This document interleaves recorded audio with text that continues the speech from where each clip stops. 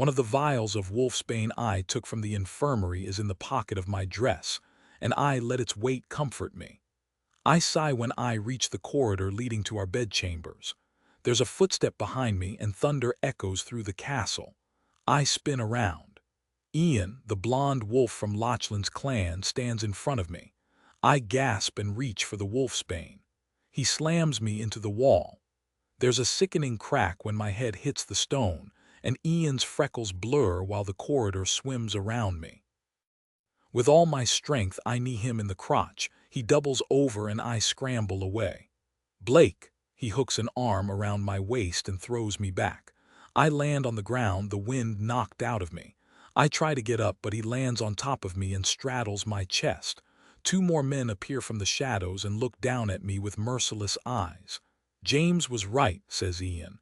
"You're the enemy, not him." "You're a fool," I gasp. "This won't work out the way you expect." "Callum and Blake will kill." He pulls a cloth from his pocket and clamps it over my face.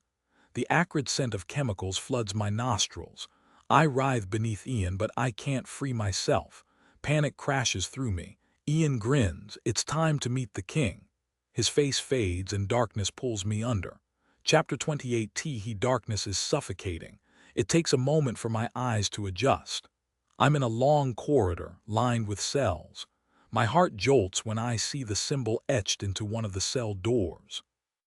Knight's mark. I'm in his prison. A figure walks away from me. His breeches and shirt are stained gray by the darkness. His footsteps are hurried, and I wonder if this is his dream or mine. Is he as disturbed to be here as I am? I can't quite remember what happened before I came here, but it feels urgent. I reach him. "Blake," I whisper. Something hisses from beyond the door of the cell behind me, and my heart jolts. I hurry away from it. "Blake." He doesn't turn. I don't think he can hear me. I run after him. Even though my footsteps punctuate the darkness, he doesn't acknowledge me. I feel his warmth. I note the bunched-up muscles of his back. I reach for him. "Blake, I need your help." The ground dissolves before I can touch him. I fall through endless darkness.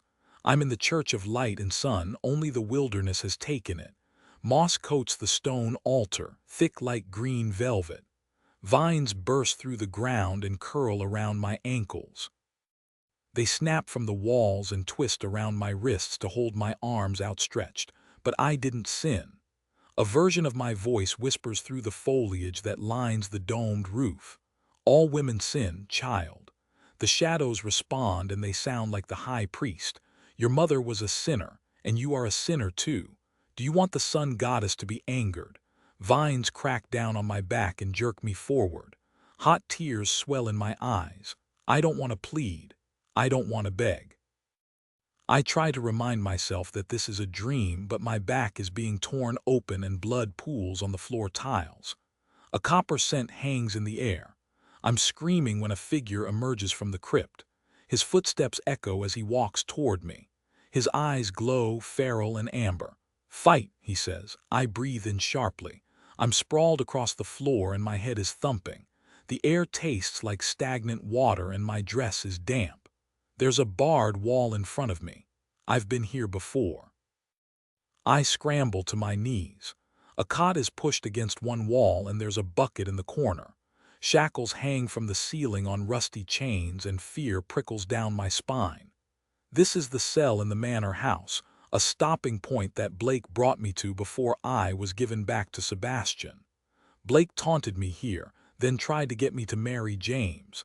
It's close to the borderlands. James must have organized a trade with Alexander, and he could be on his way now. I shiver. I slide my hand into my pocket and grasp the small vial of wolfsbane. It's not much. James's army could be waiting for me outside these dungeons.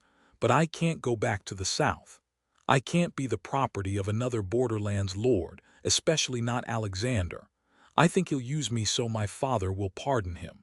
I'm sure he'll hurt me too. The ghost of his shouts in the throne room after I told my father he was planning to commit treason haunt the cell. My head fuzzy, I start to form a plan. I pray to any goddess that will listen for the strength to survive. I pray that Callum is okay and Blake knows I'm gone. I'm sure that both of them will try to find me. I only hope they get here before it's too late. Where is he? The torchlight flickers. The hours bleed together.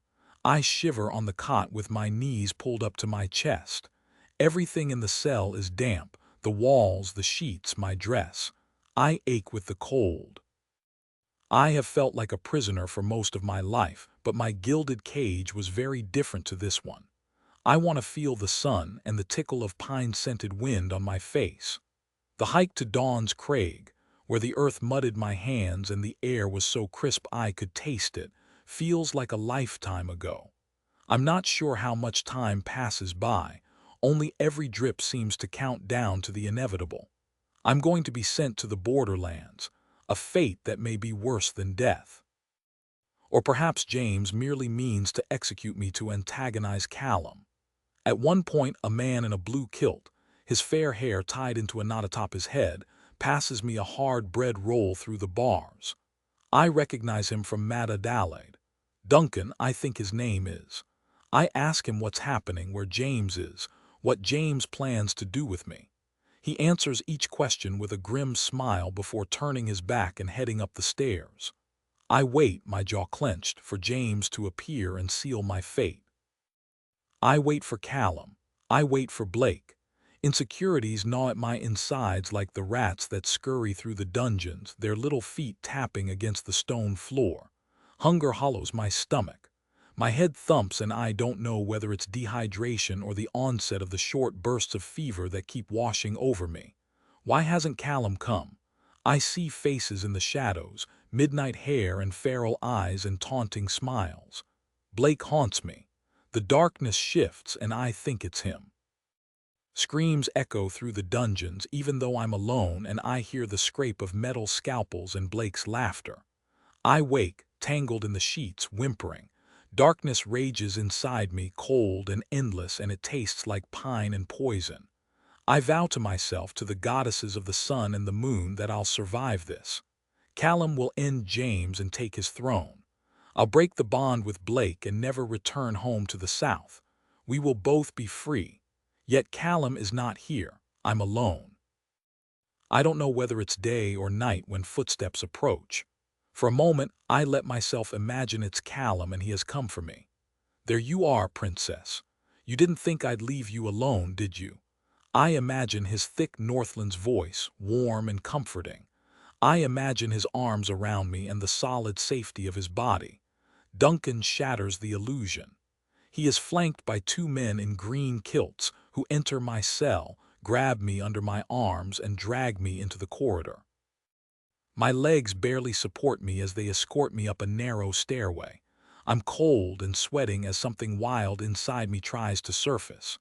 "Where are you taking me?" I gasp. Quiet. Noise hits me as soon as we reach the ground floor. Shouts infiltrate it from outside.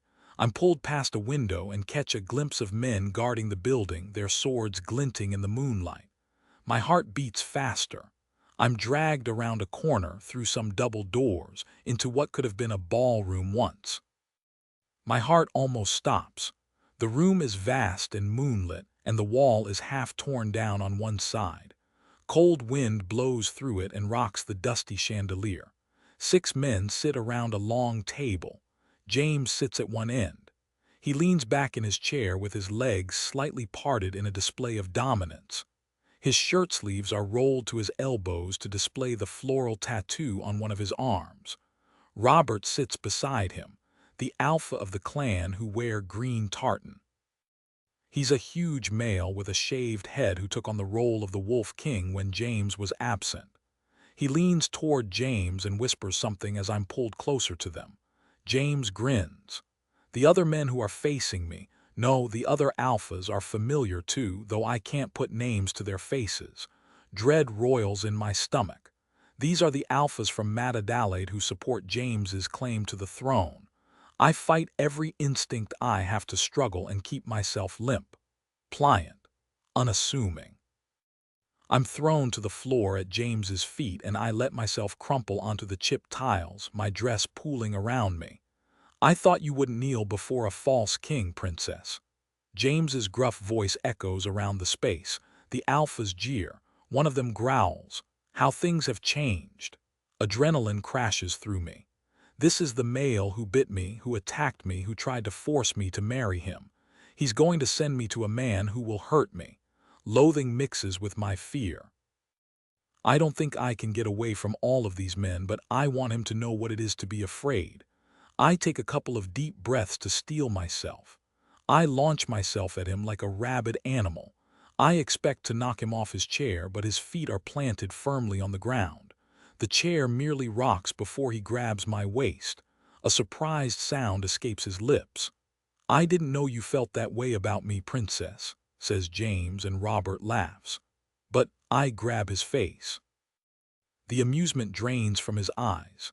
A hissing sound fills the ballroom as his skin burns beneath my fingers, which I doused with my vial of wolfsbane. He grabs my wrists and hurls me across the room. His roar reverberates off the high ceiling. I land hard on the cold tiles, the wind knocked out of me. My elbow bangs hard against the floor and I suppress my whimper. There's a loud bang, like the door slamming open, then uproar. Men shout. Chairs are scraped back as the alphas jump to their feet. "Tie her up," snarls James. Through the chair legs I see one man get thrown to the ground. Boots thud. A growl fills the space. I don't know what's happening. Instincts take over. I need to escape. I scramble to my knees. James's eyes shift as they lock onto mine. "Get back down." He puts the force of his wolf behind his words. It's like being knocked back by an avalanche. He is using the Aethan, the alpha's command, on me. I grit my teeth and withstand it before shoving it off. I get up and run. Duncan grabs me under my arms and drags me to a column that supports the ceiling. He wrenches my arms around it and binds my wrists with rope. A male roar fills the air, but that wildness inside me wants release and I can't focus on it. A scream builds inside me, hollow and endless. A smooth laugh cuts through the chaos like a blade. I breathe in sharply. Blake strolls toward the end of the table. His black shirt is stiff and buttoned up to the collar, though his dark hair is as unruly as usual. He drops into one of the seats and throws his arm over the back. He winks at me. My heart squeezes. Callum is behind him, and I realize what caused the uproar. They must have just arrived. He is carved out of rage and thunder. He has a foot on the neck of one of the alphas, who must have risen to greet him, while a blond man in a light green tartan kilt holds a dagger to his throat. Callum barely seems to notice. It strikes me how unpoised he looks in comparison to Blake. His cheeks are flushed and his dark blonde hair windswept, like he rode fast to get here. There's a tear on his shirt and a streak of blood that I hope is not his. The wolf flares in his eyes as he stares at his brother. "Touch her again, I dare you," he growls. I can practically sense his wolf pushing against his skin, wanting to claim, to protect, to kill. "Callum," I whisper. "It's going to be okay, Rory." His voice is rough. "No one is going to hurt you." "We'll see about that," growls James. A dimple punctures Blake's face. "We're here to negotiate the terms of your release, little rabbit." Chapter 29. We're here to negotiate the terms of your release, little rabbit. Blake's voice echoes around the derelict ballroom. I'm breathing hard and the bindings pinch my wrists. I don't want to negotiate. I want Callum to challenge James and make him pay. The alphas on their feet around the table look at me like I'm prey. Wolf eyes glint in the darkness. The man on his back beneath Callum's foot gasps for breath and Callum pushes his boot down harder. Only Blake seems calm, though I know him well enough to guess it's an act. He sits back in his chair and straightens his collar. Beside him, Callum's chest rises and falls deeply and veins throb in his neck. "Let her go," he growls. "No," says James. There are 3 blistered lines down both of his cheeks where I attacked him. They look like claw marks. "Not until I'm finished with her. If you touch her, you'll what? Defy me, betray me, attempt to lead an uprising against the throne." James's voice increases in volume. "It seems you're already doing those things, brother. We are at war, our people are dying. And you see fit to set wolf against wolf when our real enemies lie south of the border." The alphas murmur in agreement. The man holding the dagger to Callum's throat tightens his grip on the hilt, and his knuckles white. Callum doesn't seem to notice. When our real enemy is here, you align yourself with the daughter of the conqueror who invades our lands, the prize of the lord who holds Clare in his kennels, the lass who was betrothed to the man who flayed our mother. The color drains from Callum's face. He clenches his fists, as if he can hide his shock and pain. Regret swims through me. I'd broken the news of her death to Callum, but I didn't disclose my suspicions about how she was murdered, gleaned when James told me about the fur coat that had arrived addressed to his father. I'd wanted to spare him that pain. I hate James for using this against him, as much as I hate him for what he has done to me. Callum blinks a couple of times. Rory is not our enemy. Sit down, brother. The wolf disappears from James's eyes. You and I have a lot to discuss. He nods at man who holds a blade to Callum's throat. Put that away, Hamish. You can all sit back down too. Hamish pulls back and sheathes his dagger. He sits, and the others do too. Callum removes his foot from the alpha's neck. The male, who seems younger than the others, pushes himself to his feet.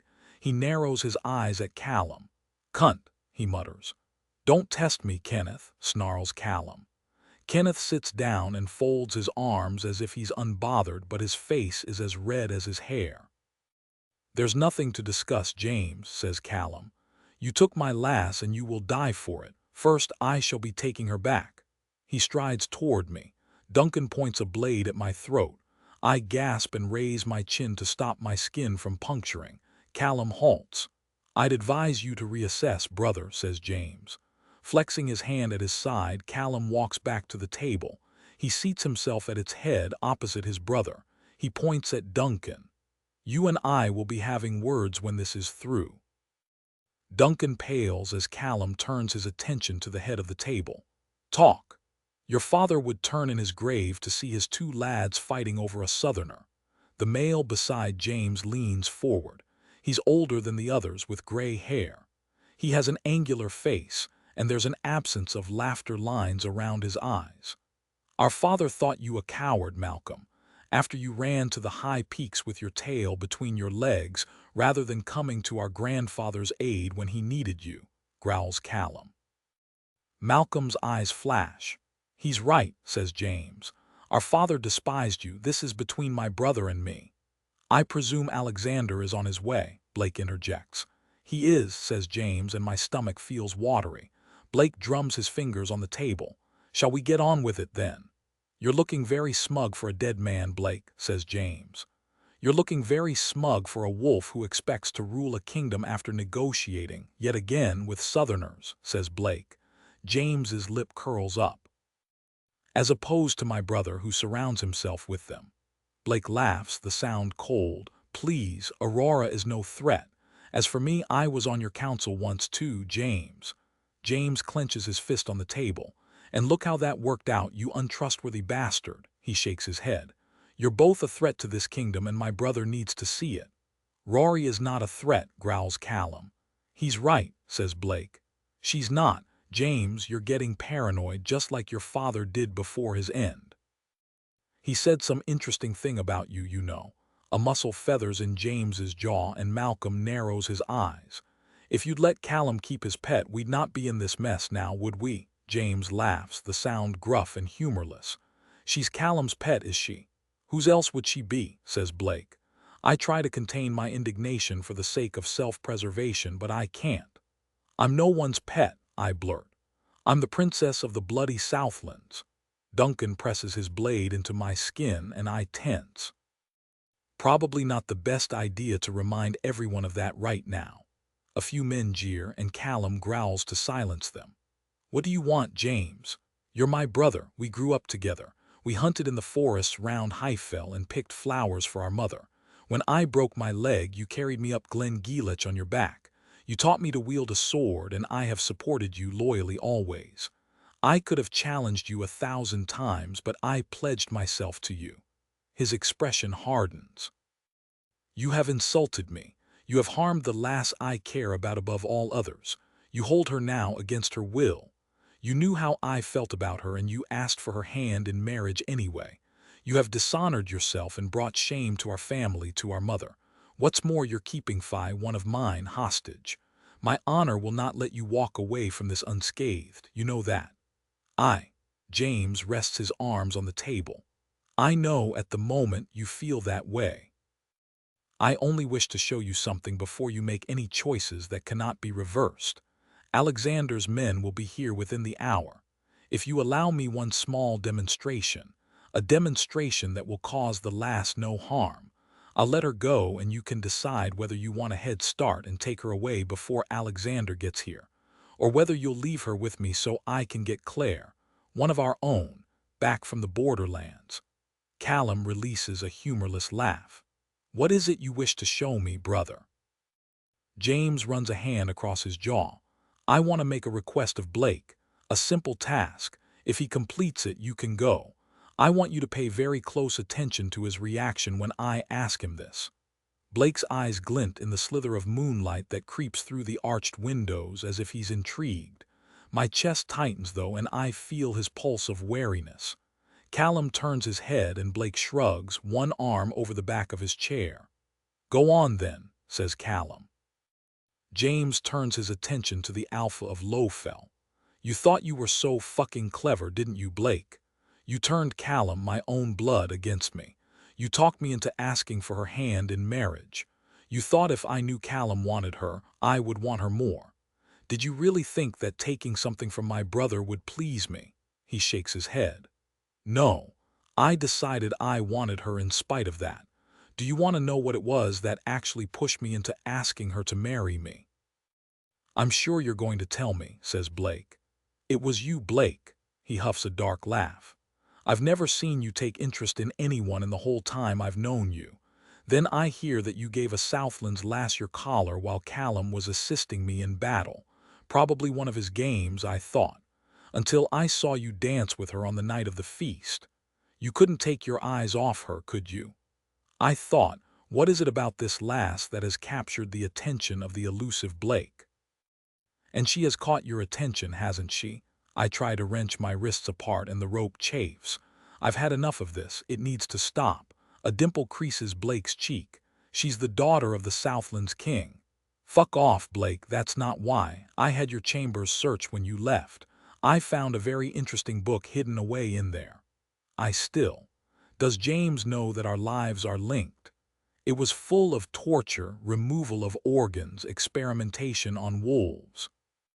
It was all pretty grim, though I'd expect nothing less from you. There was something else within those pages that caught my attention, though. You know what I'm talking about, don't you? The smile remains on Blake's face, but his shoulders tighten. What is it you want me to do, James? James leans back in his chair. Are you watching, brother? Callum's brow creases. Blake, I will let the princess go if you kiss her. Chapter 30. Blake's laugh chills me as much as James's request. Blake, I will let the princess go if you kiss her. Is that what gets you off nowadays, James? Asks Blake, and a few of the alphas around the table snicker. My blood roars in my ears. I can't understand why he's asking Blake to do this. Logically, it's a small ask in exchange for my freedom. That is, if we can trust that James will keep his word. Yet my entire soul protests. I can't quite understand the force of my protest. Blake kissed me before once when Callum was dosed with wolfsbane and he was trying to provoke Callum's wolf. It bothered me then, but it didn't make my soul feel as if it were aflame. Perhaps it's because I know, this time, how much it will provoke Callum. I know Blake holds an inkling of attraction toward me, even if he pretends he does not. James must be trying to cause a rift between the two alphas, using me to do so because they make a powerful alliance. Or perhaps my feelings have nothing to do with Blake and everything to do with James taking away my autonomy. He already forced me to be a wolf, and now he has me tied to a stone column and expects me to kiss a man against my will. I'm not kissing anyone. I try to pull apart the rope that binds my wrists and it pinches my skin. Duncan presses the point of his dagger into my chin. Settle down, he says, Everyone stares at me. 8 men, 6 of whom will probably revel in my humiliation. Callum looks like a statue carved of mountain stone. He's pulled back his emotions the way he does when he's under threat. I can't tell what he's thinking. "Well," says James. "No," Blake smiles, but his eyes are hard. "I'm not kissing Callum's pet." James leans forward. "Why not?" "You're not a strategist, James. If you mean to create a rift between Callum and me, it won't work. You won't kiss the lass, but you were happy enough to mark her and claim her as yours on the night of Oich F. Hada. So it seems." James addresses Callum. "His reluctance is interesting, isn't it, brother? It's just a kiss. It's not like I'm asking him to fuck her. He knows as well as I do that you'd get over it given the circumstance, particularly as it will likely save her life. What is it that he does not want us to see, I wonder?" James gets up and strolls toward me. The marks I gave him are healing already, and the 3 lines on both of his cheeks look like faint scratches. Duncan pulls away the dagger and steps back. "Don't you think she's bonny?" James grabs my chin, and his scent of bracken and steel assaults me. He turns my face toward Blake. Blake's jawline tightens. I try to pull away, but James's grip becomes painful. Blake straightens ever so slightly in his seat. "He doesn't like that, does he, brother?" He releases me, and I edge away until my hips bang against the stone column. Chuckling, James strides back to his seat and drops into it. I turn to Callum, sure he's going to challenge James and put a stop to this. There's a crease between his eyebrows, and he stares at Blake. "Do as he says." Callum's low growl is barely audible, but it near deafens me. My insides hollow and darkness fills me. I thought he would protect me. I thought he would save me from this humiliation. Blake turns his head toward Callum. "Seriously, seriously. Careful, Callum, some things cannot be undone." Both seem to hold their breath. Callum jerks his head. Blake sighs. His chair screeches across the tiles as he pushes it back and stands. He drags his teeth over his bottom lip, then taps the surface of the table with his fingertips. I think he's trying to communicate something to Callum, but Callum stares at his clasped hands. Shaking his head, Blake strolls past the gathered wolves and makes his way to me. "This can't be happening. Callum can't be allowing this to happen." Robert jeers and another wolf whistles. Callum does nothing. Nothing. I want to shed my skin, to disappear into the darkness where no one can see me. The noise muffles around me as I struggle against my bindings. For a second, I'm back in the Church of Light and Sun, held by the Sisters of the Sun while the High Priest prowls toward me.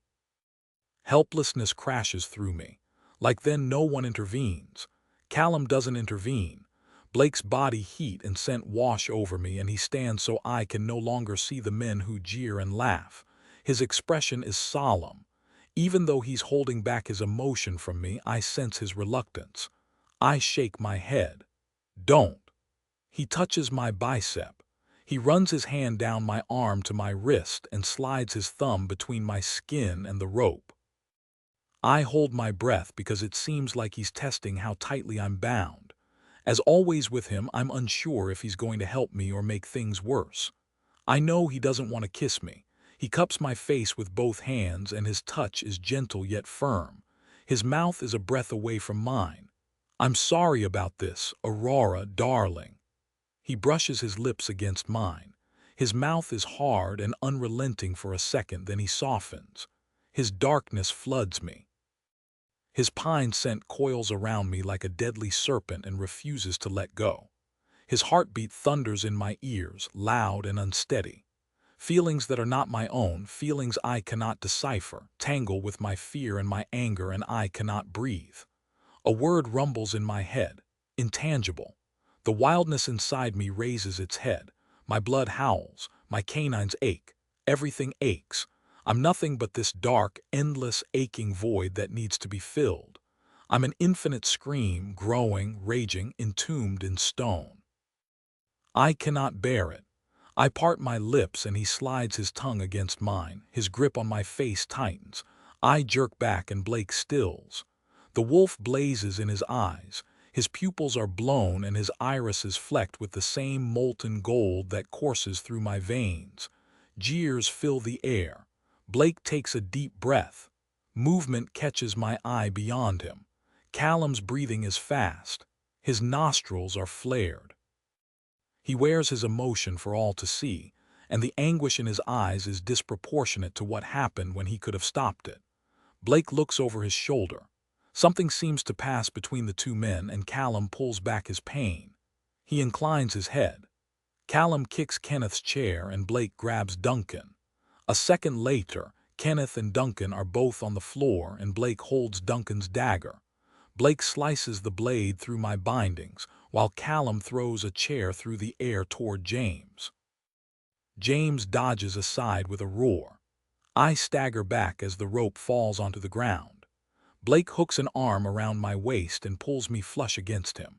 He moves us both to the other side of the column to block the sword of one of the men in green kilts. The ring of steel against stone echoes in my ears.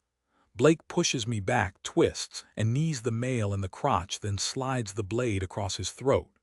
Callum pushes aside another chair, punches Kenneth in the face, and strides toward James. "Brother, I challenge you for the wolf throne.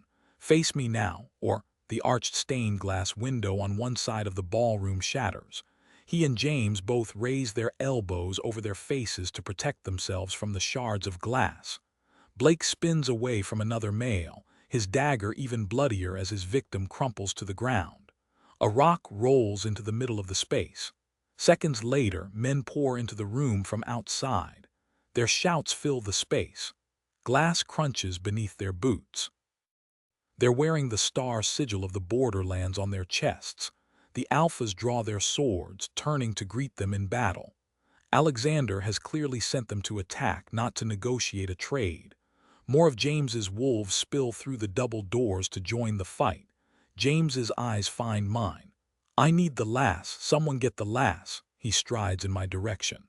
Callum charges at him, grabs him around his waist, and tackles him. They hit the floor tiles with a thud that rattles the chandelier. "Get her out of here." He roars at Blake. Blake grabs my wrist. "Time to go, little." He pulls me into his chest and turns us both around as a loud crack reverberates through the ballroom. White-hot pain bursts across my shoulder and both Blake and I grunt. There's another crack and I feel it again, slightly lower. My legs buckle. "Fuck," Blake hisses into the crook of my neck. He holds me tightly. My pain dissipates, but Blake's breathing is ragged. On the other side of the room, one of Alexander's men holds a musket. Adrenaline crashes through me. Blake has been shot twice. The man turns and aims his weapon at another one of the Alphas. I grip Blake's back under his arm and try to keep him upright. "Blake, are you?" My words catch in my throat. A tall male, packed with muscle, strolls through the space where one of the walls once was. His hair is black and shaved close to his skull. Even though he's human and the wind is cold, he wears only a thin black coat over his breeches, expensive and embroidered. It's at odds with the brutality of his appearance. The moonlight highlights a mad glint in his eye and the scar that cuts through his eyebrow. "Alexander," I breathe. He is even more fearsome now than he was in the finery of the palace. There are no rules here, no etiquette, no one to stop him from taking what he wants. He grins and flashes perfect white teeth as he strides toward us. "Hello, love." His voice carries over the chaos. "It's been a while. I've been looking for you." Chapter 31. Alexander strides toward us. "Blake, we need to go," I whisper. "Now." Blake's legs buckle and we almost fall. He buries his face in my neck and groans. A familiar scent hits me, a scent that reminds me of my mother's bedchambers when I was a child, herbal and sickly. My skin turns to ice. The bullets were doused in wolfsbane. Men and wolves are fighting all around us. Callum's roar reverberates around the ballroom as James straddles him and slams a fist into his jaw. Blood sprays the faded mosaic on the ground. My heart clenches. The sound of clashing steel and male shouts fills the air. A wolf in a blue kilt steps into Alexander's path, sword raised. Alexander blocks his blow, then guts the man with another blade. Blood and gore, black in the moonlight, spills out of him. Goddess. Blake, can you walk? His skin is pale and clammy. Black curls stick to his forehead. Goddess, never mind. I hurl his arm over my shoulder and wrap my other arm around his hips, careful not to touch his bare skin with my wolfsbane-doused hands. I drag him toward the doors. We make slow progress. He slumps into me, a dead weight. He smells like blood and poison horse. Outside, he rasps, "Okay, come on." He's heavy, and I'm once again reminded that he's packed with muscle beneath his clothes. He's cold, too cold for a wolf. His shirt is sopping wet, and I try not to think about whether it's with sweat or blood. Behind us, Alexander pushes one of his own men aside. He blocks Kenneth's blow and shoves the red-haired alpha aside. "Where are you going, love?" Alexander's gruff voice follows me.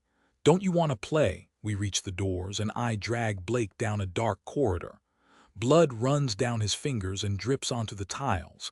It leaves a trail behind us. "Left," he mumbles when we reach the end. Footsteps echo behind me, and I know Alexander is coming. Callum roars in pain or in victory, I don't know. I have to keep going. We pass what looks like a parlor, then a kitchen. I push open the door at the end of the corridor, and the night enters the house on a gust of wind. The scent of wild grass in the mountains floods my nose, and light drizzle sprays my skin. We stumble onto an overgrown path. "I promised I'd come back for you, love, didn't I?" Alexander shouts. There are 3 horses ahead, tethered to the trees a short walk away. I grit my teeth. Every bone in my body aches, every muscle is tight. Blake groans and alleviates some of his weight as we head onward. The mountains are dark ahead. When we reach the copse of trees, Blake lets go of me and staggers toward a black mare. "You first," he rasps. I mount, and he hauls himself onto the saddle behind me. I help pull him up. He hisses when my bare hands touch his wrists, but makes no complaint as he pushes himself upright, clenches his thighs around mine, and hooks his good arm around my waist. I grip the reins. Twigs and stones crunch beneath Alexander's steady footsteps. He's whistling, slightly off-key. The tune is familiar, and it instills fear within me, even stronger than my fear of him catching me. "Go!" Blake's breath tickles my ear. I hold onto the reins and dig in my heels. The horse takes off through the trees. Her earthy scent floods my nostrils, along with the smells of forests and rain and Blake's dark poison. The wind brushes my hair back out of my face, and exhilaration twists with my fear. It's been so long since I rode a horse, so long since my mother and I would gallop through the countryside, yet it comes back to me like an instinct. Freedom, my heartbeat urges. Freedom. Hooves thunder against the ground behind us, and a low, rough laugh fills my ears. "You can't escape me, love." Panic rises inside me. The lights from the manor fade, and the darkness creeps in. I don't know where I'm going. Blake's breathing rattles against my neck. He won't last long without his wounds being tended to. He murmurs instructions to me, and I navigate the moonlit terrain as best I can while his chest rises and falls unsteadily against my back. My thighs ache as I clench the saddle. Blake slips behind me, and he grabs my side, his fingers digging into me. There, ahead. His chin scrapes against my shoulder as he nods. He won't follow us there. A chapel comes into view on the slope of a mountain. There's an iron fence around it, and weathered headstones jut out of the wet earth in front. I push us on through the open gates. The steel has been shaped into crescent moons and stars. I bring my horse to a halt among the graves. There's nowhere else to go. A rough laugh fills the air. My heart pounding, I raise my chin and turn the horse. "Hello, Alexander," I say. Alexander pulls on the reins of his horse and halts on the other side of the gate. I've imagined our reunion so many times. The reality is even better. He holds out a hand, and I catch a glimpse of ink on his wrist as his dark sleeve rides up. "Come with me, love, I'll take you home." I shake my head. "This is my home now, and if you think you can use me to get my father to pardon you, you're mistaken."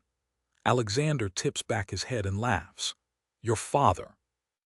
Do you think I want the favor of that old fool? No, my plans for you are much sweeter, love. Come to me, I will give you glory. Why don't you come and get her, Alex? Blake's voice is smooth, but he grips my waist tightly beneath my cloak like he's afraid he's going to fall. Alexander's grin widens. Well, if it isn't the king's favorite pup. I missed you, Blake. I missed the sound of your screams. I dream of them sometimes. Do you dream of me? My eyebrows lift. They know one another.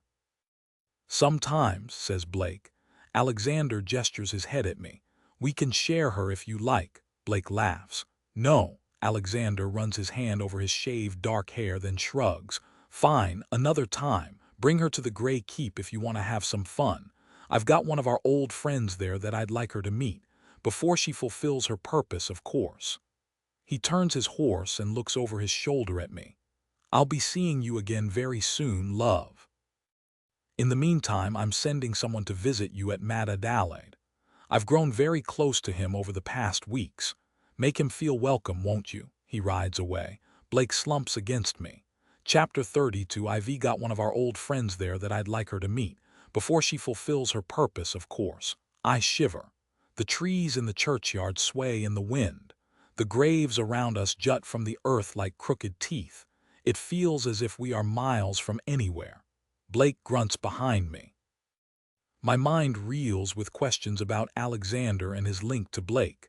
I have to help him first. Do as he says. I push away the memories of Callum's command. Are you conscious? I whisper. He mumbles. His arm is like a block of ice against my torso. If I can't heal him, we're both going to die. I steady my racing heart. I assume you have the antidote in your pack, he grunts, which I take for a yes. Okay. I lead the horse toward the chapel and stop by the arched door. There are more stars and crescent moons carved into the stone around it. This is one of Knight's chapels. Blake's arm is heavy as I move it to his side. He slumps as I slide onto the path. My knees buckle and I put my hand on the side of the horse to right myself. My shoulder brushes Blake's leg. I take a deep breath. Come on, I say. I hold out my hand, but he manages to slide down without my assistance. Dry leaves crunch beneath his boots as he lands. Fuck. I feel like shit.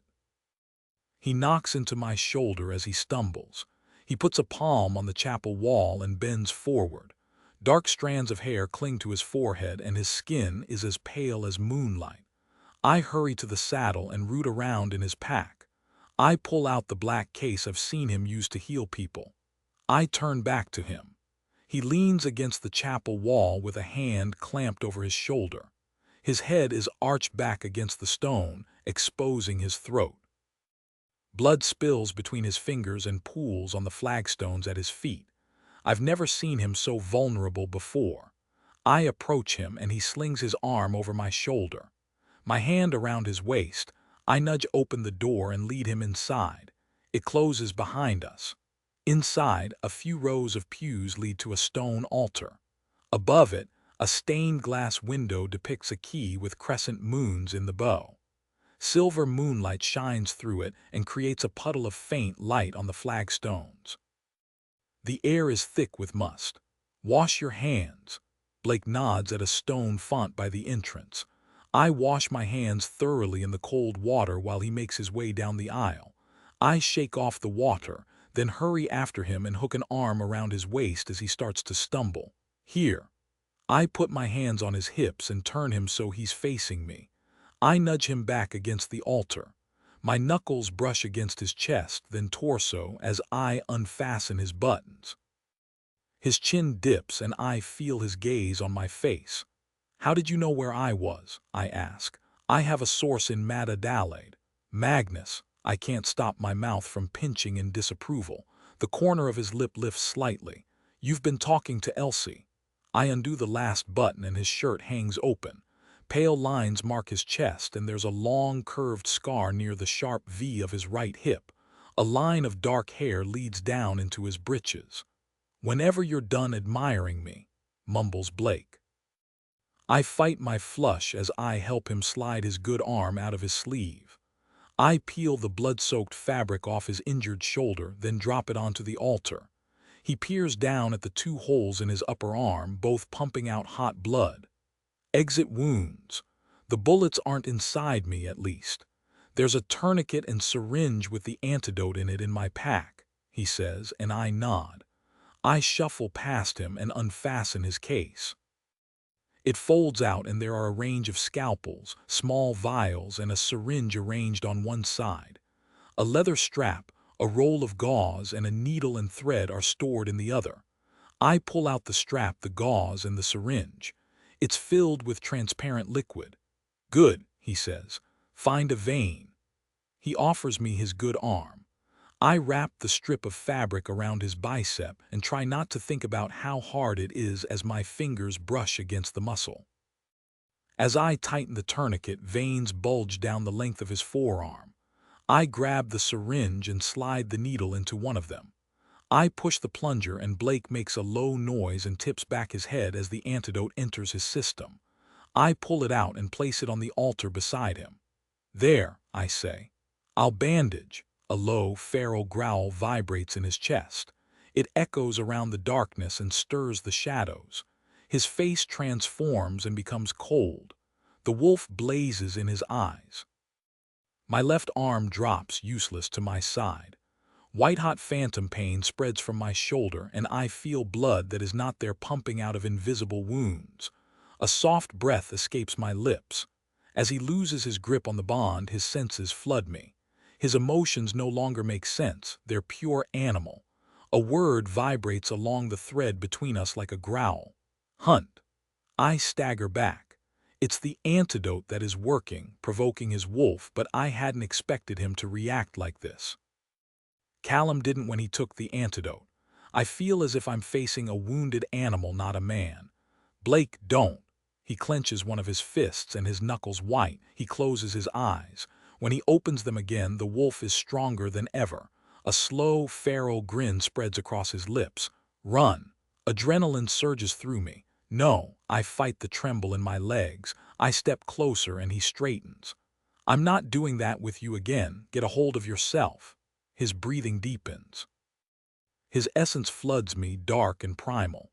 That shadow of him wraps around my soul. It's all-consuming, suffocating, sweat beads on my brow. Dots dance across my vision. He growls, Hunt. Blake, stop it. Every muscle in his body is taut. My skin is clammy. The feeling. It almost feels like when he used the Aethon on me, but stronger. It provokes the wildness inside me. Hunt, claim, bite. I push back the fever that rises. I stand on tiptoes and grab his face with both hands. He snarls and his breath mingles with mine. Hunt, get a hold of yourself. A scream builds inside me, a need to be free. I feel like the moment before a storm breaks.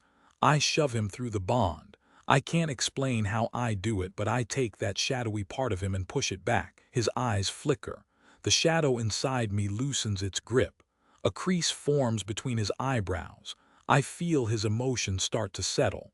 A low, rough noise escapes him as he turns away from me. He bites his arm. Blake. What are you? His relief crashes through me with such ferocity that I barely notice the sensation of teeth sinking into my flesh. He releases a soft moan that courses through me. Wolves like to bite, Callum had told me. He takes a couple of deep breaths. He raises his head. His own blood stains his lips. He blinks and his eyes shift back to normal. We're both breathing hard.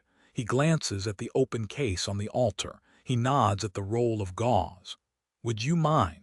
His voice is rougher than usual. Shaken, I head to the case and take the roll of gauze. I stand on my tiptoes and brush the tops of his shoulders. I won't be able to do it properly unless you kneel down. You're too tall. Slowly, he lowers himself to his knees. Covered in blood and breathing hard in front of the altar, he looks like a fallen god begging for repentance. I touch one of his shoulders and feel his muscle knotted beneath. I wind the fabric around his upper arm and shoulder. A heavy, smothering silence falls upon us. It's weighted, uncomfortable. His breathing is still fast. Blood spreads across the gauze, though it's already slowing. It's as black as ink in the darkness. Finally, I tuck in the end of the gauze. Done. Thank you. He clears his throat, then stands. The door bursts open. Blake's hand moves to his stolen dagger and I spin around. Duncan stands in the doorway, breathless. His cheeks are flushed and his shirt is stained with blood. "I've come with a message from the king." Blake unsheathes his weapon and walks toward him. Duncan raises his arms, eyes widening. "The new king." I grab Blake's bicep and he halts beside me. "Callum," I breathe. "Yes, Callum." He looks between Blake and me warily. "Callum is king. He's on his way to Madadali to join Lachlan and his army. He says you're to come. Immediately." Chapter 33. Duncan stands in the doorway. The wind blows his blue kilt against his thighs, and the night spills onto the flagstones before him. His shirt is bloody, and some of his blonde hair has escaped its knot. There's a bruise forming over his eye, and I wonder if Blake gave it to him or one of Alexander's men. Callum is king. Relief bursts in my chest, but it's quickly stifled. Duncan was my prison warden when I was kept in a cell. He held a blade to my throat. He could be lying. It's hard to believe Callum would send Duncan to find me rather than come and get me himself. Do as he says. I push back Callum's voice and the feelings those words provoke. Beside me, Blake's hand is curled around the hilt of his dagger. His arm is pressed against mine. He's still shirtless, his skin is pale and clammy, and we're both covered in blood. Duncan looks between us warily. "I'm not lying," he says. "Callum sent me." "The Borderlands men?" asks Blake. "They rode away after Alexander left." Blake uncurls his fingers from his weapon. "We'll meet you outside." Duncan nods, then heads out of the chapel. The door swings shut behind him. When I take a deep breath, the scent of blood fills my lungs and reminds me that Blake's not yet at full health. "He might be lying," I say. "He's not," says Blake. "Or at least I don't think he is." "Why didn't Callum come after me himself?" He sighs heavily. "Because you're with me." My eyebrows knit together because this seems to exasperate him. He runs his good hand over the back of his neck. "Or perhaps this is a trap, little rabbit. Shall we find out?" Blake grabs his bloody shirt. He struggles to slip it on, and I help him fasten up the buttons. We walk down the aisle and head outside. Duncan is already on his horse by the chapel gates. The mountains loom behind him. Blake walks to the horse we rode here on and pats her on the side. I halt and stiffen. We'd rode here in such a panic, it hadn't really occurred to me that our bodies were pressed together for the journey. Blake looks over his shoulder and pulls a face. "Unless you'd prefer to ride with Duncan." Duncan straightens in his saddle, and I catch a hint of panic in his eyes before he resolutely looks away. I wonder if he worries what Callum would think. I huff as I join Blake by the horse. I'm holding the reins. His left arm hangs limp at his side and he rolls his eyes. Obviously. When I'm seated in the saddle, Blake hauls himself up behind me. His chest presses against my back and every muscle in my body tightens. He grabs the saddle, rather than curling his arms around my waist. It satisfies me that, no longer on the brink of death, he's uncomfortable with this, too. Duncan rides through the gates. Still marginally concerned about where he might be leading us, I grip the reins and follow him. The trees rustle around us as we trot down a dark mountain pass. The peaks are hidden by darkness. Blake's legs rub against mine as the terrain becomes more uneven and he keeps shifting to try and put distance between us. He kissed me earlier. The weight of his kiss is heavy on my lips. I'm sure it'll get heavier when we get back to the castle. I'm sure there'll be consequences for both of us. All the alphas saw it. Callum saw it. Do as he says. "You know Alexander," I say quietly after a while. "Yes." Blake's breath tickles my ear. "You failed to mention that." "I didn't realize I had to inform you of all my acquaintances." The horse stumbles on a rock and his chest bumps into my back. "I can provide you with a list if you wish." "Don't be obtuse. You knew Alexander was coming after me and you knew our history. It was pertinent information you should have shared. Why, you seem to think we are enemies. And you told me we were friends. How do you know him?" Blake's sigh is warm against my cheek. "I was imprisoned a while back. I met him during my time of captivity." "Why were you imprisoned?" For being a wolf. My retort for how it was good he got some form of comeuppance for his behavior dies in my throat. Oh, sorry. There's running water by our side, though it's too dark to determine if it's a brook or a river. The sound is peaceful.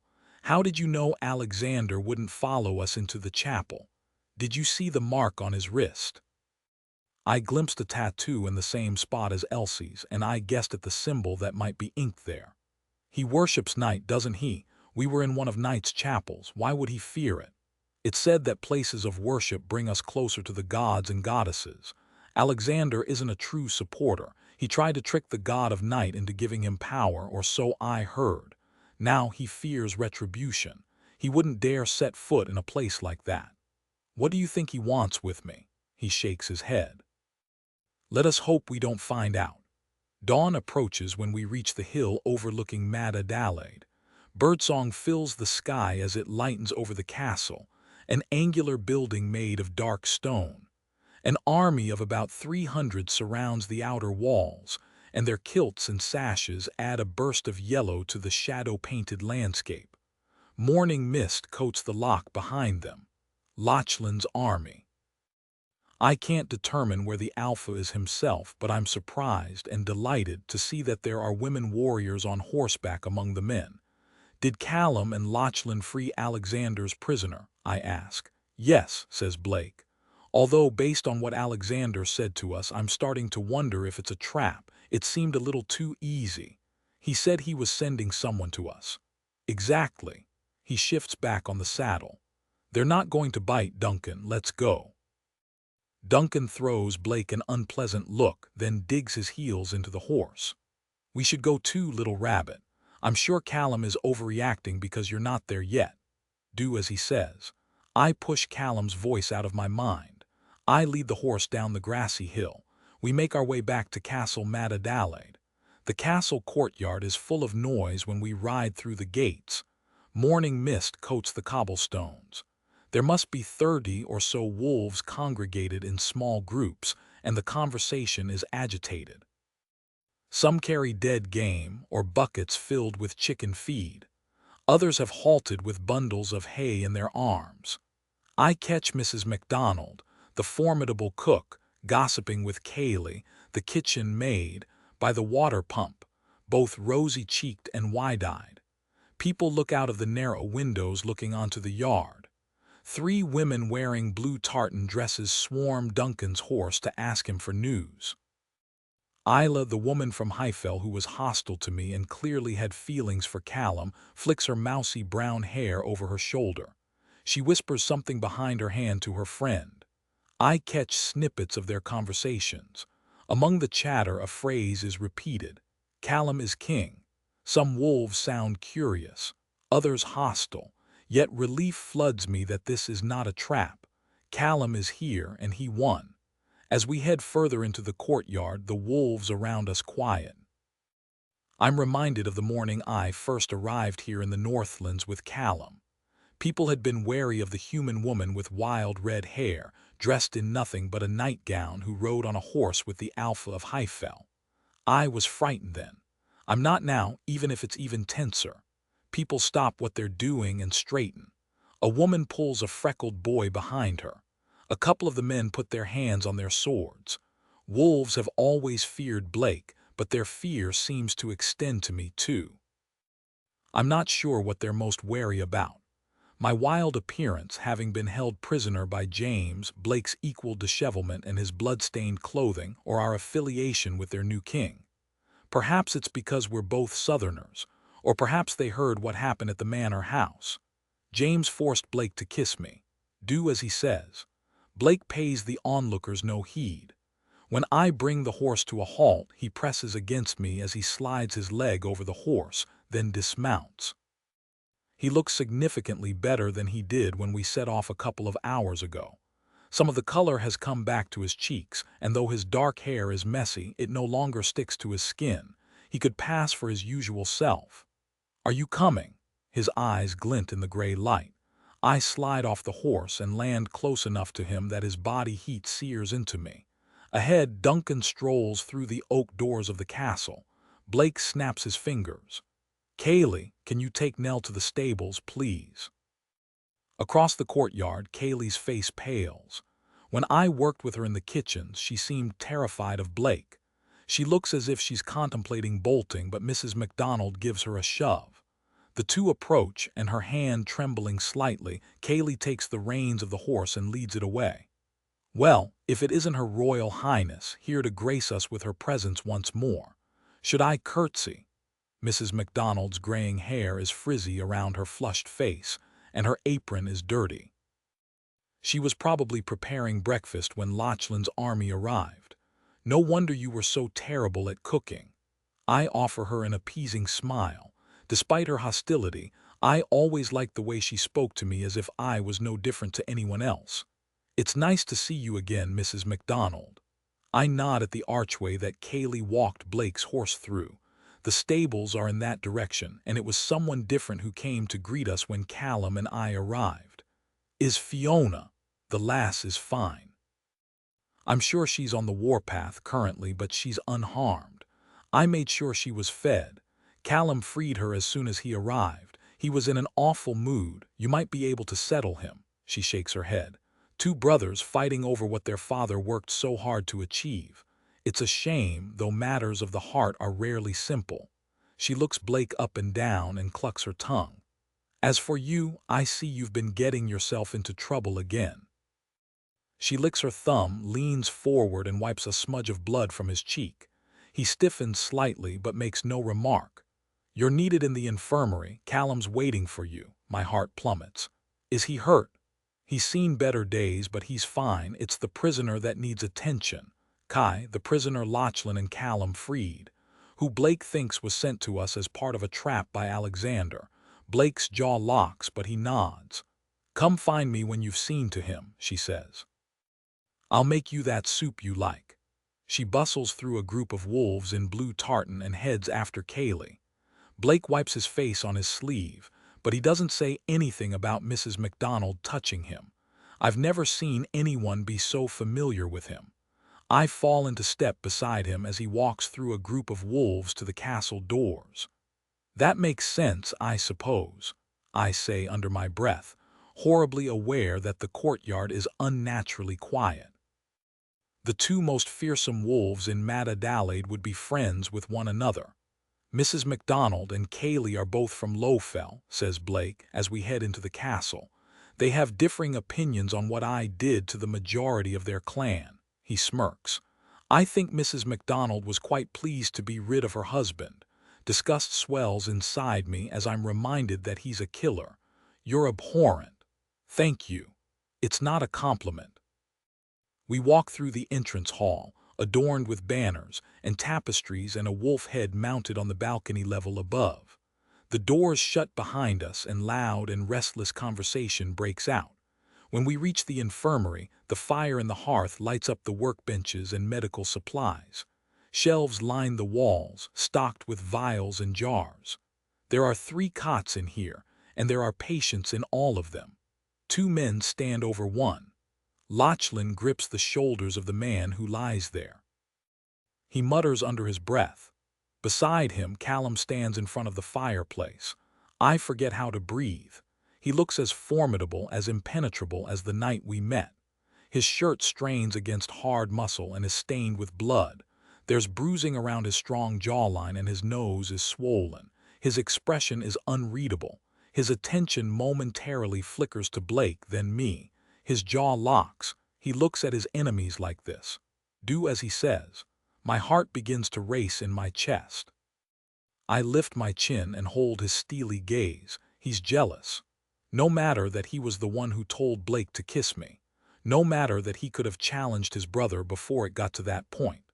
No matter that I was the one who was kidnapped and forced to do something I didn't want to do. I should be running into his arms. I should be asking if he is okay.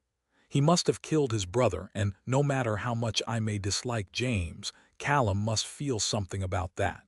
My feet are rooted to the spot. Lachlan picks up on the tension. Silence shrouds the room, punctuated only by the crackle of the hearth and Kai's raspy breaths. It feels like miles stretch between Callum and me, like we're royalty from two enemy kingdoms, like the past weeks spent in each other's arms never happened. Callum, I say.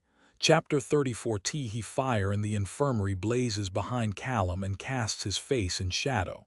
He opens his mouth as if to speak. Blake stiffens behind me. I'm attacked. Long dark hair distorts my vision as arms wrap around me and a chest bumps against my side. The scent of horses floods my lungs. I'm squeezed until I can't breathe. You're still shite at giving hugs. Fiona pulls back and turns me to face her with a smile on her face. I'd expected her to appear drawn and tired. She looks surprisingly healthy. Her dark hair hangs loose and is a little wild, but her cheeks are rosy and her brown eyes are bright. A soft laugh escapes my lips. Fiona, are you all right? Fine, no thanks to James. I've been cooped up in my chambers for weeks. He didn't have the balls to lock me up in the dungeons, the bastard. She assesses me and her expression darkens. I heard what he did to you. She shakes her head, then frowns. Why is it so tense in here? Callum blinks, once, twice. His expression softens and he clears his throat. Rory, are you okay? I release some of the emotion that bubbles inside me on a shaky breath. I'm not hurt, are you? He smiles, somewhat sadly. No, Fiona's forehead creases. She looks like she's going to say something, but Blake walks past me and slaps Lachlan's hand away from the man's shoulder. He leans over the wounded wolf and I follow him, Fiona close beside me. This is Kai, I ask. Lachlan nods. The man on the thin mattress is barely breathing. I can tell that under different circumstances he would be handsome. He has jet black hair and high cheekbones. His breeches and shirt are torn and stained with blood. I balk when I realize he's missing a couple of fingers and his ankle is twisted at an unnatural angle. Can you help him? Lachlan is trying to appear composed, but his shoulders are stiff. Blake pulls aside the collar of Kai's bloody shirt. There's a mark on his chest. I lean closer and stiffen when I recognize it. Someone has branded him with Knight's mark. The skin around it is mottled and burned as if it was done recently. Blake turns his attention to Callum. We encountered Alexander a couple of hours ago. Callum's eyes widen, and I realize that with everything going on, he must not have realized the new Borderlands lord had arrived with his men at the manor. What? He told us he'd be sending someone to us. He also expressed how keen he was to get his hands on Aurora. He walks to the workbench behind me, where knives and scalpels are lined up by vials of herbs and medicine. The ambush was a trap, says Callum. I'd say so. If Alex has broken him, he cannot stay, neither can the others. He gestures at the men lying in the two other cots. You know what needs to be done. Callum slams his fist down on the workbench by the fireplace. Fuck. I flinch and Fiona stiffens. Lachlan moves his hand to his sword. I won't allow you to kill him. You need Glas Gladech. The temperature in the infirmary drops and the fire flickers out. Kai opens his eyes and they are completely black. I know your scent. His voice is low and raspy and the hairs on the back of my neck stand on end. The light and the dark, she always liked a good joke.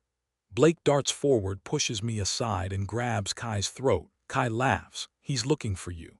Blake squeezes. Who? Kai frowns. The fire flickers back to life and the black drains form his eyes to reveal honey-colored irises. Blake releases his hold and glances at Callum. The man visibly trembles on the thin mattress. His breathing is ragged. He tosses his head from side to side as if he can't figure out where he is. Fiona grasps my sleeve and her eyes are wide. Callum is completely still and his hand is on the hilt of his sword. Lachlan crouches down beside the cot. His skin is pale. What happened to him? Blake shakes his head. I don't. It was bad enough when we were kept in those kennels, barely fed, beaten, broken. Kai's tone is monotonous. Alexander arrived and it got worse. He moved us to the Grey Keep.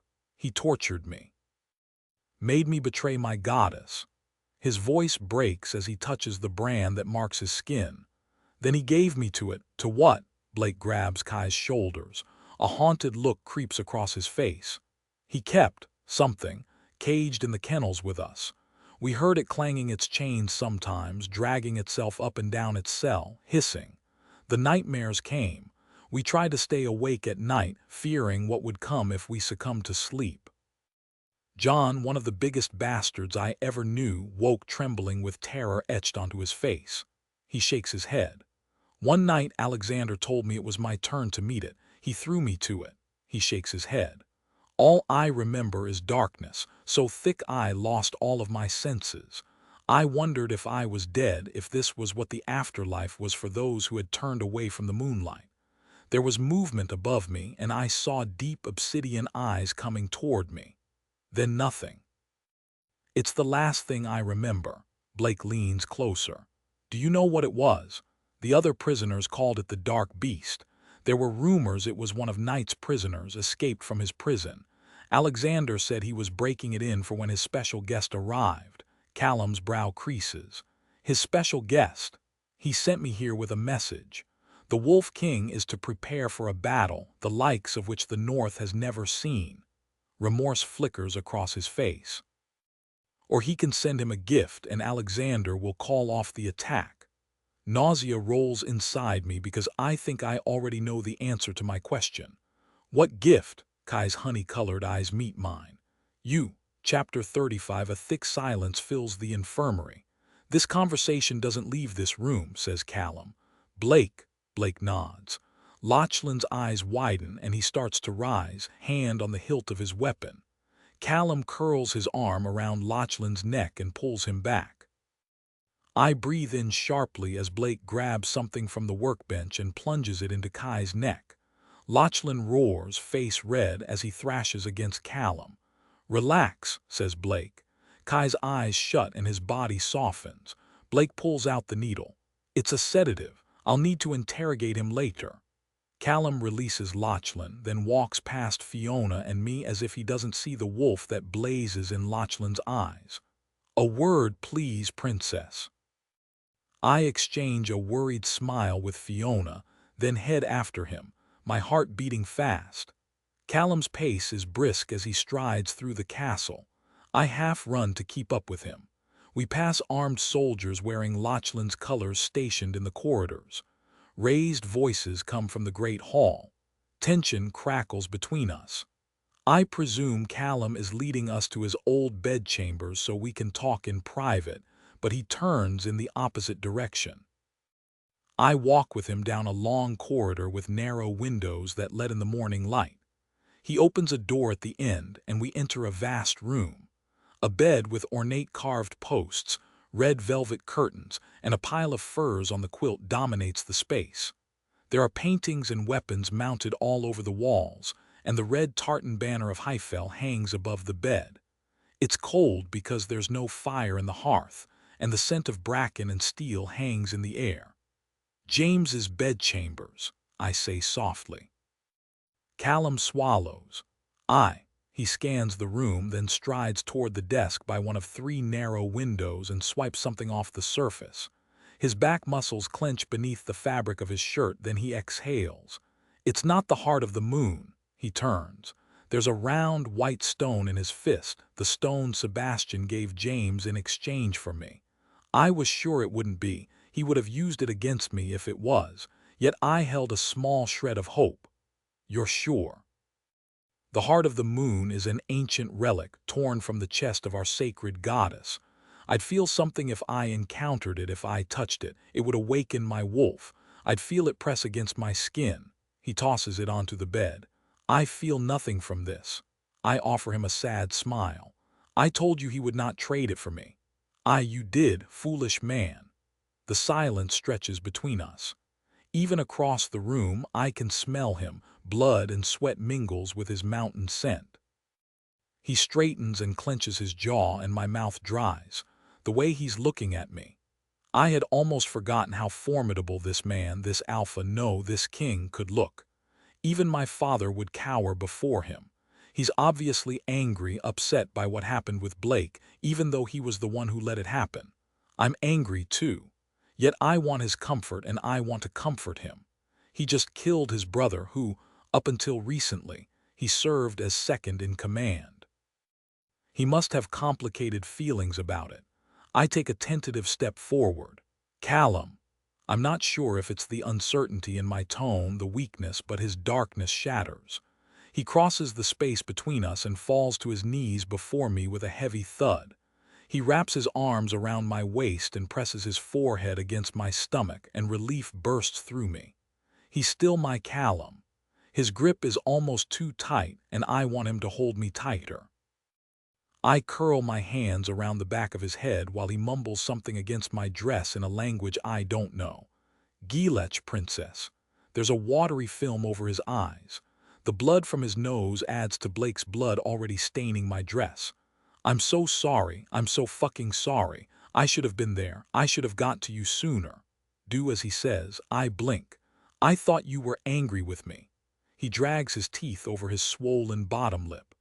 I am angry, I'm furious, I'm jealous. I want to rip Blake's fucking throat out, and if you were not connected to him as you are, I'd have done it already, and I'm relieved. I'm so relieved that I feel like I'm floating out of my body. I'm so fucking happy to see you, to touch you, to know you're all right. Something hardens inside me, and I force myself to look past the unfairness of his wrath. I brush my fingertips along the back of his neck, and he trembles. How are you feeling about James? I think about my own brother. I despise him, yet I can't imagine how it must feel to take his life. I know that your relationship with him was difficult, but you're allowed to grieve. He's not dead. What? I thought you won the challenge. His shoulders harden as if I've hit a nerve. He forfeited. I knocked him out, then took over the fight against the Southerners. I planned to deal with him later. He must have gained consciousness and escaped. My blood cools.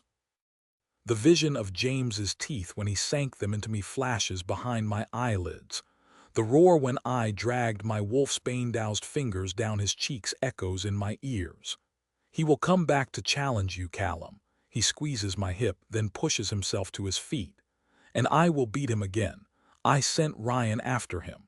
Ryan? My tone is incredulous, and a muscle twitches in Callum's temple.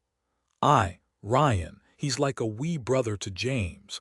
I don't think James will harm him. When I know where he is, I'll end this for good. He shakes his head. It seems like we have bigger problems to deal with right now. Alexander. Another thick silence stretches between us, awkward, uncomfortable. Usually his emotions are easy to read, but his face is blank. Unspoken words hang between us, and I know we need to voice them, something I'm not used to doing. I clasp my hands together. Callum, there's much I need to deal with before the day is through. He clears his throat. I've had someone prepare your old room, the one in the tower that you stayed in when you first came here. My eyebrows lift, because I'd presumed we would share bedchambers like we did at Lowfell. I won't be in my chambers at all today. I need to find space for Lachlan's men. Rob is already trying to undermine me, and I need to get him under control if Alexander plans to attack. I thought you'd be more comfortable in your own space. Hurt ripples through me. The thing that happened with Blake, he closes his eyes. Please don't, not now. Callum, I know you're upset. He opens his eyes. I'm not angry with you, Rory, if that's what you're thinking, my wolf. I'm not in control right now. I need a bit of time to get my head around something, that is all. Get your head around what? He pinches the bridge of his nose. I don't know all of it, things you don't understand. What things? Not now, get some rest. You've had a rough night. We'll talk about it later. I promise. His lips are hard when he brushes them against my forehead. He strides to the door, heads out of the room, and leaves me alone. The backs of my eyes burn. I want to scream. I sink my teeth into my finger and revel in the blood that spills into my mouth. I knew Callum would be upset, but I'm upset too. I was kidnapped and held against my will. I was made a fool of in front of a room full of men. I was helpless, and not only was he witness to it, he encouraged it. I was almost shot, and Alexander tried to take me away. None of it was my fault. I understand that he's under a lot of stress right now, but I thought I mattered enough for a conversation. My mind whirls over everything that happened tonight. I breathe in sharply as something comes back to me. James said he read something interesting in a book he found in Blake's chambers. Was he talking about the book that has information about the bond in it? The bond complicates everything. Now Callum has taken the throne, it won't be long before he uses it against us. Everyone is distracted. Blake is in the infirmary. Even though I'm exhausted, I don't think I'll find a better time to take the book. I want to find out exactly what this connection is between us so I can break it. Chapter 36. I hurry past the stairwell on my way to Blake's bedchambers. Downstairs, people are shouting and hurling insults at one another, but it's quiet up here. I pass Callum's chambers and make my way further along the corridor to Blake's room. This is my best chance at finding the book that should give me some answers. I push open the door. The room has been torn apart. Ripped black curtains hang in shreds off the posts of the bed, and the armchair by the window is turned on its side. The books have been swept off the shelves and are scattered across the floor. Shards of glass glint on the surface of the desk, and the scent of whiskey hangs in the air. It mingles with the smell of bracken and the mountains James's scent, I think. Blake faces the window and is arranging the littered parchment on his desk. He's wearing a fresh white shirt and breeches. He must have come here to change. My pulse quickens. "Can I help you, little rabbit?" His tone is like silk. He turns. The fire in the hearth casts soft light onto his face. When he leans back against the desk and supports himself with both hands, I realize he must be mostly healed. He is no longer the wounded animal I helped in the chapel. "I came to check that you were all right," I say. My gaze snags on a book that sits on the desk. It's the only tome that is not on the floor, and the way Blake leans. It seems as if he's trying to block it from view. I lock a cage around my emotions so he can't feel the anticipation that buzzes beneath my skin. Blake smiles. "I'm well now, thank you." He cocks his head. "Are you feel nervous?" I step into his room and the door clicks shut behind me. "It has been a long night, that's all." "It has. Are your wounds healing?" "Well enough." He steps closer to the tome on the desk and brushes the smashed bottom of a bottle aside with the movement. "Let me check." I step closer. "So concerned for my well-being, little rabbit." "Your well-being is my well-being." A dimple punctures his cheek. "True." He unfastens the top buttons of his shirt and slides the material off his shoulder. I walk toward him. The book is so close I could almost reach out and grab it. It's blue, and I have the strangest feeling I've seen it before. "Turn around," I say. His dark eyelashes fan against his cheeks. He turns. My heart is in my throat, the muscles in Blake's back tense. I lurch toward the book. Blake reaches for it at the same time, grabs it, and turns. He holds it before me. "Looking for something, little." I slam my right hand down on the broken bottle. I cry out as shards of glass sink into my skin and blood pumps from the wound. Blake makes a soft sound as he feels it, and the book slips out of his grip. It thumps onto the floor and I grab it. I half stumble, half run to the door. Blake grabs my wrist and tugs me back. I wrench away from him and clutch the book to my chest. My entire body stiffens. A snarl vibrates in my chest. "Mine, this is mine." Blake laughs and I want to bite him. I'm going to bite him. It's all I can think about. My teeth ache, everything aches. "Settle down, little wolf, I'm not going to take it from you." He lets me feel him. The shadows that coil around my soul feel soft, non-threatening. I taste moonlit forests and hear ducks in a river. The wild thing inside me settles and I breathe out slowly. My cheeks heat. Wolves guard things that are of high value to them. He inclines his head at the book. "Keep it. I don't need it anymore." I sense no threat from him. Perhaps this is the wrong book. Perhaps this is another of his games. I relax slightly and pain flares in my hand. I'm bleeding onto the cover of the book. Blake pulls his shirt back over his shoulder. He drags out the wooden chair that's tucked beneath the desk and pats it. "Sit." When I stand there, breathing hard, my grip tight on the book, he arches his eyebrows. "You're hurt. Sit down." "I'm fine." You're in enemy territory, surrounded by wolves who will not hesitate to kill you or hand you over to Alexander, and I'm the best healer in the Northlands. Sit down. I eye him warily. I'm not going to hurt you. I'm not going to take the book. Come on. I let out a shaky breath. I put the book on his bed far enough away from him that he can't snatch it from my grip. I sit down. Good girl, he says. Chapter 37. I lift my hand. Hot blood pours down my wrist. There are shards of glass protruding from my palm. From the ease in which Blake gave the book to me, I'm starting to think my means of acquiring it were unnecessary. Beside me, Blake pulls a leather pack from one of his drawers and unfolds it on the surface of the desk. Outside, the sky is gray over the mountains, and cold sunlight makes his line of scalpels glint. I eye them warily, having read some of the experiments in his books, but he slides out a pair of tweezers. He kneels on the floor between my legs, nudging them apart slightly, and his body heat washes over me. He holds out his palm. I offer him my bloody hand. A strange feeling hums beneath my skin when he curls his fingers around my wrist. His gaze flicks to mine. This may sting a little. He grips the largest shard with the tweezers and pulls.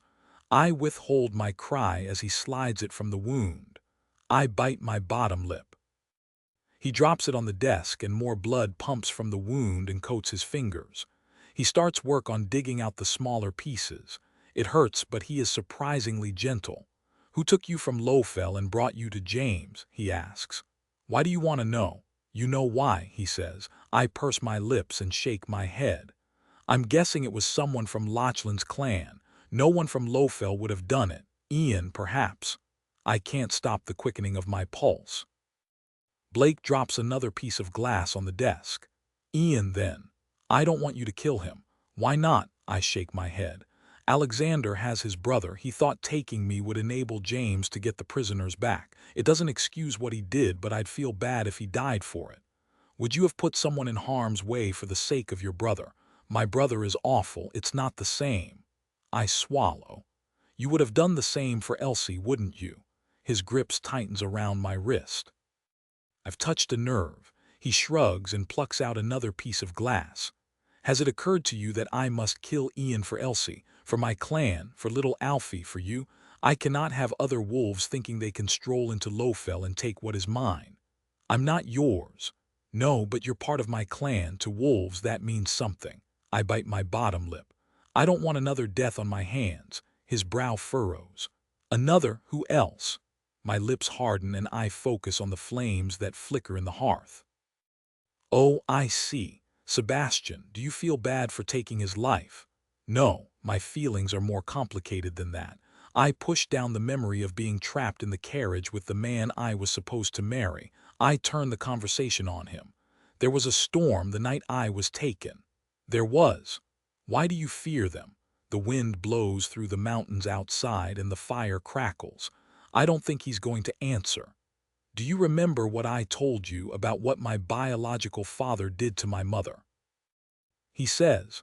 Blake's fingers curled around my wrist when I tried to rip off the collar he gave me. He told me his father forced himself on his mother. Darkness twists in my chest. I'm not sure if it's coming from him or me. Yes, I say. My mother didn't love me. I reminded her of him, I think, and of the crime that was committed against her. She feared I would have a wolf inside me like him. For 10 years, I showed no signs of it. She tolerated my existence. He slides out the last piece of glass from my wound and gets up. He pours water from a jug into a wooden basin, then kneels back down again. He takes a cloth from the bowl and wrings it out. Just after my 10th birthday, there was a vicious storm. He presses my knuckles into his palm and gently wipes my hand with the cloth. In the evening, just before it broke, I could feel the wolf. Half-wolves can sense storms, too, sometimes. My eyes changed, and my mother saw, for the first time, what lurked inside me. She dragged me to the church in the village and confessed to the priest what had happened to her and what I was. It was the first time I'd ever heard her speak of my father. He puts down the bowl and picks up a small pot from the table. Moonflower is written on the label. He twists off the lid and puts some ointment on his thumb. He slides it on my wounds. The priest tried to get me to repent, tried to force the wolf to submit. The more afraid I was, the more provoked my wolf became. Finally, he grew tired of the beatings and dragged me to the well in the center of the village. He threw me down there and told me I could come out when I could control the wolf. All the while, the storm raged. My wolf senses were activated for the first time, not as strong as a full wolf's, but stronger than a human's. Every flash of lightning was blinding. Every crash of thunder near deafened me. The wounds the priest gave me were raw on my back. The rain beat down hard and the water rose to my chest. I couldn't stop the panic, try as I might. I didn't know what was happening to me. I thought I was going to die. A part of me wanted to.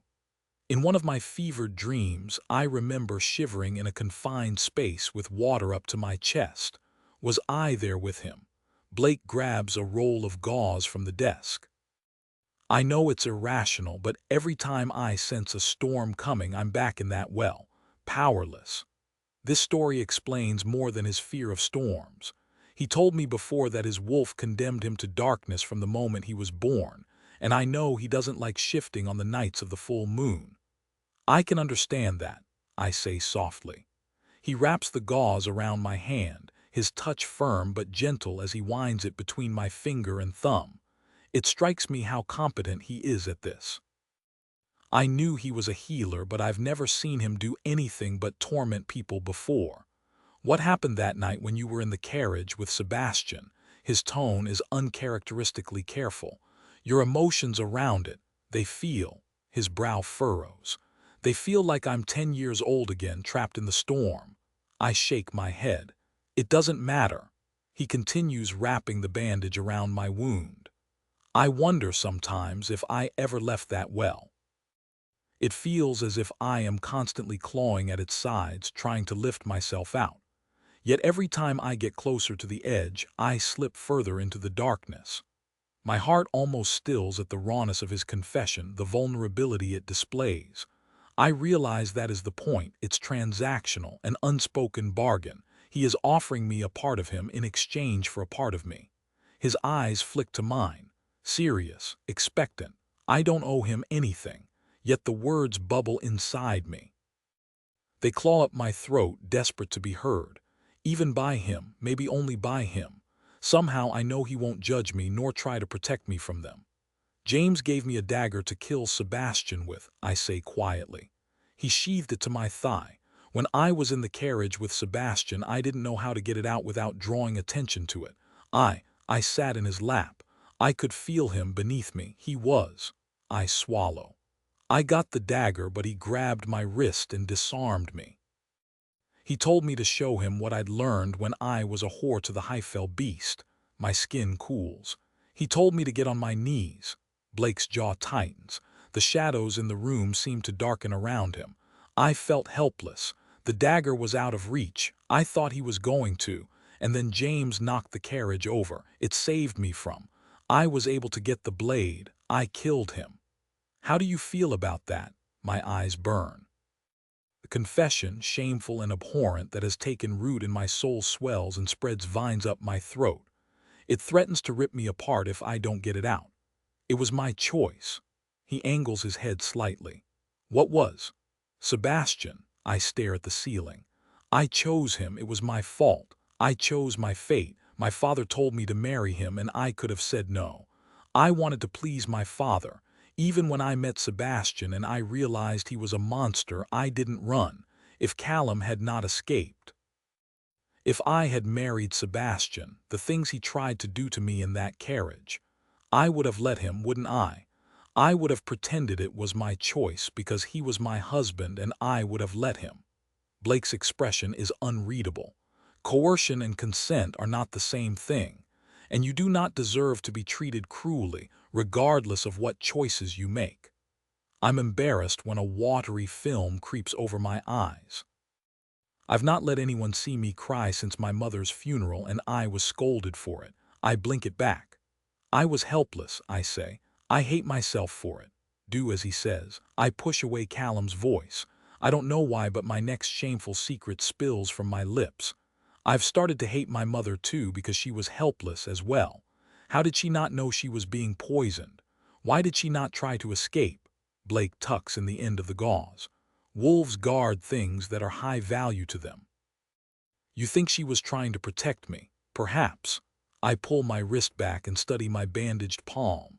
It doesn't matter now, it's all in the past. I'm tired, I think. I'm not sure why I said all that. I force a smile. Ignore me.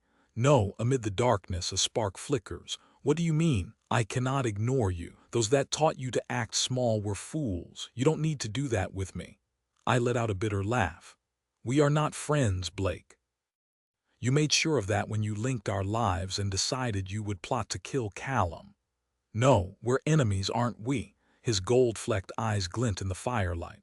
And one day we will face one another as such. When the time comes, I want all of you. I want you to throw everything you have at me. I want a glorious defeat. A glorious defeat. I shake my head because I know he's mocking me. You're one to speak, Blake. What do you mean? You say I act small, but what of you? You told me once that you were always pretending, you're hiding something. When the time comes, little rabbit, I will give you everything I have. I promise. He stands and puts his things on the table. Your wound should be healed by tomorrow morning. Come back to me if it isn't. What are you going to do about Ian? If I find him, he will die. He didn't come back to Lowfell after you were kidnapped. I'm guessing he ran away. If he's smart, he will not cross my path again. Thank you. I get up and cross the room.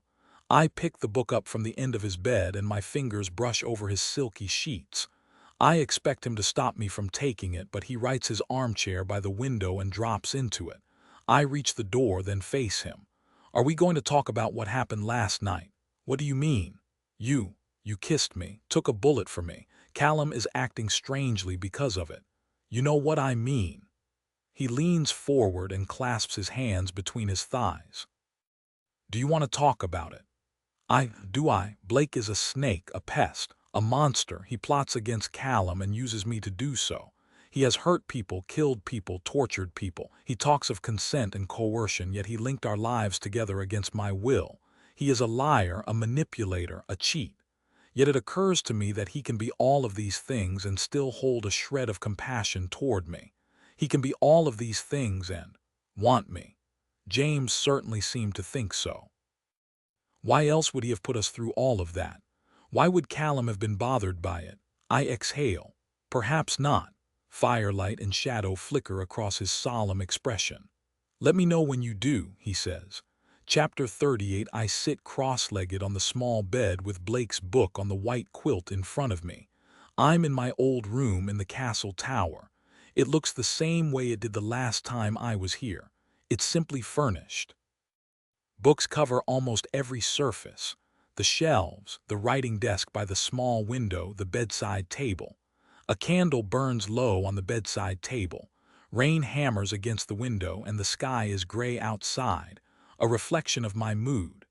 Testing the lore of wolves is written in gold lettering across the front of the book. Golden stars dust the spine. The book is familiar to me, and it comes to me quickly. Blake slid this book from one of the shelves in this room in front of me. He was secretive about it, and took it the morning when Callum rode out to help James. As James said, it's one of Blake's books of experiments.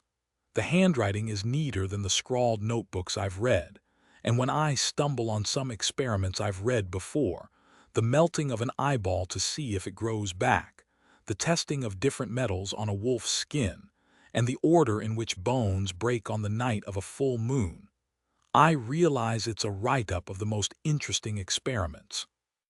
This book, I think, was meant for wider distribution. I flick through and hope that something will jump out at me. I'm alert for the word connection or life force or bond among the dusty pages. I'm tired, though, and the ink starts to blur. When I jolt awake, the sky outside the window is dark. My dreams were restless. I found myself in dark corridors, passing barred cells and being pursued by someone whistling in the shadows. I'm dreaming of Knight's prison, and I try to tell myself it's because of my encounter with Alexander, and the chapel in which I tended to Blake's shoulder, and all the talk of the dark god of late. Yet my mother's stories have taken root in my mind and started to spread their vines. She told me night would tempt desperate mortals and offer them what they wanted the most in exchange for their souls. I'm the daughter of one king and the consort of another. Does night covet my soul? Someone taps on my door. I slide the book under my pillow, then pad across the room. I open it and peer through the gap. Some of my tension dissipates. "Fiona, what are you doing here?" I ask. "They're throwing a feast for Callum downstairs. It's tradition when there's a new alpha or king. Put on a bonny dress and hurry." I frown. "Callum didn't tell me. He's been with the alphas all day. He told me to bring you down." Her enthusiasm provokes a smile, even if I wish Callum had come for me himself. Just a moment. I hurry over to the armoire, throw it open, and pick a dress. I prepare myself for the feast. The skirt of my long-sleeved crimson dress brushes against the stone steps as I follow Fiona down the spiral staircase. I wish I'd had longer to prepare. Fiona burst into my room as I was doing my hair, and I only just had time to braid it and weave it into a messy crown. I haven't even bathed since I arrived here. Fiona tells me how she spent the afternoon trying to help Callum keep the peace among the clans. He's trying to prepare them for battle, given Alexander's threat, but it's proving difficult when some of the alphas keep trying to undermine him. Rob's the worst. He's the huge bald man who wears green. His clan have always been trouble. She frowns at my bandaged hand as we spill into the corridor at the foot of the tower. "Are you hurt?" "It's nothing." Fiona and I part ways when we reach the entrance hall. She tells me she hasn't had a chance to check her horses yet. I make the rest of the journey to the great hall alone. Brody, the young freckled boy from Mad Adelaide, is playing his bagpipes outside the double doors. "You've improved greatly, Brody," I say. He plays a shrill note as I pass, and his cheeks flush as red as his hair. I recall how his chest had puffed up with pride when Callum complimented him the first time I came here. Like then, my amusement dies as soon as I step through the doors. The great hall is loud, hot, and more packed than I've ever seen it. Fires roar in the hearths, and Lachlan's men stand guard in the shadows. The 4 long tables are packed with wolves. They shout across the space to one another. A man in blue tartan pinches Kaylee's behind as she hurries across the hall carrying a tray of meat, causing Mrs. MacDonald to grab him by the ear and shout at him until his face turns purple. When a brawl breaks out between 2 of the benches and blood sprays across the flagstones, 2 of Lachlan's men stride over and break it up. Callum sits on the wooden throne in the center of the alpha table. A tapestry of the moon giving the Elderwolf her heart adorns the wall behind him. He looks like a king. His hair is brushed back from his face, emphasizing his strong jaw and his bright eyes. He wears a brown coat across his broad shoulders with a red tartan sash across it. It must have belonged to James, because it has all the clan colors in it except for the yellow of Lachlan's clan. I imagine that will soon be weaved into the pattern. Lachlan sits beside Callum, but his body is slightly turned away. I wonder if he's upset about earlier with Kai or whether they've been arguing about something else. Callum's eyes lock onto mine, so intense that my mouth dries. The noise in the hall dims, as if the wolves can sense where their king's attention lies.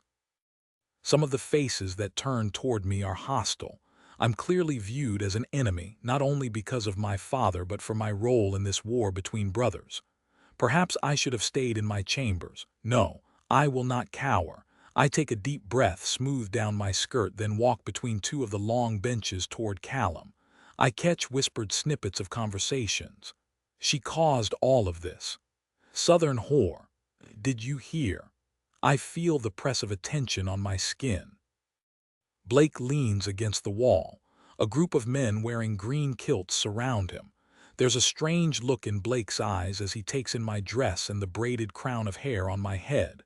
A tall, wiry blonde wolf leans closer to him, and I hear them speak as I pass. Is it true you took a bullet for the lass? Yes. The corner of his mouth tips up. I'd hoped she would thank me for it. The men laugh. Did she? Blake's gaze doesn't move from mine. Not yet. The men gathered around him jeer. I felt like we had formed some sort of truce between us, but it shatters. He is blatantly trying to disrespect Callum in front of the wolves in the clan who accept him the least. I turn my head away and keep walking. I block it all out. Callum's expression is dark, but it softens as I approach. He gestures at the seat next to him, and I walk around the table, passing the alphas who witnessed my humiliation in the manor house. Do as he says. You look bonny, princess, says Callum quietly. Thank you, he frowns. You've hurt your hand. It's nothing. Lachlan offers me a smile as I sit down, but it doesn't quite reach his eyes. The roast venison and potatoes that laden the table should make my mouth water, but Callum feels as if he's far away. We've still not talked, not properly, and we can't have a conversation in front of the wolves. We make uncomfortable small talk about the food and Brody's progressing music skills. I ask about the well-being of Kai and whether anything else has been discovered about what happened to him when he was a prisoner. He's alive, Lachlan interjects, which is more than I can say for some other members of my clan who seem to have mysteriously gone missing. He throws a dark look at Callum, who growls. For the last time, I have not killed Ian or any of the others. Make no mistake, if I ever see them again, they are dead. They were responsible for Rory. A murmur fills the hall, and there's a clatter as people put down their crockery. Fiona has a man in a headlock and hauls him between the tables toward us. She throws him onto the floor in front of our table, and he lands on his hands and knees, laughing. He's wearing a high-collared, tailored blue coat that looks expensive, breeches, and black leather gloves. His coppery red hair shines in the candlelight. My heart hammers in my chest. If you wanted me on my knees, sweetheart, all you needed to do was ask. The great hall falls silent. His accent is my accent, the accent of the Southlands. What's more, it has the musical lilt of nobility. Fiona backhands him and he groans and says, "If you keep treating me this way, I'm going to fall in love with you." Callum's hand curls around his knife. Who is this buffoon? I found him lurking by the stables, says Fiona. The man raises his head. His blue-green eyes meet mine, and I clench my jaw so hard it hurts. I take in his handsome face, spattered with freckles, his chiseled jaw, and the cleft in his chin. Blood dribbles from his nose. My apologies, he says. I must have forgotten my manners in all the violence. My name is Philip. I stand abruptly. Dimples crease his cheeks. Hello, little sister, he says, Chapter 39's Islands. Then whispers, they slither through the crowd like snakes. It's the Southlands prince. The air erupts. Wolves jump to their feet.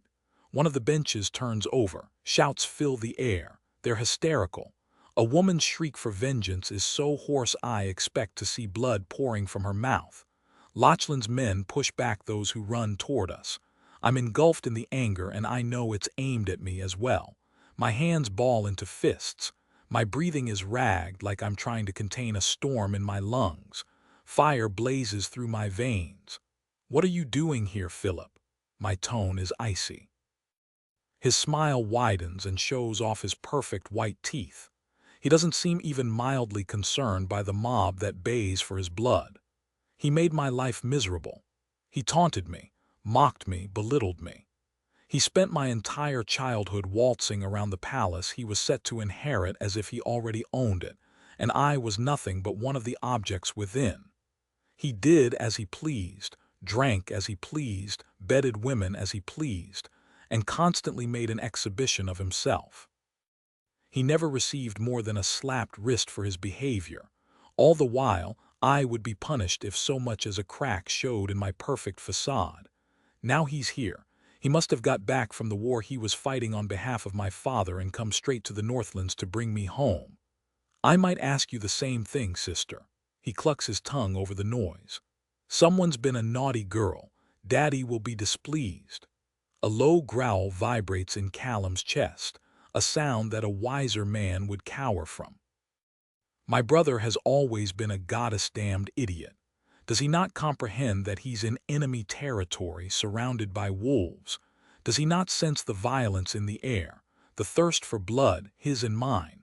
Lachlan leans forward slightly and his brow furrows. Philip's grin falters, almost as if he recognizes the glass-clad alpha. Callum nods at Blake, who sits at the other end of the table. Blake gets up and strolls toward Philip. In a sudden movement, he plunges a syringe into my brother's neck and Philip crumples to the floor. "I'll spend some time with him in the infirmary," says Blake. Callum stands up beside me. His arm brushes against mine. "No one else touches him until I've decided what to do with him." He gestures at a couple of men, and they lift my brother and drag him through the mob toward the exit. "He wouldn't have traveled alone," I say.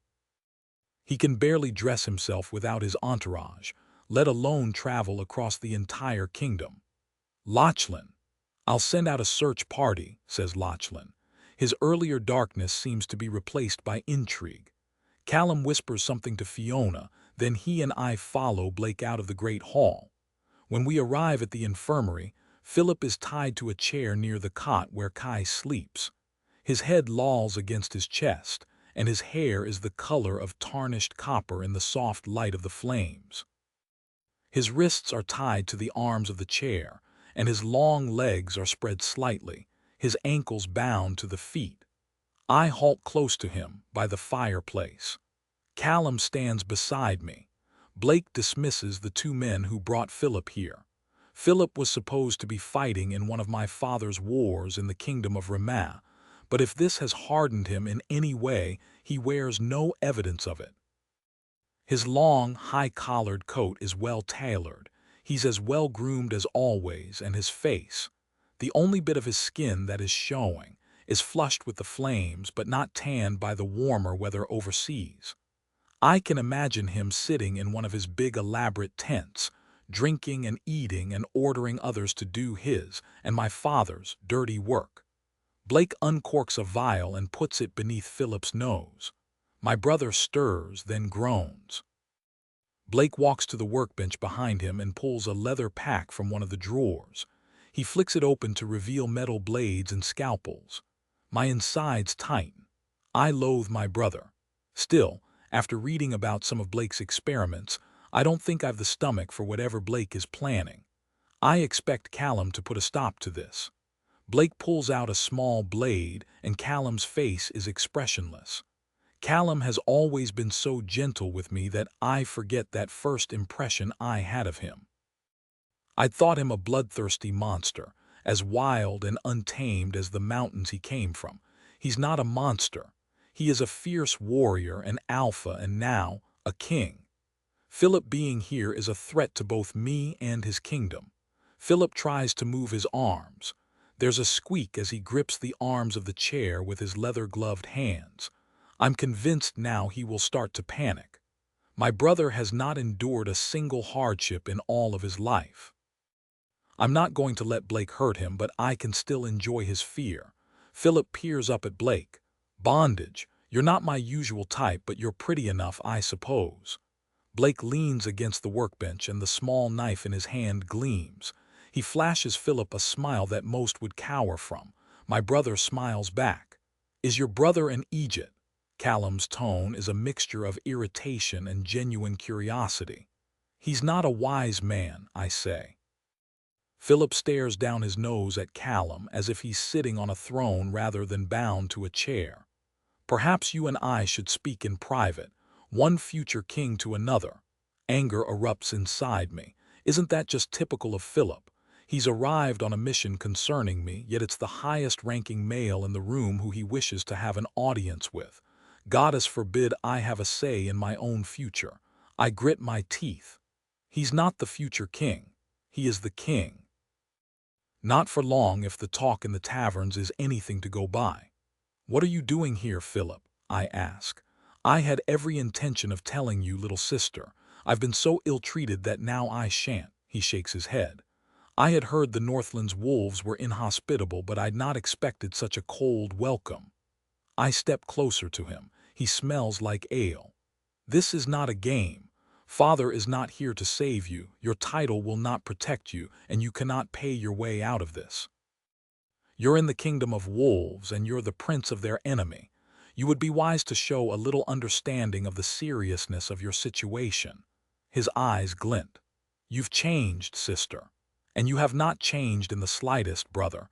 You might be surprised. Blake drags a chair from the workbench and places it at an angle to Philip's. He drops into it and puts an arm over the back. From the ease of his movements, his bullet wound must be healed already. "You're looking better than the last time I saw you, Blake," says Philip. A cold smile graces Blake's lips. "As are you. I shouldn't be surprised they know one another. Blake was part of the King's Guard, so it's probable they would have encountered one another." "Where have you been?" asks Blake. "I don't see why I should tell you." Blake rests his ankle on his thigh. He absently twirls the small blade in his hand. "Do you think Aurora will save you? I think that you answer to her, don't you?" Blake's smile becomes feral. "If that were true, I'd be very worried about your current situation." Philip meets my eye. "She does this, you know, bats her eyelids and wraps powerful men around her fingers, plays the innocent princess to get them to give her whatever she wants." Outrage blooms inside me. "Is that so?" Blake says. "When did I ever get what I wanted? I want to tell him every bad thought I've ever had about him. I want to slap him across the face." The thought of snatching the blade from Blake and plunging it into his thigh is a strong one. My soul threatens to erupt. I pull it all back. I cage my feelings as if by having him here, a reminder of the palace, I'm regressing to an earlier version of myself. I hate that he makes me feel like a helpless, voiceless child once more. Callum shifts closer. I step aside. I don't want the warm comfort he has denied me all day. I'm too far beyond thawing. "You're dressed rather warmly, Philip," says Blake. "Keeping up appearances or something else?" It's a strange comment to make when the climate in the Northlands is considerably colder than that in the South. Philip's smile fades for a moment, as if Blake has touched on something. He stiffens when Blake leans forward and gently takes Philip's hand. My muscles tight. "Blake." I say. Blake peels off Philip's leather glove. The tip of his little finger is missing. "Torture." Blake drops the glove on the workbench to his side. "Or frostbite." My eyebrows lift. I can't imagine that my brother would have been exposed to either. "You've been keeping track of me," says Philip. "Naturally." The door swings open. Isla swans into the room and irritation sparks within me. I didn't see her at the feast. She wears a dress made out of the Heifel red tartan.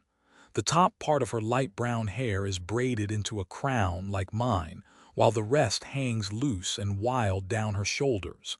"Is there something you need, Isla?" Callum sounds weary, and I realize today is taking a toll on him. "I was looking for you," she halts. Philip angles his head to one side and her nostrils flare. "There are two of them. Are we to be constantly inundated with Southerners? When I traveled here from Heifel, I didn't expect to be so consistently surrounded by these people." "What type of people did you expect to be surrounded by when you traveled south?" Blake says. Isla's face blanches, as if she'd not realized Blake was here. She raises her chin. "I expected to be among my own people, wolves. We're still in the Northlands. If you're looking for oil of evening primrose, I believe it's over there." Philip arches back his head and indicates one of the shelves. My eyebrows raise at his audacity, while Callum looks confused. Evening primrose oil was the remedy the palace healer would give me for easing the symptoms of my monthly bleed. Isla's eyes become icy. She stalks toward Philip. She grips the back of the chair on either side of him and brings her face close to his.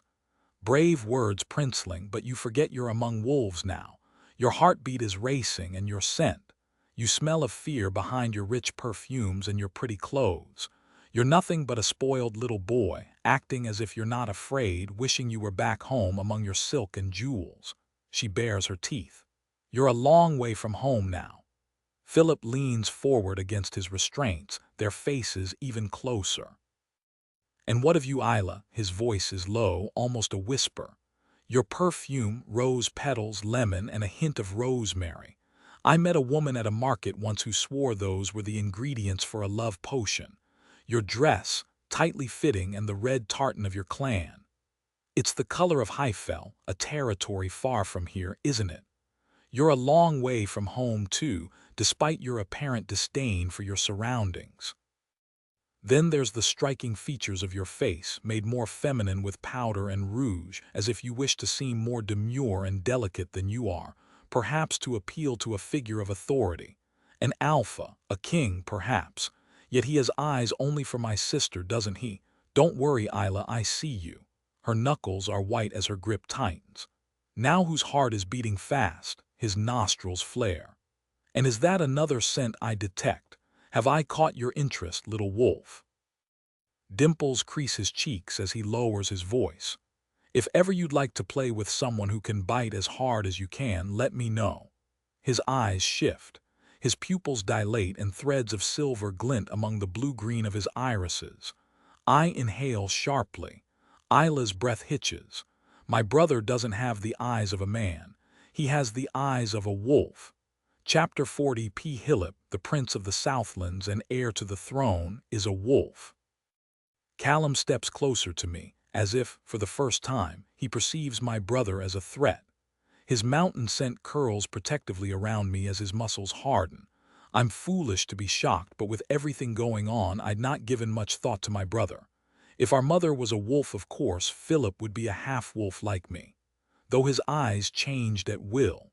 His nostrils flared as he told Isla about her scent, and he claimed to hear her heartbeat. I told him he had not changed a bit. You might be surprised, he had responded. He has made the change. He was bitten and was strong enough to survive. He is more of a wolf than I am. It's typical of him to succeed where I've failed. Panic flares inside me. Philip's eyes confirm that I'm a wolf. Why didn't I shift? Isla steps back. Her cheeks are flushed and I can tell she's caught off guard. She huffs. It doesn't matter if you have some wolf in your blood. You'll never be one of us, princeling. She nods at Blake's small blade. Besides, I don't play with broken toys. She flicks her hair over her shoulder, throws me a dirty look, then swans out of the room. Philip sighs dramatically. I think I'm in love. You'll be dead soon if you don't start minding your manners. Callum's knuckles crack as he clenches his fist. Did you know he was a wolf? I open my mouth to respond. He's staring at Blake. It was hardly a stretch of logic with your pet being the way she is, Blake says. Plus, I know the wolf who bit him.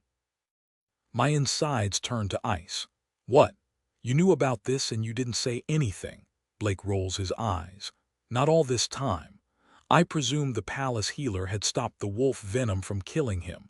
When he supposedly left for the war, I wondered if the bite killed him and your father covered it up. It wasn't until I met you, little rabbit, that I started to suspect differently. I sent Jack recently to try and find him.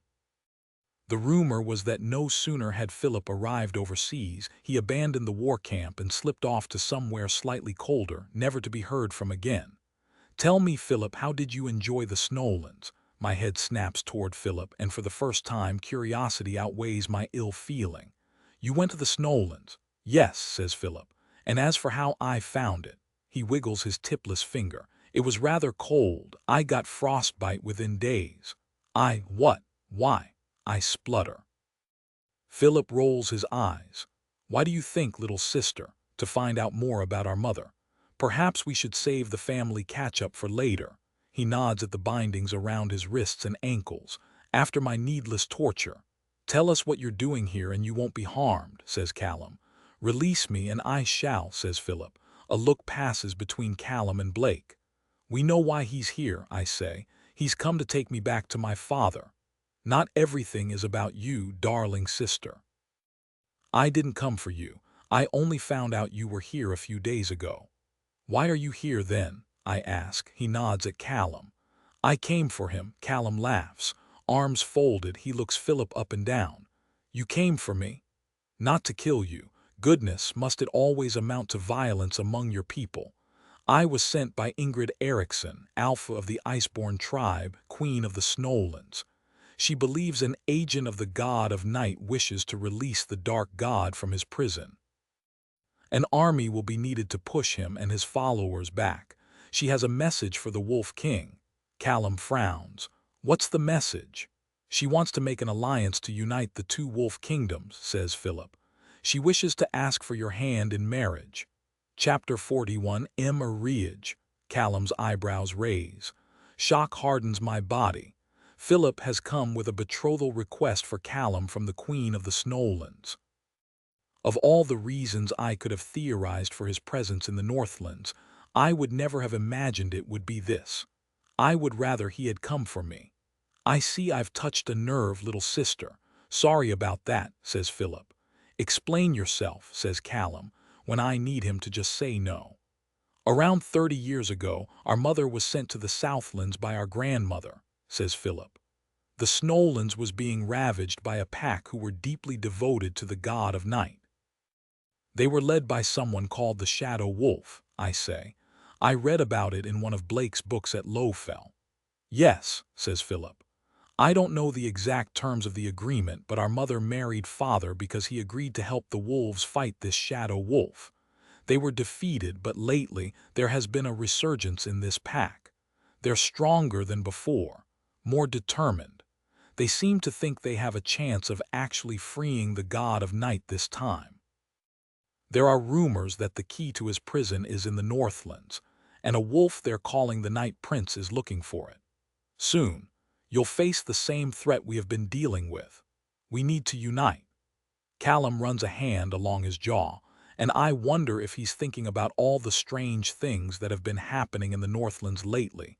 Knight's Chapel springing back into use, Claire's desperation for an alliance because of strange murders happening in the north, and Kai's claim that he faced one of Knight's prisoners. Philip nods at me. My father will never agree to a match between the two of you, so you have no chance of an alliance with the Southlands. What I'm presenting, it's a sensible match. You've not seen the things I have seen. Callum opens his mouth and Philip raises his fingers to stop him from speaking. You don't need to answer now. Think on it. I will stay for a while. Callum's expression is stony. When I marry, it will be for love, not for politics. Then perhaps you're not ready to become king, says Philip. That's rich coming from you, I say. He shrugs. It's different. I'm heir to the throne. One day the Southlands will be mine, whether I'm ready to be king or not. Obnoxious, arrogant fool. I bet he would let our kingdom fall into ruins rather than perform his duty as king. I was drinking in a tavern close to here, continues Philip. Word is, not all support your claim to the throne. They think you're a Southern sympathizer. It won't be long before you're challenged, and then what? Constant war among your people when a bigger war is coming. An alliance with another wolf kingdom would be wise, he shrugs. It would be for appearances only. You can still carry on with whatever this is. He waves his gloved hand between us and his wrist strains against his constraints. Callum's low growl rumbles through the infirmary. Do not question my honor. My answer is no. When I marry a lass, she will have all of me, heart, body, and soul. I will expect the same from her. I will settle for no less. Why not offer yourself to Ingrid as a marriage prospect? Blake asks Philip. I feel a thrum of curiosity that doesn't belong to me. The last time my kingdom made an alliance with the Snowlands, it didn't end well for them. A shadow dulls Philip's eyes. With the seriousness of his freckled face and his hard lips, he looks like the prince he's supposed to be, rather than the waste of space I know that he is. Ingrid won't marry me. Questions bubble inside me. There's so much I want to know. I wonder what he found out in the Snowlands and whether he knows Mother was a wolf. We will talk about this later, Philip, I say. You were always insufferably bossy, little sister.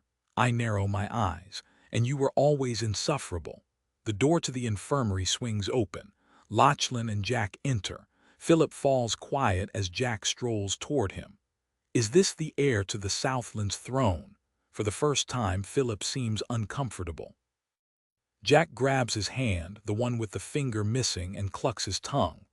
Oh dear, what happened here? I'm more interested in this.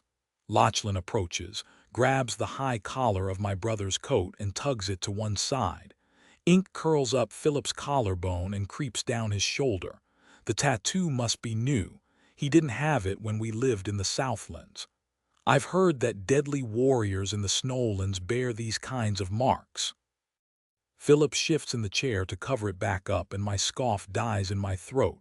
His face is hard. There's an iciness in his eyes that I've not seen before. His face, the way he's looking at Lachlan. For the first time in his life, he looks dangerous, until he blinks and a grin broadens across his face. The outcome of a night of debauchery and too much ale at the King's City docks, Callum exhales. If Alexander is planning an attack, I don't have time to look after a spoiled prince. Blake, find out what you can, then get rid of him. He tracks Lachlan's movements as the alpha pulls a chair toward Kai's cot and drops into it. Has anything changed? No, says Blake. Philip straightens. I'm not leaving, not until you've agreed to speak with Ingrid. Callum shrugs. I've given you your answer. I won't force you to leave, but my people will tear you apart if you stay. I won't protect you. He walks toward the infirmary doors. Princess, let me escort you to your chambers. The desire to know more about what Philip has been doing and my need to have a conversation with Callum war inside me. My aching heart wins, and I follow Callum into the corridor. I feel both Blake and my brother's eyes on me as I walk away. Chapter 42. We make the journey through the castle in silence. Callum follows me up the spiral staircase, then leans over me to push the door open. His chest momentarily presses against my back. Do as he says. Inside, the candles are unlit and the darkness lies heavily atop the many books and trinkets within the room. The door clicks shut and the room feels too small to breathe. Callum strolls toward the window and looks out onto the shadow-drenched mountains. Why? We both speak at the same time. I shut my mouth and allow him to continue.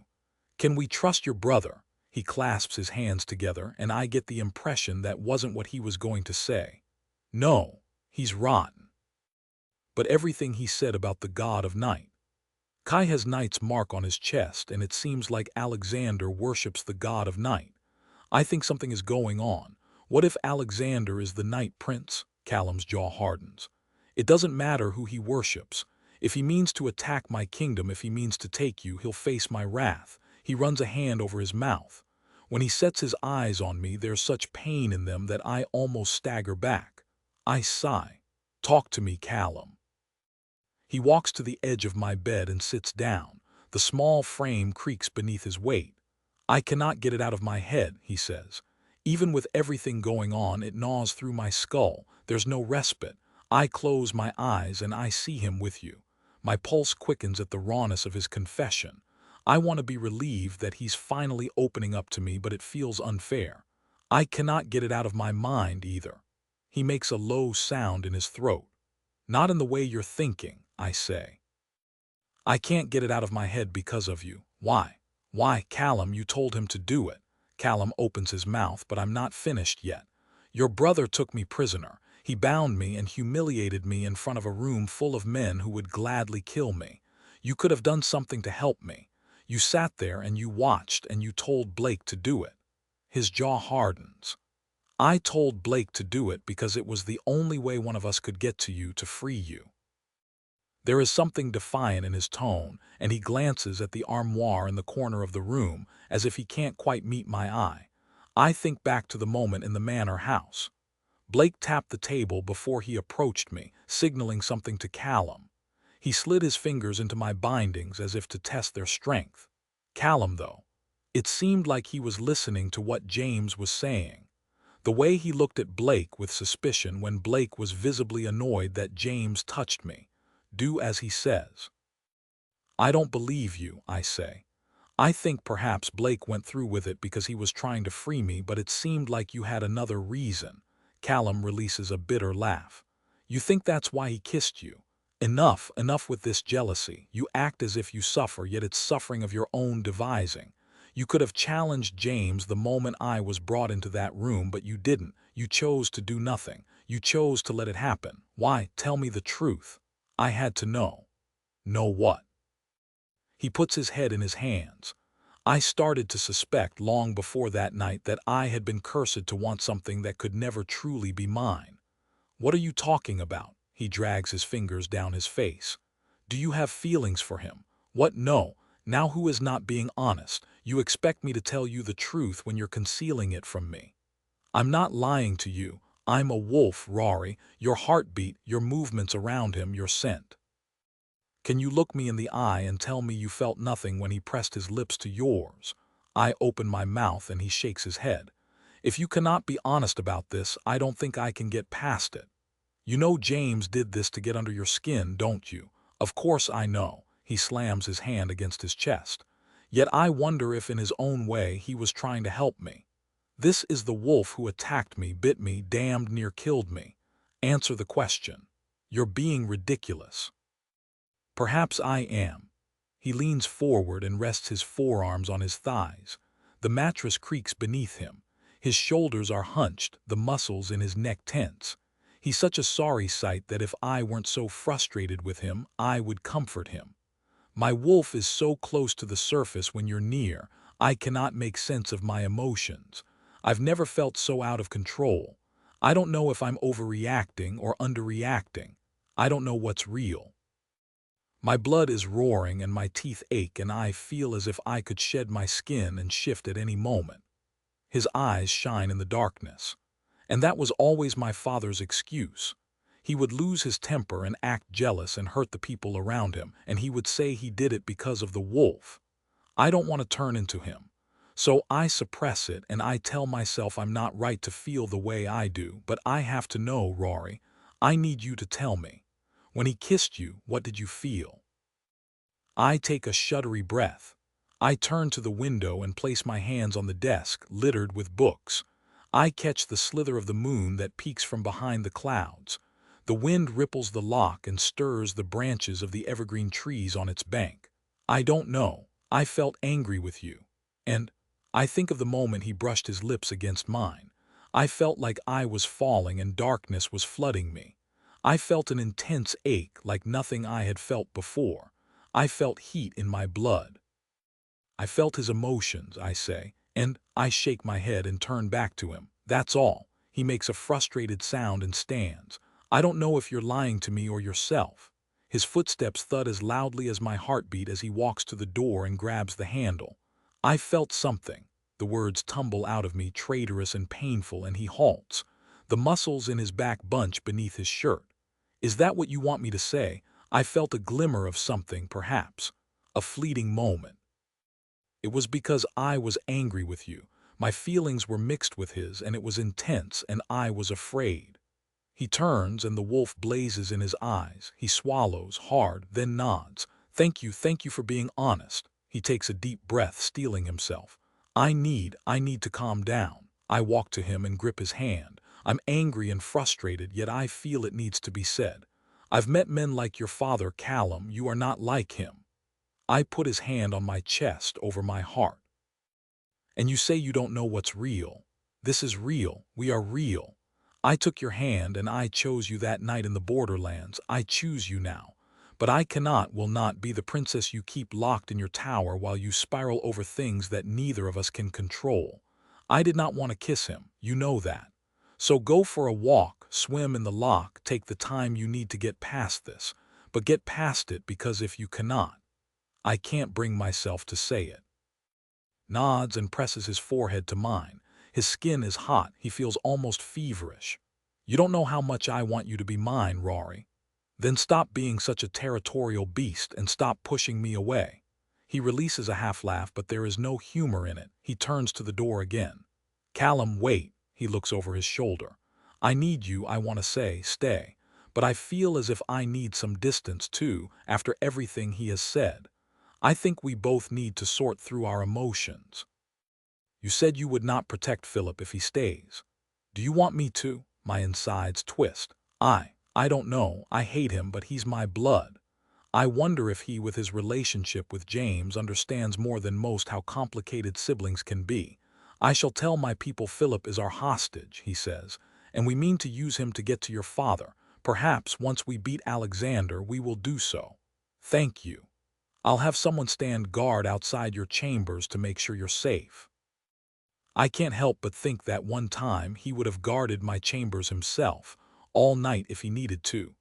He opens the door and strides down the staircase, leaving me alone. Chapter 43. Darkness trickles over my skin. I try to make sense of my surroundings. I think I'm in Night's prison. The hairs on my arms stand on end.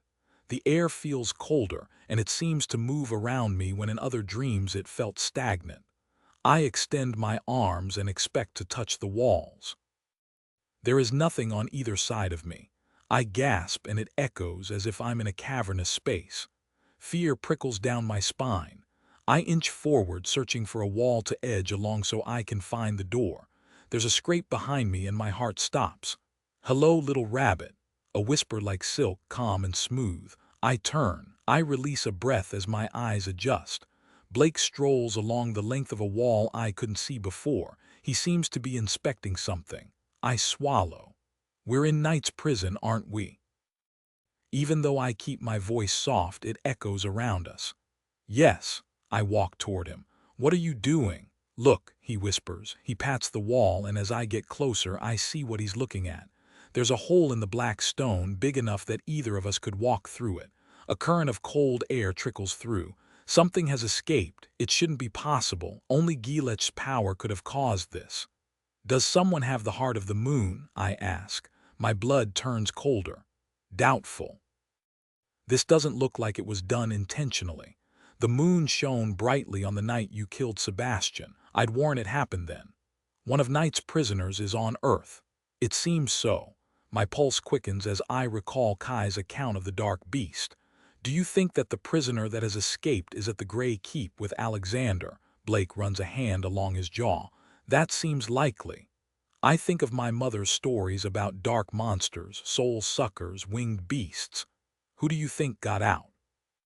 Blake crouches and picks something up. It's thin and black and covered in scales.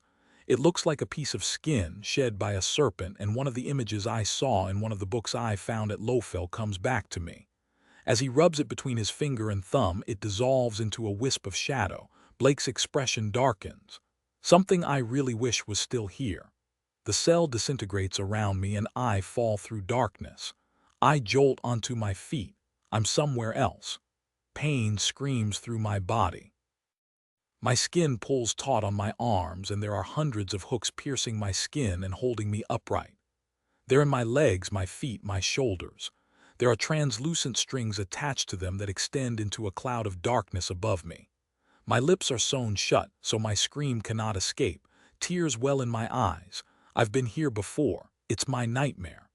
I'm a marionette controlled by an invisible hand in the palace's moonlit throne room. Around me, courtiers dance. They don't notice my anguish. They don't notice my silent scream. My father's gold-adorned throne sits on the dais ahead. It's embellished with suns that glint in the moonlight. Its shadow swallows me. Music and merriment floods the space. My invisible puppeteer moves the control handle and I start to spin. I try to free myself, but I'm trapped. I'm jerked to a halt. The music stops. The courtiers are frozen in time. My heart clenches because this is new and I don't know what happens next. Loud footsteps click against the flagstones. The air stirs as Blake walks past me up the steps to the dais, and he drops onto the throne as if it were made for him. He leans back and props an elbow on the arm. "Isn't this horrifying?" he says. Moonlight illuminates one side of his face. The other is cast in darkness. I try to speak and I taste my own blood. "I wouldn't do that if I were you." His gaze travels up the strings to the control bar, which is cloaked in shadow. "Who controls you?" Who would I find if I climbed to the top, I wonder? Your father, brother, Callum, me, perhaps your mother, or something more abstract like duty or honor. Has it ever occurred to you that you are the one pulling the strings, that you are binding yourself, that you could break free if you wished it? He drums his fingers along the arm of the throne. Probably not. I try to pull against the hooks and warm blood dribbles down my arms. "You looked like a queen tonight," he muses. "You could be one if you wished it. Philip sleeps in my infirmary. You could creep down there while the castle sleeps. There's a beaker of water on the table beside him. A few drops of wolfsbane would do the trick. I would do it for you if you asked me. Your father is old. He will die eventually, and when he does, the throne would be yours. He stands and straightens his coat. He strolls down the dais and stops in front of me. It pains me to see you like this, darling. I'm not sure if he's telling the truth. Think about what I said. He slips his hands into his pockets and walks away. His footsteps fade. The floor opens up. I'm falling through endless darkness once more. I jolt upright in my bed. My skin is clammy and the sheets stick to me. I can't control my wild pulse. The night is still dark, but I can't go back to sleep. I was dreaming of Night's prison. I was dreaming of Blake. With shaky fingers, I light the candle beside the bed. I pull the book that has answers about our bond from beneath my pillow. I start to read. The light of dawn is straining through my window when my eyes snag on a particular page in the book. Realization slams into me with brutal force. An emotion I can't understand threatens to tear me apart. I dress hurriedly. I grab the tome and earmark it at the appropriate page. I hurry out of my room, almost tripping over the male who sleeps against the wall. He has a bushy red beard and a blue kilt. I recognize him from when Callum first took me from the borderlands. Fergus, I think his name is. He doesn't stir as I hurry down the stairs. So much for keeping guard. I need to speak to Blake. Chapter 44 He Castle is awakening. I battle through the current of people who light the torches, carry food, and make their way outside with weapons. That wildness in my chest I have felt since James bit me rears its head. My blood roars and my heartbeat howls. Dots dance before my eyes. My body is trying to shut down my emotions. I pass the kitchens and barely register Mrs. MacDonald shouting at Kaylee for burning the porridge. Blake strolls toward me from the direction of the infirmary. I grab him and shove him against the wall before he can speak. He makes a low sound in his throat. I grab his shirt and pull it out of his breeches. He grabs my wrist. If you're reaching for my cock, darling, that is off limits. His voice is far away. There's a long scar that curves down his abdomen. My breathing is hard, fast. My eyes flick to his and the corridor swims around me. Who did this to you? He nudges me back. Does it matter? Does it matter? I shove the book at his chest and he pulls a face. I open it at the page I earmarked. Do wolves' internal organs grow back when removed? Incision was made on the right-hand side of the test subject's abdomen in order to remove the kidney. I hit him with the book again and he grunts. There is a diagram of a body, where there is a curved line on the abdomen to depict the incision point. It mirrors the worst of Blake's scars. I recall that dark feeling that had twisted inside me when I read one of his books full of experiments in the Great Hall, so similar to the feeling I had every time the high priest beat me. I thought it was shame, that perhaps he felt bad for harming other wolves. I had not considered there could be another reason. He might be ashamed that he let these things happen to him. I shake my head, my hands trembling. You led me to believe you wrote these books. His expression is dark. You came to that conclusion by yourself, little rabbit. All those experiments, all those terrible things, they were done to you. No, his tone is clipped. I wasn't his only pet. Who? I shove the book at him again. Who did this? Why? I want to know. He shrugs as if it's inconsequential. Who do you think? The Meister of Healing at the palace. I feel as if I'm underwater. Did my father know? Did he know? The corner of his lip tugs up, but there's no amusement in his eyes. It was his program, little rabbit. My pulse thunders in my ears, and I hear another one competing with it. I'd place Blake as 3 or 4 years older than me. That means he must have been somewhere in the king's city, perhaps even the palace itself, being torn apart, while I was attending dancing lessons or preening in front of the mirror. My own naivety rises up in my throat on a wave of nausea. How could I have been so clueless as to what was happening? Yet amid the shock and the anger that courses through me, something darker pervades. That wildness stills. My skin prickles and the hairs on the back of my neck stand on end. Any empathy is replaced by something cold and wary. I step away, and my back bumps into the wall on the other side of the corridor. All this time, I had thought I was a pawn in his game with Callum. He told me he hated the wolves, and that he wanted to rule them. It occurs to me now that he has just as much reason to hate humans. My father may be a far bigger foe to him than Callum or James or any of the wolves. Perhaps taking the wolf throne is part of a bigger game, and my role in it won't be over if he defeats Callum. Perhaps he has something even bigger in store for me. Last night in my dream, he tried to persuade me to kill Philip. Perhaps he wants the whole world to burn. "Are you going to hurt me?" I ask. A tense silence stretches between us. My skin hums. He drags his teeth over his bottom lip. "No." I try to feel him through the bond, but everything feels dark. "Are you going to hurt my brother?" "Only if you ask me to." "What about Callum? Will you kill him? Do I get a choice in that?" He runs a hand over the sharp edge of his jaw. "If he forfeits when I challenge him, I will let him go." "And me, will you let me go?" "I haven't decided yet." My skin prickles. He's lying. His choice seems to pulse in the air between us, dark and certain, and a word vibrates along the thread that links us. "No." I steady my breathing. "What happened to the Meister?" "Did you kill him?" "That is not the right question, little rabbit." "What is the right question?" "If you ask it, I shall tell you." He tucks in his shirt. "But no, the Meister still lives." He walks away in the direction of the great hall, and the tension is broken. "Blake," he halts. "Yes." "Last night the dream, it was real, wasn't it?" He inclines his head. Coldness fills me. "Alexander truly has one of Knight's prisoners," I say. "It looks that way." "What does he want with me?" Blake shakes his head. "I hope we don't find out." Callum spends the day in meetings with Blake and the other alphas, talking strategy for the impending battle with Alexander. Other than a few exchanged pleasantries over dinner that night, he doesn't speak to me. The next morning, I get tired of waiting for him and knock on the door of his bedchambers. He's already gone, so I spend the morning tailing Philip after he's released from the infirmary. After being shown to his bedchambers on the first floor of the castle, he heads outside.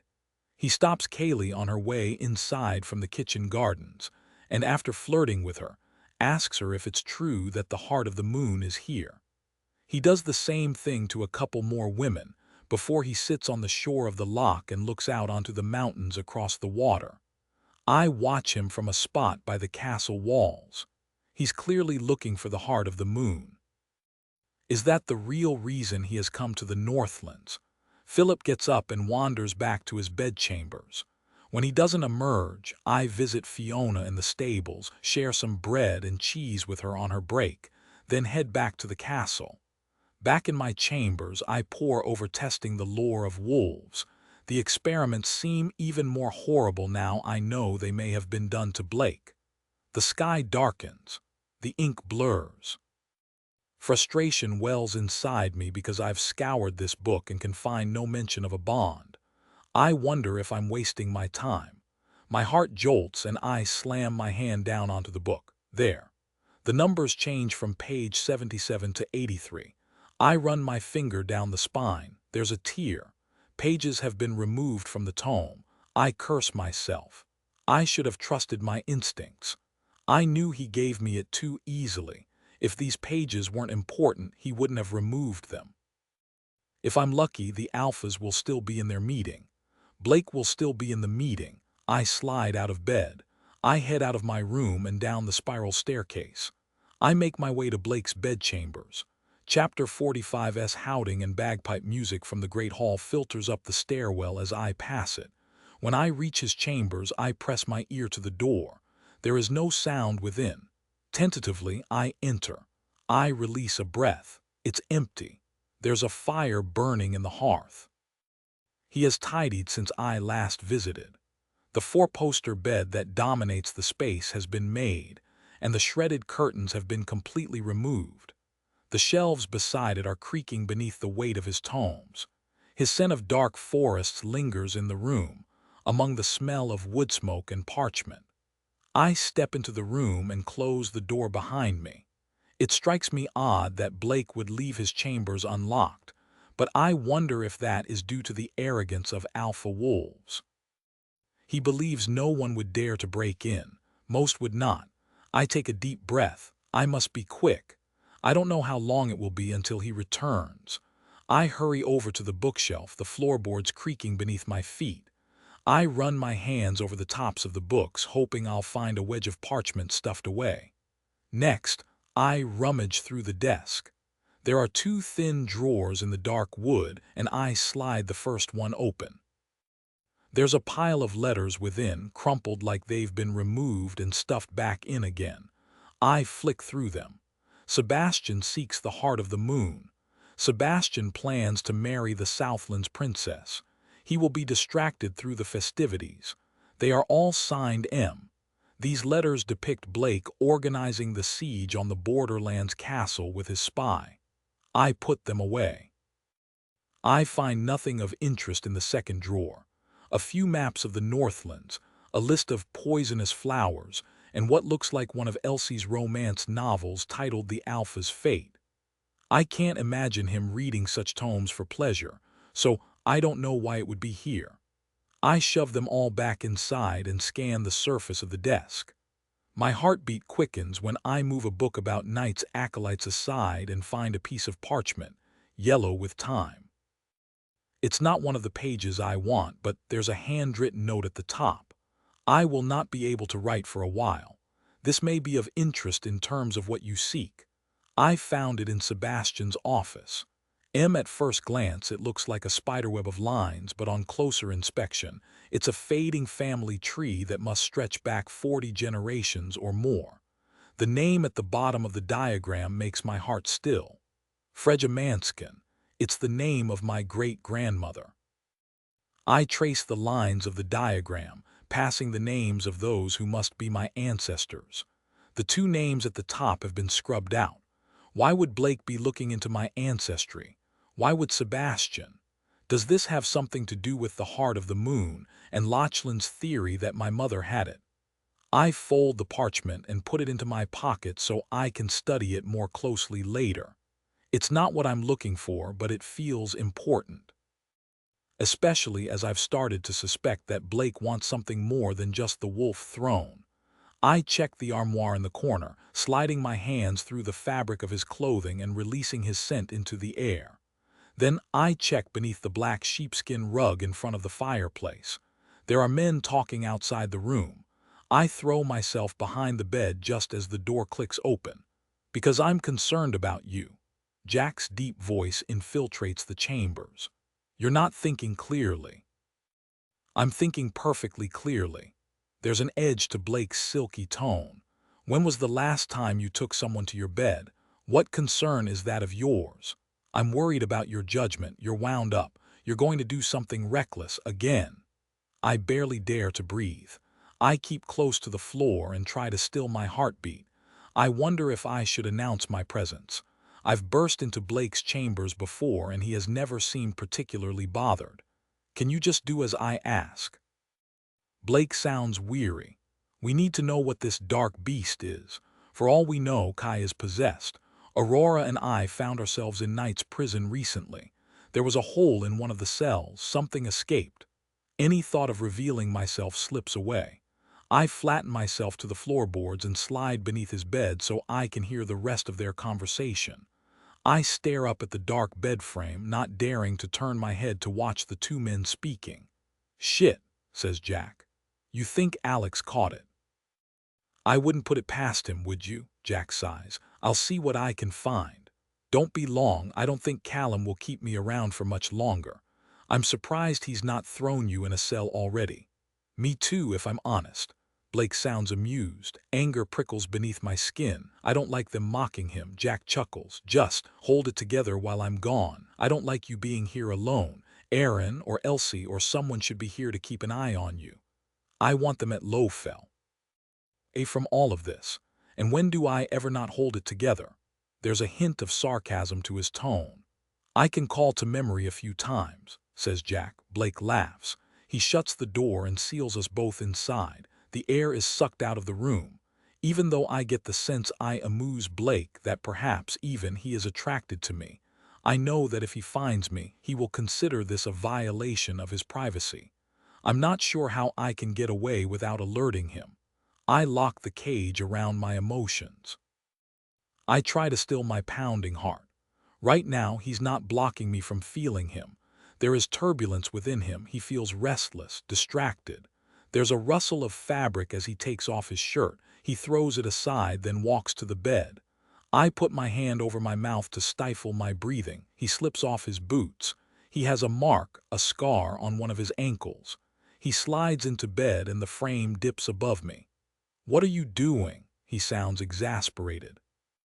I can't tell if he's speaking to me or himself. When he says nothing more, I relax a little. It takes a while before his breathing slows and he falls asleep. I wait a couple more minutes to be sure. I slide from under the bed and stand up. I wince when the floorboards creak beneath me, but Blake's eyes remain shut. He twitches, like he's having a bad dream. One of his arms is flung over his head onto the pillow, and his other shoulder is bound with gauze. My gaze snags on the long scar that curves across his abdomen, then disappears under the covers. A low moan escapes his throat, and I freeze. There's a wad of parchment sticking out from beneath his pillow. My pulse thunders in my ears. There's a slight shake in my hand as I reach for it. He turns his head on the pillow, and warm breath tickles my skin. His dark hair is inches from my knuckles. I start to ease it from beneath him. Blake's eyes snap open. The wolf blazes behind them. I snatch the parchment. He grabs me and rolls me over, so I'm on my back on his mattress with my arms pinned above my head. He straddles my hips. The shadows seem to darken around us. The part of him coiled around me feels feral, like it did in the chapel. A snarl builds in his throat. "Blake," I struggle beneath him. "Blake, stop." Chapter 46. Blake blinks. The wolf disappears from his eyes. "Oh, it's you. I thought you would have been sensible enough to leave while I was sleeping." His grip around my wrists loosens, but he doesn't let me go. "Is there something I can help you with, little rabbit?" His thighs press against either side of my hips. His scent is everywhere, dark pine and poison. It's stifling. Words evade me. He arches an eyebrow. "I'm actually trying not to provoke your master right now, believe it or not. It's not the best time for you to visit me in my bed." I roll my eyes. "Get off me." "I was. It's none of your bloody business what I was doing." He laughs. "You're in my room." I try to clench my fist around the folded parchment without him realizing. I try to nudge him aside. He doesn't move. His gaze travels slowly from face to my hand. "Oh, I see." I shake my head. I stretch my arm as he slides his fingers up it. His touch heats my skin. My knuckles hit the headboard. I try to twist away and knee him in the crotch, but I can't get out from beneath him. His chest is inches from my face when he looms over me, frees of one of my wrists, and plucks the parchment from my fingers. He releases my other wrist, then kneels over me. He clucks his tongue. "Naughty little rabbit." I get the familiar tingle in my teeth, the urge to bite him. Those pages are mine, those answers are mine. He doesn't have the right to take them from me. I'm fed up of letting people take things from me. Blake tenses. The ridges in his torso become more pronounced. He drops his voice to a whisper. "Whatever you're thinking of doing, I'd advise against it." When we were in the chapel and his wolf started to surface, I did something to him. I grabbed him through the bond and I pushed the wolf back.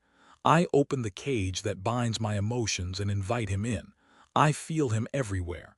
That thread of him coils around me and I grab it. "Aurora, don't." Instead of pushing him away, I pull. His breath hitches, and it might be the most delicious sound I've heard. His eyes become amber and feral. Sweat breaks out on my skin. I feel his wolf and it's agitated. It wrestles against my hold. He falls down and clenches the pillow on either side of my head. He dips his mouth to my ear. "Why would the rabbit provoke the wolf?" "Because I know you don't like it." My voice is strained. I'm losing my grip on him as he battles against me and the room starts to swim. His laugh is breathy. Are you sure about that? He stops fighting. Lust surges down the bond, hot and restless. Hunt. The air thickens. He shifts his position on top of me and nudges my knee with his thigh, spreading my legs. He's trying to distract me. He wants me to loosen my grip, to let him go because he's afraid. I cry out and I pull harder. His hand flexes by my head and a low groan escapes him. He presses his forehead against mine. Aurora, I touch something inside him. A hollow, endless ache fills me. It's like falling down a hole that has no bottom. I hold on. He mutters something under his breath. It sounds like he's counting. When I know I consume every inch of him as he does me, I roll him off me. I snatch the pages from his loosening grip. I let go of the bond and I feel him retreating fast. I can breathe again. The posts of the bed blur around me. I feel like the fever is coming for me as something wild floods my blood. I half stumble, half crawl to the foot of his bed. I unfold the parchment. I catch the words Anam Kridich. He is on top of me again. I try to fall down onto the pages to protect my prize, but he hooks an arm around my waist and pulls my back against his chest. Don't, he whispers. There's a tempest inside me. I have the answer I've been searching for in my hand, and he's going to take it from me. I deserve the truth. You don't. He snatches the parchment from my hand. His chest bumps against the top of my head as he leans over me and tosses it into the fire. It lands on the logs and the flames take it. A soundless scream tears from my lungs. Whatever thin line of peace that has existed between us lately snaps. Red clouds my vision. My blood howls. Wildness rises inside me and I can't suppress it. I sink my teeth into his arm.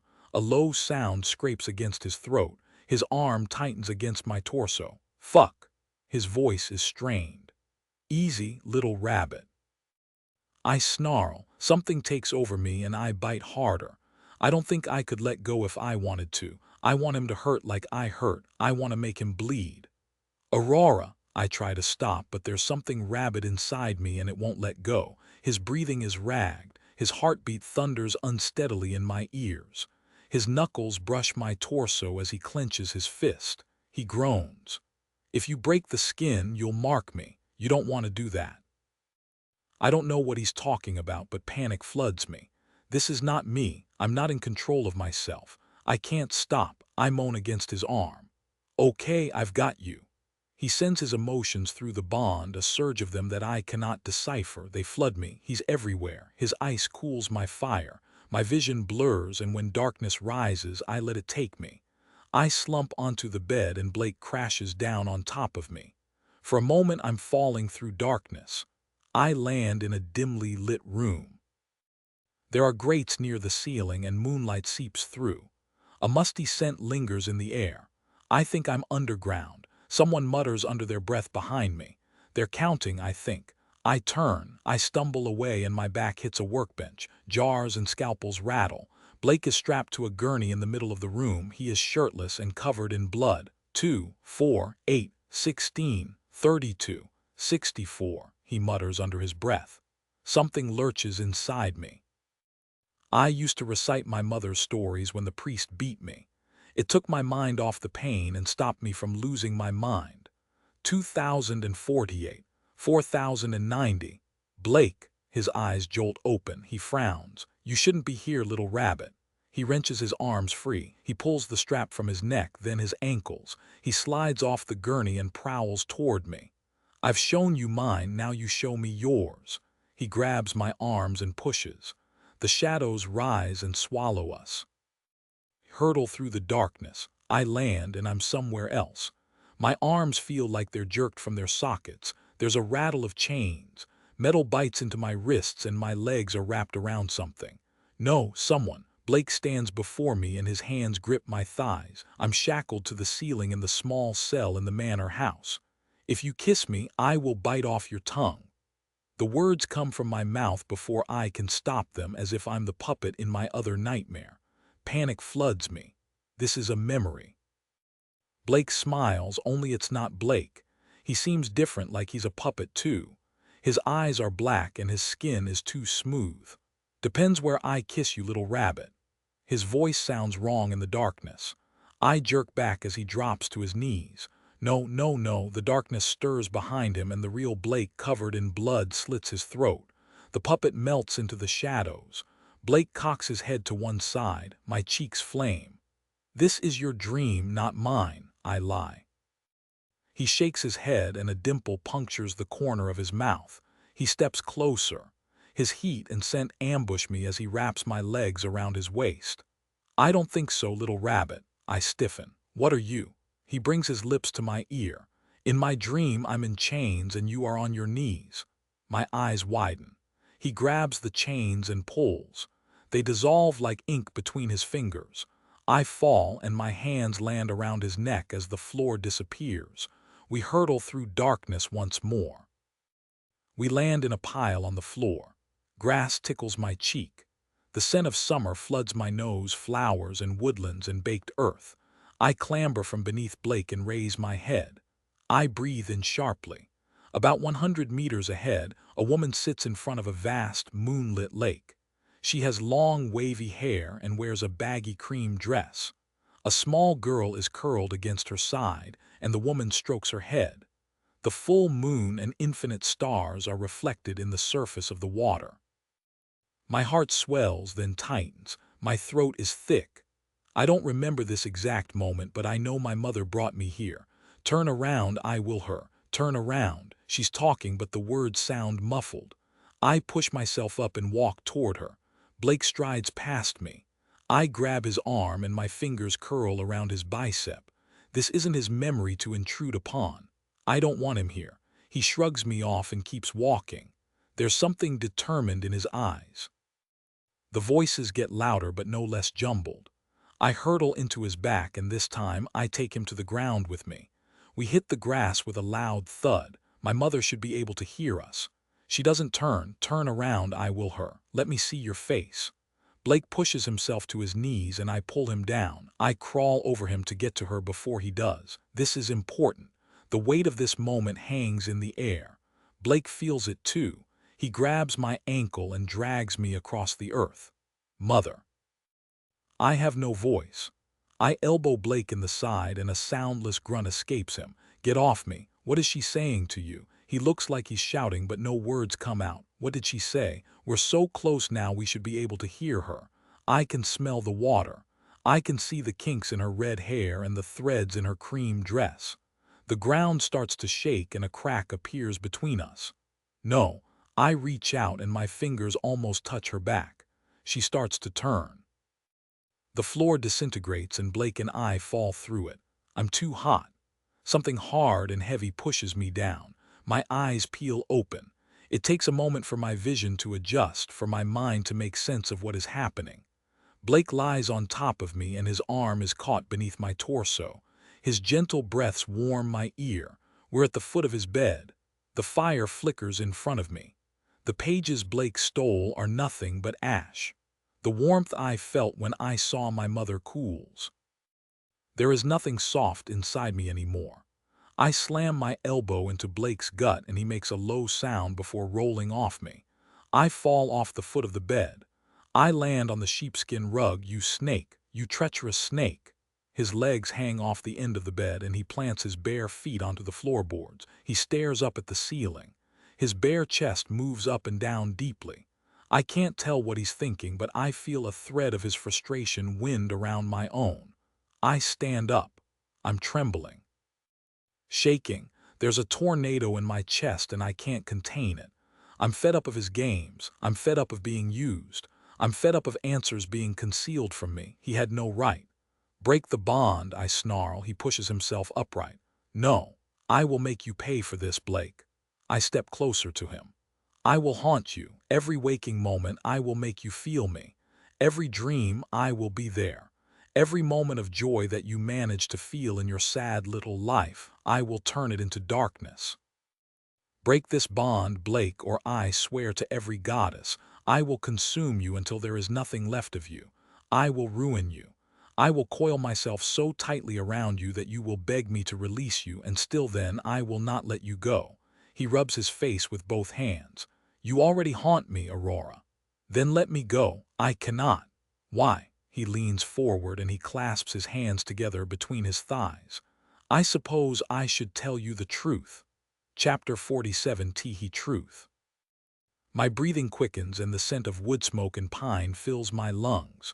The hearth is warm at my back and the fire flicks dim light across Blake's chambers. It dances over the black silk sheets, crumpled from our fight and the scars that mar his chest. For a moment, all I can hear is the crackle from the flames and the wind that rattles the window. Blake is promising me the truth. It's what I want, what I've been searching for, yet my muscles tighten. There is something in the way he clasps his hands between his thighs, his jawline sharp, that makes my stomach clench. Well, go on then, I say. He runs a hand over his mouth. How could I have known? Known what? His eyes snap to mine. The events of that night when James gave you to Sebastian. How could I have known what was going to happen? He absently touches his bicep. There's an indent where I sank my teeth into him. How could I have known James would bite you? When I tried to arrange the marriage between the two of you, I meant it when I said he would not hurt you. For all his faults, I did not think he would. My brow creases. I don't understand. Why are you telling me this? What has it got to do with anything? If my entire plan rested on getting you to accept the bond between us, I would have needed to ensure you were in a life-threatening situation so I could save your life. He shakes his head. How could I have planned the series of events that led to James attacking you? There were too many variables to control, too many things that could have gone wrong. Even I'm not that good. You said, no, I didn't. You said that, not me. I cast my mind back to the small bedchambers in Lowfell. I had accused him of planning it all, of creating the bond so Callum would forfeit the throne, and he had said, my heart stutters. He didn't deny it, but he didn't confirm it either. What are you saying? I cannot break the bond, Aurora, because I did not create it. It's not in my power. I step back. The fire is hot behind me, yet my blood runs cold. You're lying. Do you think I want this? His voice is uncharacteristically strained. It complicates things for me. My breathing is shallow. There is a sinking feeling in the pit of my stomach, a cold wind running through my chest. I saw the words Anam Kridich on the pages you burned. Is that the name of the bond? Yes, that is one name for it. What is the other? His eyes bore into mine, dark and intense. You already know. I shake my head. I do not. You do. A part of you knows. A part of you has always known, just like deep down Callum knows, just like I have always known. My heartbeat thunders in my ears. Tell me. He twists his hands together, his lips part. You'll have to figure it out for yourself, little rabbit. It looks like our time together is coming to an end. I turn just as the door opens. Lachlan enters the room, flanked by 4 of his men. A half-laugh escapes Blake's lips as he stands. Really, Lachlan, you. It's nothing personal, Blake. His coal-lined eyes glint with violence and belie his statement. I think he's worried about what Blake might do to Kai. I have orders from the king. You are sentenced to imprisonment for plotting against the throne. Are you going to come peacefully? A dimple punctures Blake's cheek as he edges back a step.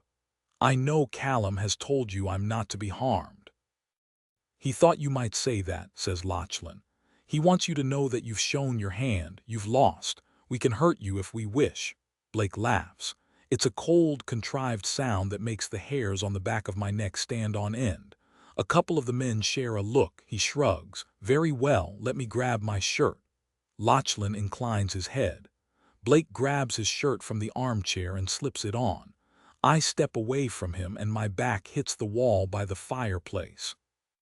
I tense as I wait for him to grab a sword and start fighting, or grab me to use me as leverage to get out of the situation. He fastens his buttons, then slips on his boots. Lachlan gestures at him, and 2 of the men grab Blake's arms and pull them roughly behind his back. They slip shackles around his wrists, and the click resounds around his chambers. He doesn't resist. They walk him toward the door, and he stops in front of Lachlan. Will you give Callum a message from me? Lachlan nods, and Blake's lips curve into a wicked smile. He has not seen my hand yet. He doesn't even know what game we're playing. Come visit me when you've figured it out, little rabbit. I'll wait for you. He's hauled out of the room. Lachlan inclines his head. Good evening, princess. He follows his men and Blake into the corridor. I'm left dumbfounded, staring at the door. Chapter 48. Everything is still. Quiet. It's the moment after a storm when the world has been overturned, yet everything is expected to go back to normal. I stand by the fireplace in Blake's chambers. If it weren't for the crumpled bedsheets, the few bits of mud on the floorboards that were stomped in by Lachlan's men, and the racing of my heart, I could be fooled that nothing out of the ordinary had occurred. Callum finally made his move against Blake. He decided to lock him up, even though he knows our lives are linked. He didn't consider it an option before. We discussed it once back at Lowfell and decided Blake would starve himself or hurt himself to get to me. Blake didn't even resist. Callum is out of his depth. Blake is up to something. Anam Krydich, the word for the bond, echoes in my mind. I was so close to getting an answer, and yet a part of me is relieved that Blake was taken before he could reveal it. His words have taken root within me and I fear them. A part of you knows. A part of you has always known. Just like deep down Callum knows, just like I have always known. I walk toward his desk and slide open the second drawer. The Alpha's fate is tucked in the corner, nestled among the maps. I pick it up. Elsie gave me 2 of these books. She said they were enlightening. Blake took both of them off me. I thought nothing of it at the time, and yet, a floorboard creaks behind me. I shove the small, flimsy tome into my pocket and turn. Callum stands in the doorway. His eyes move from Blake's crumpled bedsheets to the spot where Blake was standing a moment ago. His nostrils flare and my pulse kicks up. Does he think that something inappropriate happened between us? Did something inappropriate happen between us? I had been so caught up in getting the parchment, I had acted on instinct. I had not thought too hard about where I was or who I was provoking. I bit him. My cheeks heat, and something cold moves beneath my skin. It's certainly not proper for a lady to be in another man's bed, but I was angry. I was fighting him. I was trying to get answers for Callum as well as myself. Still, shame spreads through me. I get the sense that he's battling with his wolf. He breathes deeply and his fists are clenched. His expression could be carved from stone, and I know he only pulls his emotions back when he feels threatened. Callum. I step toward him. He staggers back as though I pushed him. Panic flickers across his face. He turns on his heel and walks out of Blake's bedchambers. Callum. I hurry after him. He doesn't slow down, so I can't fall into step beside him. Callum. He halts outside the door of his bedchambers, clenches the top of the doorframe and leans forward. His broad shoulders practically burst the seams of his shirt. He presses his forehead against the door. His scent is all over you. It's not what you think. He releases a bitter laugh devoid of his usual warmth. He touched you. I was trying to get answers. He spins around and the wolf is in his eyes. Were you in his bed? Yes, but it's not. He makes a low sound, shuts his eyes and bites down on his knuckles. A dribble of blood runs down his fist and drips onto the flagstones. It doesn't seem to offer him any relief because his breathing is unsteady. Callum, please calm down. I reach for his wrist so I can stop him from hurting himself. He lurches away from me and his back hits the wall. He drops his fist to his side and blood drips onto the flagstones. When he opens his eyes, I almost stagger back with the force of his gaze. Don't, he snarls. I'm sorry, do you want him? No, I'm a wolf, princess. He slams a hand on his chest and I flinch. He blinks back the watery film over his eyes and shakes his head. I saw you dance with him, you know, at the feast at Lowfell. The memory of Blake twirling me around the dance floor flashes through my mind. I shake my head. He cannot be serious. I didn't conceal that from you. I was trying to get information from him. I hate the plea, the whine, the desperation in my voice. A muscle feathers in Callum's jaw. Is that what you were doing when you wound up in his bed? Yes, he makes another low sound. My breathing is ragged. I've swallowed a storm and it's taking all my strength to keep it contained. If you calm yourself, I shall explain what happened. Let us go inside and talk about it like rational human beings. I am not a human, princess. Each word is rough and deliberate as he steps closer to me, his furious heat blazing my skin. I'm a wolf. Right now, you're acting like a brute. My tone is harsh, yet some small part of me welcomes his fury as if I've been waiting for it. Let us tear into one another and shout and scream so that we can release it. Let him treat me to his wrath for once as though I can take it. A frustrated noise rumbles in his chest. He shakes his head, turning his attention to one of the torches flickering on the wall. I cannot speak to you when you smell like that. He brushes past me and stalks down the corridor toward the stairwell. Do not walk away from me, Callum. Have a bath, he snarls. I shall deal with you later. Indignation rises within me. Deal with me. I deal with you. What is the anamkridich? I say. He halts. The muscles in his back shudder. His hand flexes at his side. My stomach lurches at his reaction. Blake was right. Callum knows what it is. Where did you hear that word? He growls. Coldness spreads through my bones. What is it, Callum? He straightens. He doesn't turn. Have a bath. I will talk to you later. No, you will talk to me now. Do not follow me. His words power through me and I practically stagger back with the force of them. I feel him inside me, the taste of mountain air on the back of my tongue. His command grabs the wild thing in my chest and pushes it down. He is using his alpha voice, his king voice, and trying to force me to submit to him, like when Blake used the Aethan.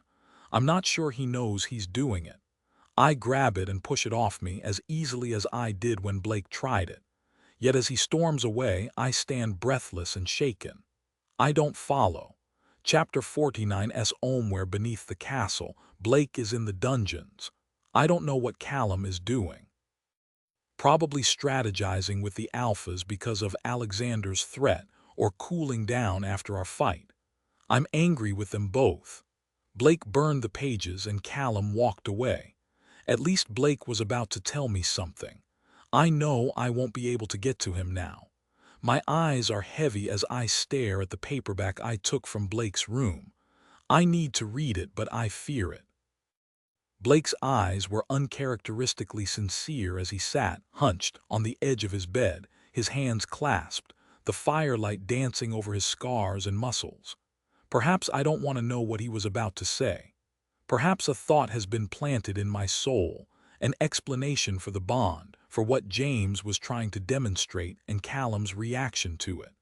I want to cull it before its roots grow any deeper. Callum told me about a wolf thing once. When I first arrived here and he asked me to wear his collar, it sounded like a bond of sorts, though he didn't exactly describe it as such. I glance at the battered paperback book and wonder if I've been searching for answers in the wrong place. Blake has taken 2 of these books from me. This one was hidden in his drawer as if to keep it out of my reach. I nudge the book away. I drop back onto my pillows and pull my hands through my hair. I tug it, welcoming the sting on my scalp. The wind howls against the stone walls and my mouth aches and my skin is tight. I chew my finger. I break the skin and tear some off the side of my nail. I sit up. I pick up the book, my blood seeping into the parchment. I open it and begin to skim the neatly inked words. It's a story about a beastly alpha who lives in a castle and who, in retaliation for a slight made by an alpha from a nearby clan, takes the alpha's daughter prisoner. Only, as they spend time together, they begin to fall in love. It's not until near the end that I come across it. The 2 wolves share a bond. It's named anamkridich. My heart pounds in my ears. The words on the page blur. I slam the book shut. The shadows darken and I'm underwater, thrashing for air. I kick for the surface, but something has hold of me and it's pulling me down. The thought that has taken root grows. I cut it back. I wish I could speak to Elsie, but she's back at Lowfell. I remember something she told me. The old cook here at Lowfell used to pen them. Could it be? I scramble off the bed, put on my slippers and slide a robe over my nightdress. I grab the small book. It's late, but if I'm in luck, the kitchens will not be empty. I tiptoe around Fergus, who is sleeping again, down the stairs and make my way to the ground floor of the castle. There's a fire in one of the kitchen hearths when I arrive, and the woman I seek stands with her back to me, washing dishes in a soapy bucket. "You should be in bed at this hour, lassie." Mrs. MacDonald's voice is admonishing. She turns and folds her arms, her soapy hands wetting the sleeves of her brown dress. "And you certainly should not be parading around dressed like that." She clucks her tongue at how the robe, drawn in at the waist, clings to my curves. I raise the tone. "Did you write this?" Her eyes narrow on it. She turns back around. I wrote it a long time ago. I haven't the time for it now. What of it?" Despite the questions that bubble dangerously close to the surface, the corner of my lip twitches. "Who would have thought you were such a romantic, Mrs. MacDonald?" I say. "Ahem." I walk toward her and stand by the counter on the other side of the bucket she's washing dishes in. The window looks out onto the herb garden, and outside, the wind rustles the rosemary and bushes of thyme. I can't quite bring myself to ask her the question I want to know the answer to. "You wrote about the Anamkridich in this book," I say. It's a rare thing in reality, but I always put it in my books. The Anamkridich, if two wolves shared it, would they be able to feel each other's emotions? I like to write it that way. In truth, no one knows. It's rare for such a bond to exist, and even rarer for it to be accepted. It has to be accepted. Oh, of course. Why do you ask? How does one accept it? She shrugs. I don't know. The only wolf I know to have experienced the Anamkridich is James, and he was never forthcoming about the details. My eyebrows lift. James, with that lassie he used to court, Claire, or that's the rumor anyway. People say she refused him, so the bond never solidified. My pulse is hammering. How can it be broken? She laughs. Broken, once accepted, it cannot be broken. Only the moon goddess would have the power. She goes back to her washing. No, the Anamkridich is eternal. The bond is thought to surpass even death. Why do you want to know? I'm already turning on my heel, walking on trembling legs out of the kitchens. I murmur my thanks, I think. My mind, my body feel as if they're someplace else. The corridors blurring around me, I make my way to the stairwell. An eternal bond shared by two wolves created by the moon goddess, written about in love tomes that would be upsetting to Callum. I grasp the banister and suck in a breath. You already know. Nausea rises within. I remember what Callum told me when I first arrived at Mad Adelaide. It's a wolf thing. Rare but powerful, stronger even than love. Two souls chosen by the moon goddess. I know what the bond is. If I go in one direction, I could confront the alpha who lied and deceived me in the dungeons. If I go in the other, I could face the alpha who hid the truth he must have suspected for weeks now. The dangerous, horrible thought has grown vines so thick I can barely breathe. I fight it back with everything I have. I push it down because I will not allow it to surface. I'm not a rabbit, I'm not prey. I'm not a problem to be locked away in a tower. I'm not a helpless princess that needs protecting from the truth. Someone has to pay for this. Someone will pay for this. Body trembling, heart thumping, chest heaving, I pick a direction. Chapter 50, I burst into his chambers.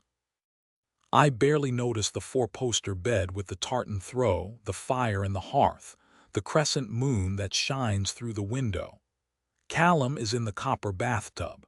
Even through my rage, my breath hitches at the sight of him. Powerful, muscular, yet completely at ease. The firelight dances across his wet skin and turns it bronze. His knees are raised and his head is leaning against the edge, exposing his throat. His damp hair is the color of wet sand and brushed back from his forehead in that way that makes him look younger. He opens his eyes as the door swings shut behind me. He grips the sides of the tub and starts to sit. Water cascades down his chest, and I cannot deal with seeing any more of him right now. Stay where you are, I say. He stills as if he senses the growing storm in me. I know he doesn't fear me, could not fear me, yet wariness tightens his jaw. You need to calm down, princess. You lied to me. His expression darkens. I did not. My chest heaves because that is not the truth and he knows it. There's a scream inside me tearing me apart from the inside. My teeth ache and I want to bite something. My skin hurts with the force of containing it all. My muscles vibrate, my bones shake. If I don't release it, I will combust. Rory, Callum warns. I storm toward him, grab the slippery soap that sits on the side of the copper tub by his hand and hurl it at him. Then the washcloth. Water sloshes over the side of the tub as he raises his forearms. Both bounce off him and hit the floorboards. Are you done? He growls. No, I'm not done. I swipe the candlestick off the mantelpiece beside me. Don't you dare! I swing it at his head. He grabs the end and yanks it toward him. Instead of releasing it, I stumble and have to grip the side of the tub to keep my balance. Am I going to let you do that? He says. My breathing is hard as that wildness in my chest struggles to escape. No, no, he agrees. Drop it. No, drop it or I shall make you. The wolf shines in his eyes. You won't hurt me. I'm as convinced of this now as I was when I first set eyes on him. Still, you cannot come into my chambers in the middle of the night and threaten me. I cannot allow it. His gaze darkens. Drop it. I try to wrench out of his grip so I can aim it at his face again. He lets go and I stumble. He hooks one arm around my waist and grabs my wrist with his other hand. There's a sloshing noise as I crash down on top of him, scuffing my knees against the sides of the tub. Water spills everywhere. It careens over the sides of the bath, sloshes over the floorboards and drenches the sheepskin rug. I release my hold on the candlestick, and it clatters to the floor and rolls beneath the bed. I gasp with shock as I'm drenched, and my core is pressed against his hard torso. He grabs my waist and holds me still. My legs are wedged between his thighs and the side of the bath. This is not the way we settle things, he says. I suck in a deep breath, the room blurring around me. I taste mountains and soap and the familiar scent of wood smoke. It's like ash in my mouth. Do not tell me how I settle things, Callum McKinnon. I grip his shoulders to push myself upward and steady myself. My hair is draped against his chest. You're a liar. I have not lied to you. You know the nature of the bond. Don't pretend otherwise. I know. A growl builds inside me. You made a mockery of me. You believe you have been made a mockery of. He doesn't look like the Callum I know right now. There is nothing gentle or kind in his expression. Despite the intimacy of our position, he looks at me as if I'm a foe he's facing on the battlefield. I can barely contain my rage. It rises up my throat and I want to scream. You hid the truth. Because I did not want it to be true. You had no right. My body is tense against his, my chest heaving like I'm drowning. How long have you known the nature of the bond? His throat is bobbing. How long? I suspected on the night James bit you. The fire inside me blazes and roars. That long, his jawline hardens. That long, and I denied it at first. But James told Blake to kiss you and I couldn't hide from it any longer. I scented it, I saw the way he reacted to you, and I tried to tell myself I was mistaken. Until I read the pages in Blake's book the moment I returned to Mad Adelaide, and I knew it to be true. His accent gets thicker as he gets more agitated. What am I supposed to do? Give you my blessing? You're his M. Do not finish that sentence. My nightdress and robe stick to my body. The water is warm and splashes around my stomach. My curves press against his chest, and one of his hands is clamped on my waist, hot and firm as iron. You're supposed to tell me so we can fix it. You're not a full wolf, you don't understand. His hot breath mingles with mine. There is no fixing it, there is no choice in it. A muscle throbs in his neck. The bond is unbreakable and I do not share. I want all of you, heart, body, and soul. I will take no less. What about what I want? Do you care about that? You do not know what you want, princess. You didn't know on the night I took you, and I don't think you're any closer to answering that question now. His heartbeat thunders in my ears with my own, furious, restless. What's next, Callum? Are you going to keep me brushed aside, out of the way, kept in a room in your castle while Blake is locked away in? Do not speak to me of him. His eyes blaze and his cheeks flush as he leans closer to me, pulling our bodies flush. What would you have me do? You are the moon to me, Rory. Every time I set eyes on you, my soul is aflame. The wolf inside me presses against my skin. It howls in my blood and roars in my ears, and you would not like the things it wants me to do. Every night I have thought of you. I have imagined myself buried inside of you, sinking my teeth into you, claiming you as mine while cursing my goddess for not giving you to me. I have left my door unlocked, praying you would come while hoping you wouldn't. Something coils hot inside me at his words. It aches. It burns. My teeth hurt and my nails are claws. That wild thing in my ribs thrashes against its cage. A low growl builds unbidden in my chest. Bite, bite, bite. Callum's nostrils flare. He answers with a growl of his own, and his hard, wet chest vibrates against my peaked nipples. His fingers dig into my sides. "Do not test me, princess," he says. "I know I should get a hold of myself. I know this is wrong and we need to talk.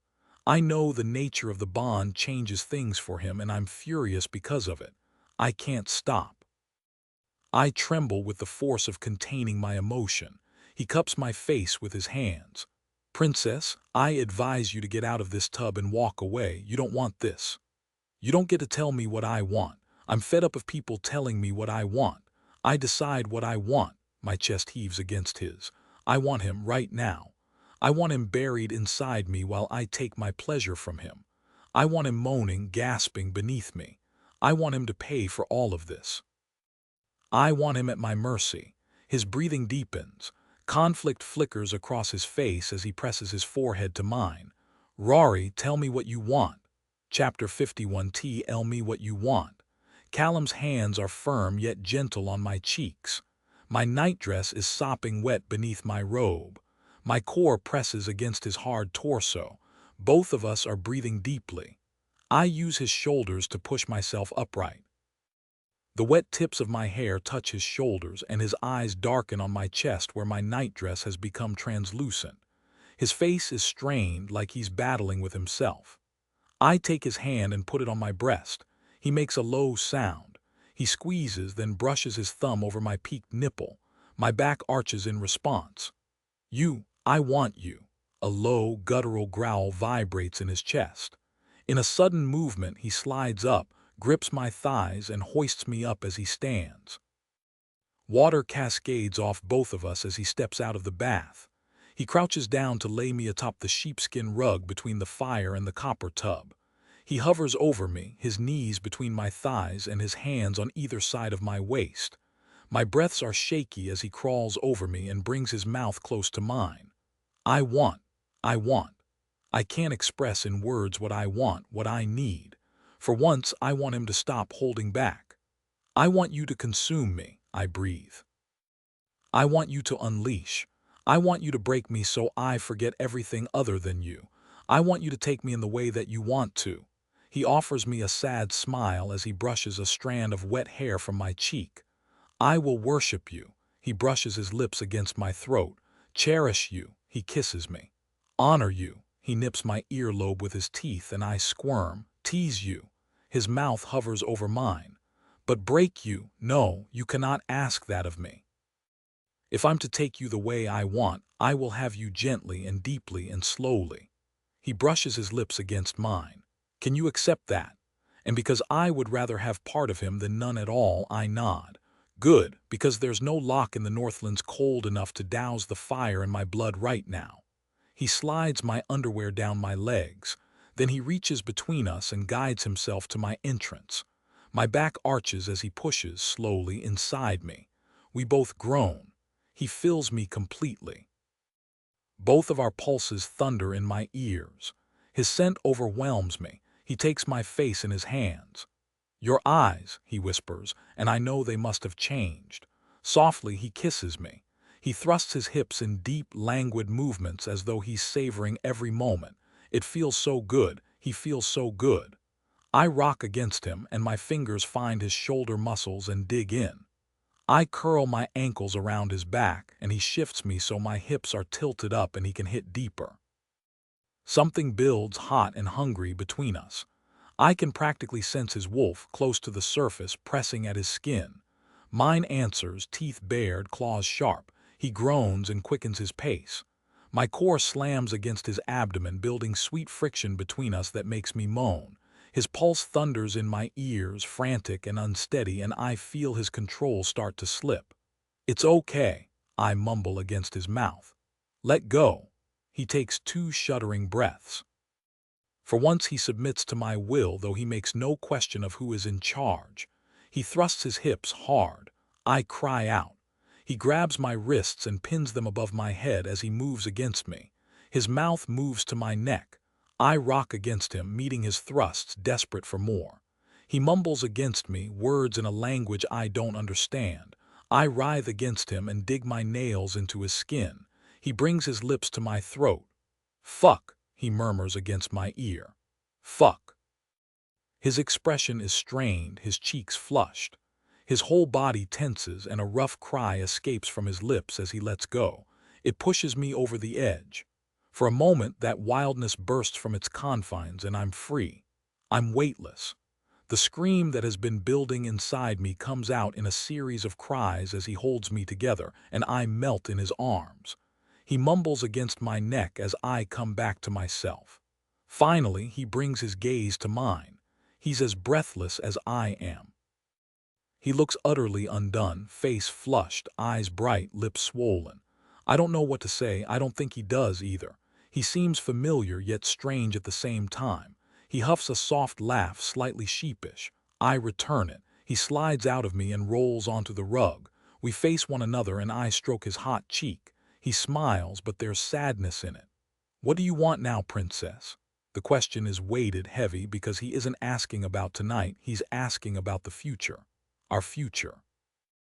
I swallow. "You cannot make peace with it, can you?" He places his hand on the small of my back and brings me close. "I tried to make peace with it. I tried to let you go. I tried to pretend it wasn't real and that it was all in my head. I failed." He shakes his head. "The Anam Kridich, it's sacred. If anyone found out what we have just done, if they knew what I had just done with another wolf's," he clears his throat. "It's not done in our kingdom. You want to end things between us, don't you?" I should feel hurt, yet a strange calmness settles over me. "It's the last thing in this world that I want." You're bound to him, regardless of my desire. Tears glisten in his eyes as he strokes my cheek. "If things were different." I incline my head as my decision solidifies. "The moon's power can break the bond, Callum. I'm going to find the heart of the moon. I'll use it to break the bond, then I'll bring it back to you." A soft smile graces his lips, though there is a glimmer of disbelief in his eyes. "You don't believe me." "I don't believe the bond can be broken, princess." My jaw hardens. "I have to try." He pushes his forehead against mine. "Fearsome creature." Wolf. Chapter 52. I wake sometime in the morning. The fire has died and there is only ash in the hearth. Darkness stains the floorboards and the rain patters against the window. Still, I'm not cold. Callum lies on his front. His heat sears me and his scent is overpowering. I think I must be finally accepting that wolf part of myself because I smell him all over me. Mountains and the dawn light, a hint of wood smoke. His hand is inches from mine on the mattress as if he reached for me in his sleep but fell short. He seems so close, yet further away than ever. I understand now what plagues him. I understand how this bond, this unbreakable bond, with Blake tortures him just like it tortures me. I understand that for him it changes things. Things have changed, I suppose, for me too, though I like to think that if things were reversed, I would at least fight for him. Perhaps it's because I'm not a wolf, or not a full wolf anyway. I've not grown up in the light of the moon goddess. Breaking a bond she has made doesn't seem like sacrilege to me. In spite of everything, a strange peace settles over me. There's something growing in me that I don't understand. Something awoke within me long before I was bitten by James. The night I took Callum's hand and came with him to the Northlands, it burst into existence, and it has been agitated since. I've struggled to find my place here. I've always been defined by my relationships to other people. Even now, that is the case. The wolves see me as either the daughter of their enemy or the consort to their king, and if the truth about the bond comes out, they will define me by my connection to Blake as well.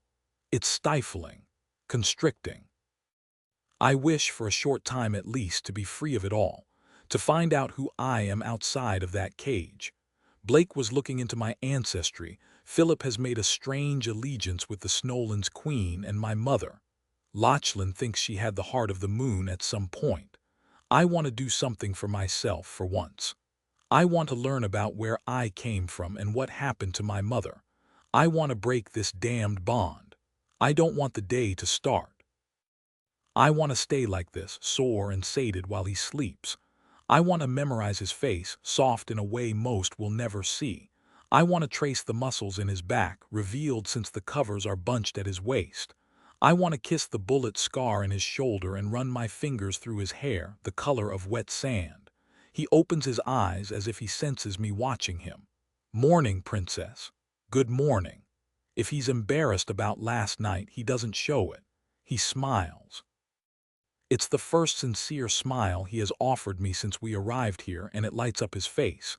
It makes him seem boyish, mischievous. I can't help the twitch of my own lips. Last night was fun, he says, voice rough with sleep. Visions of him pinning me to the rug as he thrust inside me flood my mind. Yes, it was. We stare at one another.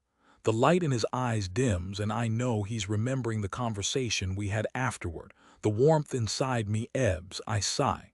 We need to talk about. He exhales. We do. There is something I must do first. He rolls onto his back, then slides out of bed. Naked, he pads across the room, wraps his kilt around his waist, then slips on a shirt.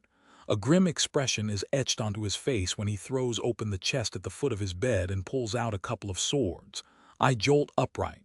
Callum, what are you? He strides across his chambers and heads into the corridor. I shall be right back, princess. I throw myself out of bed. I grab one of my simple dresses that hangs in his armoire and almost fall over as I pull it on.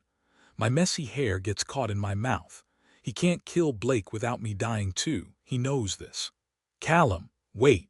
He's already rounding the end of the corridor when I stagger out of his bedchambers. I run after him, heartbeat pounding. I presume the dungeons are beneath the castle, but he strides past the stairwell and down another corridor, throwing open a door. I jerk to a halt beside him. Up. Now, Callum commands. Philip groans, rolls over, and staggers out of the small bed by the window, arms outstretched. His copper hair is messy and it glints in the light of the low fire in the hearth. He wears a long-sleeved white cotton top, his tattoos covered. He blinks a couple of times as he turns to face us, as if confused. Yet when Callum tosses him a sword, he catches it with one hand. Philip stares at him as if he is mad. You've overstayed your welcome, says Callum. Outside, with me. Now. Philip's eyebrows lift. Callum is already striding away. My heart beats quickly. I'm not sure what he's planning. I hurry after him. I know he's despicable, but you cannot just kill the heir to the Southland's throne, I hiss. Callum looks over his shoulder as he reaches the stairwell. I suppose we'll see, won't we? Philip appears beside me a moment later, now wearing boots and a shirt over his undergarments. Have fun last night, little sister. His nostrils flare and he pulls a face. You smell like cock. Don't be disgusting, goddess. I despise him, yet I barge past him and hurry to stride beside Callum as he powers down the stairs. Callum, what are you doing? Testing a theory. Are you going to elaborate? No. We make it to the entrance hall and the torches are being lit by Kaylee, who looks between us wide-eyed as we pass. Callum pushes open the double doors and steps into the matted-alleyed courtyard. You'll see, the courtyard is quiet. A few wolves mill around. A servant carrying chicken feed, Fiona, who waves a hand before walking through the archway toward the stables, and Lachlan and a few of his men. I assume they have been training from the way their shirts cling to their chests and the way they gather around the water pump. My breath mists in front of my face. Callum turns to face Philip in the center of the courtyard. He draws his sword and drops the sheath onto the cobblestones. Philip cocks his head to one side, his nose curling up. You serious? Callum roars as he whips the blade through the air. In a lithe, graceful movement, Philip unsheathes his weapon and raises it to block Callum's blow. The sound of steel on steel reverberates through the courtyard. Birds nesting in the walls take flight, their wings flapping as they head toward the mountains. The wolves around the water pump stop their conversation and turn to watch. The force of Callum's blow should have shattered Philip's arm. Philip throws him off. The two males go at each other and my lips part. Callum is brutal, every blow deliberate and designed to overpower his opponent. His biceps ripple beneath his sleeves, and he grunts as he brings the sword down upon my brother. Philip blocks and dodges every blow. It's like watching fire battle water, a hammer clashing with steel. He is the opposite of Callum's brutality, yet no less efficient. He moves as if he's dancing. A muttering fills the courtyard as more people going about their morning chores stop to watch. I'm frozen, my mind not able to make sense of what I'm seeing. Callum is a battle-hardened alpha while Philip is a spoiled, drunken fool, and they are equally matched. Is that all you've got, princeling? Callum kicks Philip in the torso and sends him staggering back. Philip glances up and smirks. He winks, and when I follow his gaze, I catch Isla scowling through the window above the oak doors. Not quite. Philip goes on the offensive, and I realize I was wrong. They're not a match. Philip is better. He slices his blade through the air and dances around Callum. His moves are ethereal yet deadly. There must be 12 wolves out in the yard now. They gather around the two with interest in their eyes. Callum's claim to the throne is already weak, and my brother is beating him. If he were to win, I dread to think of the violence that would befall both them and me. Yet when Callum staggers back, a soft laugh escapes his lips. "Lachlan," he says. He ducks back into the circle of wolves, and Lachlan darts forward to block Philip's next blow. He attacks Philip, and Philip adapts instantly. Lachlan's style is almost as brutal as Callum's, and his steps have some of Philip's grace, yet Philip outmatches him too. The two parry each other's blows, and Philip doesn't seem to tire. This doesn't make sense. This is the male who would drunkenly bellow through the palace halls with a bloodied nose and the scent of perfume on his collar. My eyes find Callum as he watches. A smile ghosts his lips. A keg of ale to anyone who can knock this perfumed princeling on his spoiled southern arse. The wolves watching laugh. Two men dart forward and join the fray. Philip disarms one of them and sends the other reeling back. Another raises his sword. Philip ducks, then swipes out his leg and sends him flying. By the time Philip is holding his own against 5 wolves, his blade a blur in the gray light, my fear ebbs away and all I can do is stare, dumbfounded. "That's enough," says Callum, amused, when 4 of them are on the floor and only Lachlan still stands against him, and even he is breathing hard. Lachlan shrugs a shoulder at Callum. Philip glances up at Isla, whose mouth is parted. Slightly breathless, he bows elaborately, and her scowl reappears before she disappears from the window. "You'll do," says Callum. Philip turns on Callum, eyes widening. "Do for what?" Callum strides toward Philip and clasps him on the shoulder. "Pack a bag, I've got a job for you." He heads toward me, his expression softening. Something sad swells inside me when he towers before me. "A word, please, princess. I think it's time for us to have that conversation." Chapter 53, C. Alum takes me up a narrow stairway to the top of the castle's curtain wall. He walks to the edge and rests his forearms on the stone wall. I stand beside him, and his body heat stops me from feeling the early morning chill.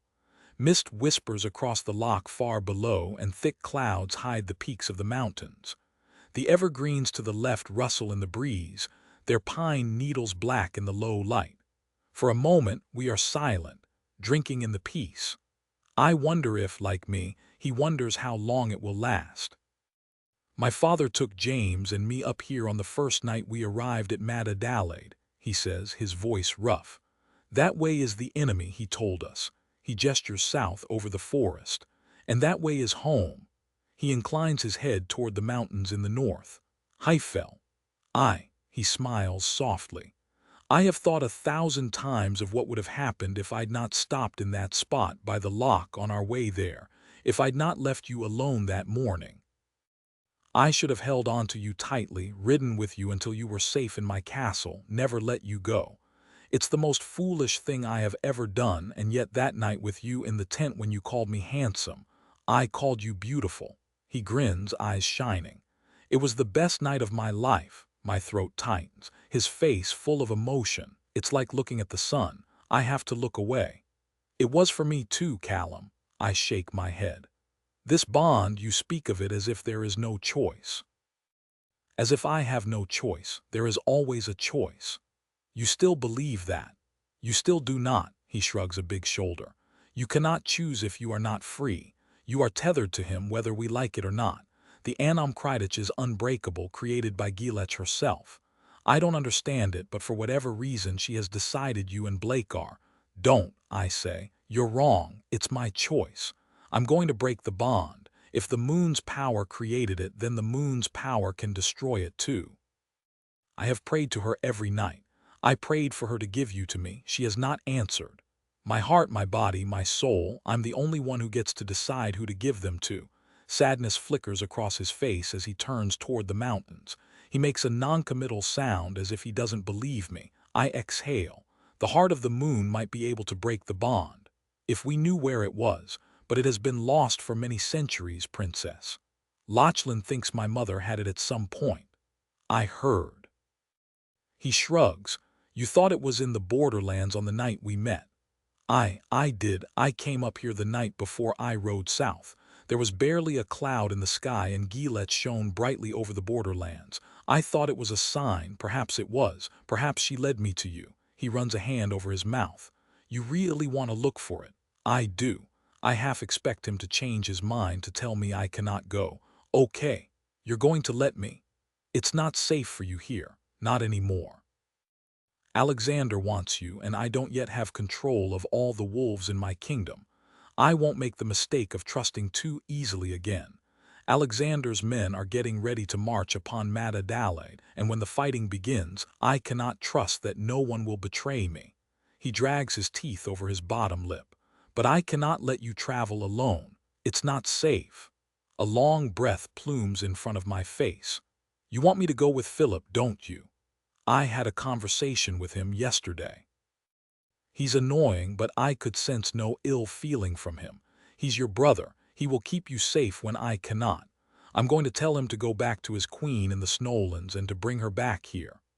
I snap my head toward him, gritting my teeth to stop the pain that shatters through me from escaping.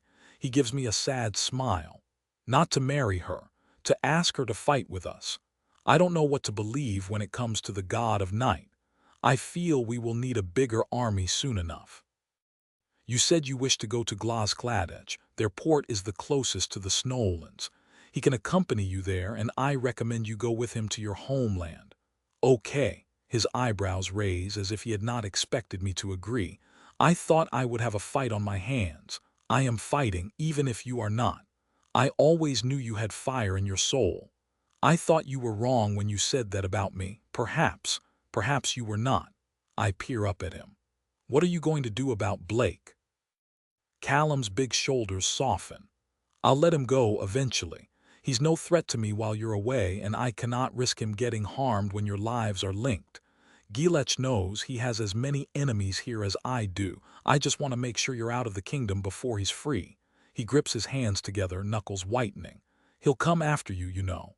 Yes, I breathe, I know. Perhaps it would not be so bad if he found you. Hurt surges through me. Why do you say that? He shrugs. He won't harm you, of that I'm certain. There must be a reason for all of this. I had thought at first that Gilech had created the bond because she wished him to be king and wanted you both to bring the kingdoms together. But I cannot make peace with the idea that my goddess would want a Southlander on the throne. There must be another reason. He shakes his head. I despise the male, but I believe there is goodness in him buried deep. I believed that once. Now I see shreds of it at times. But I had told Callum once that Blake may not be as bad as we thought, and he had told me I was wrong. What changed your mind? The wee lad at Lowfell, Alfie. I realized why I recognized him.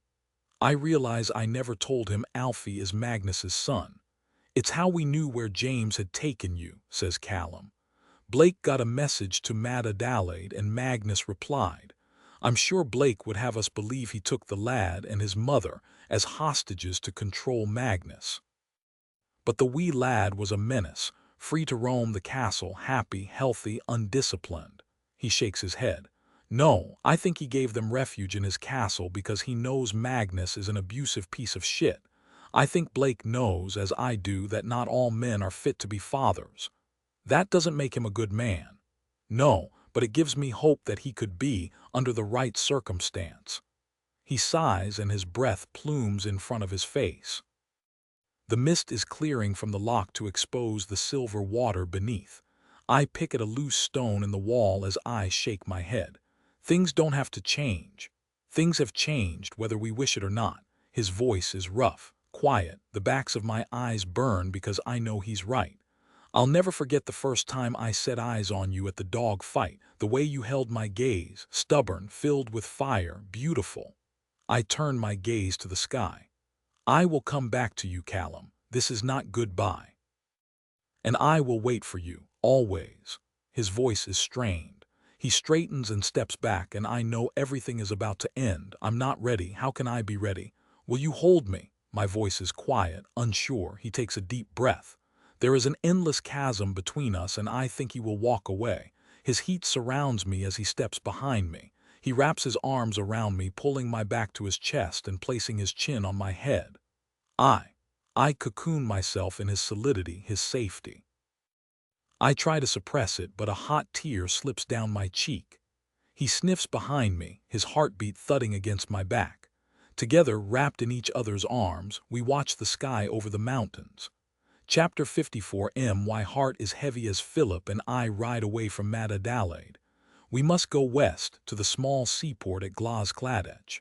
First, on Callum's orders, we take a route through a valley to the north to avoid Alexander's army, who have been spotted riding in our direction. I ride a small chestnut horse named Heather, prepared for me by Fiona, who hugged me tightly before I left and told me she hoped our paths would cross once more. Mrs. MacDonald packed me a bag of bread, dried meats, and nuts, as well as another of her love stories, which she tucked within the other items with a wink. Callum brushed his lips against my forehead, eyes shining in the cold sun, and gave me the small silver letter opener I took from the borderlands that I once tried to stab him with. Go for the throat, he reminded me, his voice strained. I'll find the heart of the moon and I'll come back to you, I told him in response. And then Philip and I were on our way. I didn't say goodbye to Blake, though the bond tugs as the mountains rise up on either side of us. Darkness grows in my chest, and I'm not sure if it's linked to the sadness I feel or whether I'm feeling his emotion. I think he knows I'm gone. Philip rides ahead, his gait casual, only one gloved hand on the reins of his horse. He's dressed in his long blue coat with a high collar, and the sword Callum gave him is strapped to his back.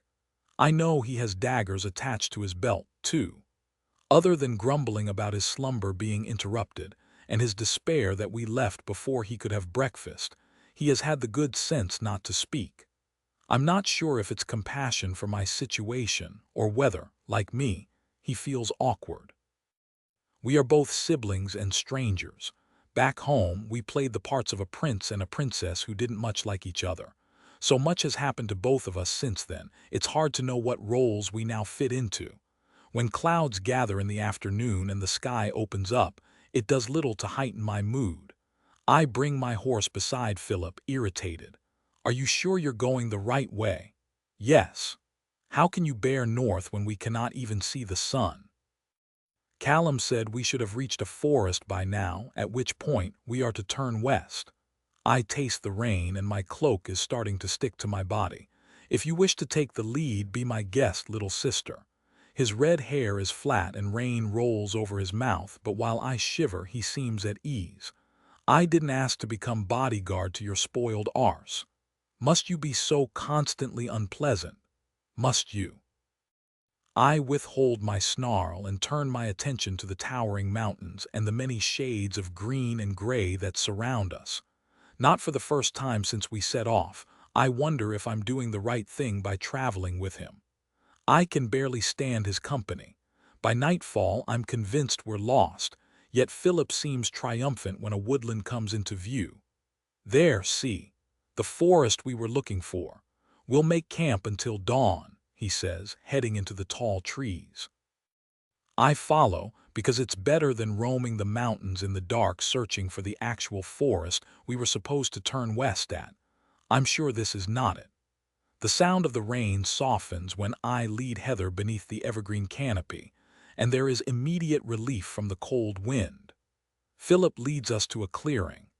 We both dismount, and he orders me to light a fire while he waters the horses at a nearby stream, the sounds of which fill the pine-scented air. I'm sitting on a log, warming my hands by the crackling flames by the time he returns. He sits on a boulder opposite and clasps his hands between his long legs. I pass him some food. We eat in silence. We finish. He sharpens his sword. I wring out my hair and rebraid it. A stubborn part of me wants to maintain the silence, to suppress all my questions because I don't want him to get the incorrect impression that I care about anything that happens to him. My curiosity outweighs it. His past is my past. I need to know. Are you going to tell me what happened to you? I ask. That depends on whether or not you ask me nicely. I glower at him over the crackling flames. Oh, please, Philip, please tell me what happened to you because I really care. Sarcasm is quite unbecoming of you, little sister. He shrugs, then sheathes his sword. He props it against the boulder. What do you want to know? I don't know everything. Did you know Mother was a wolf? When did you get bitten? Was it before you left the palace or after? Before. Shock slams through me and I try to pull back my reaction so he can't see my hurt. If it happened before he left, he must have known about Mother, about me, and never told me. I should expect no more from him, yet he's my family. His expression softens. I was not pleasant to you growing up. I know that, he says. In my defense, I didn't like you very much. My hurt turns into irritation, and my fingernails dig into my palms. Oh, well, that's okay then. A thick silence extends between us, and I can't stop the question that has plagued me for years from erupting. Why? I was jealous, I suppose. Jealous of what? He sighs dramatically. I don't know. You spent your days swanning around the palace, dressing in fine clothes, preening, playing music, watching plays, embroidering. All the while, I had to train to go to war. I never wanted to learn to kill humans or wolves. I certainly did not want to be up at dawn every morning, failing to impress our father, constantly being told what a disappointment I was. He shrugs. Before she died, you were always Mother's favorite child, and I was Father's. When Father sent me to war, it was to toughen me up because he believed I was too soft. I didn't see what was wrong with being soft. It always seemed to me that you got the better part of it all. I had never thought of it this way, yet I release a bitter laugh. I didn't, Philip. I was powerless. You have no idea what it was like to be a woman in that situation. I had no voice, whereas you always did. You got to escape it. Do you know what my escape was? I was supposed to marry Sebastian. He looks up at the tree boughs overhead as if he can't quite meet my gaze. I heard about that. He runs a hand over his mouth. Since I met Ingrid in the Snowlands, I realize some of my perceptions may have been incorrect. I'm just saying that's how I felt at the time. And alongside my envy, there was a hunger growing within me that I couldn't understand. I tried to drown it out with drink and fill it with women and men and appease it by picking fights. Yet I was never sated. You always seemed like you were at peace. It never occurred to me that you may be going through the same thing and were more adept at hiding it than me. You could sense you were a wolf. I began to suspect it just before Mother died, yet I didn't ask her. I was afraid, I think, of the discovery of the answers of her outing me to Father. When she passed, I started looking into wolves. I read everything I could get my hands on in the library. If anyone saw me, I told them I was researching my enemy so I'd know how to kill them better. One day, one of the guards saw me. He told me there were wolves in the dungeons beneath the palace if I wanted to see one up close. Something coils, serpent-like, around my insides. Philip cocks his head to one side. "What? Is that where you met Blake?" I ask. My voice is barely audible over the rain pattering on the evergreen canopy and the stream nearby. I'd seen him around, but that was the first time we spoke. One night my curiosity got the better of me. I went to see what lay in the depths of our home. There he was. "You're looking better than the last time I saw you." Philip had said that to Blake when we were at Adelaide. He'd been tortured. Yes, so you can imagine how my fear of discovery grew on finding him and the other prisoners down there. I shake my head, disgust writing within. "You did nothing. Would you have done differently, little sister?" I shake my head. I like to think that I would have tried to help, but perhaps that is fanciful thinking. Perhaps I'm as much a coward as my brother. I don't know, Philip. I tried to distance myself from what I'd seen. I tried not to think about it. It haunted me, though. It would be my fate if Father ever discovered what I was. Honestly, it had never occurred to me that you would share the same affliction, the same fate. I was too wrapped up in myself. The only saving grace was that I knew I was a half-wolf and I had not yet been bitten. What changed? The night of the full moon I felt restless. I snuck out to the docks and drank so much I could barely stand. When I returned to the palace, he shakes his head. I was overtaken by a sick curiosity. I wanted to know what they looked like when they transformed. "You went back to the dungeons." A sorrowful look flickers across his face. "There were 5 of them in the cells. I was barely conscious, I was so drunk. I taunted a couple of them through the bars. I was bitten. I deserved it, I suppose." "Blake said he knew the wolf who bit you." "Yes, he's at Adelaide now." My eyebrows raise. "Who?" He snaps his gloved fingers as if he's searching for the name. "The man with the dreadlocks and the southern accent. Jack." Yes, that's right, Jack. Shock blooms inside me. I had never asked how Blake met his right-hand man, but I didn't expect them to both have been prisoners within my father's palace. Darkness spreads inside me as something else occurs to me. Jack is part of Blake's clan. That makes Blake your alpha. The thought that Blake is playing a bigger game intensifies. It can't be a coincidence that he has managed to become alpha to both the prince and the princess of the kingdom that entrapped him. As much as I protest that Blake is not my alpha, his bite still marks my shoulder. Philip shrugs. He certainly thinks he is. He tried to use the Athn on me when he had me in the infirmary. It didn't work, he shakes his head. No, although I let him think it did.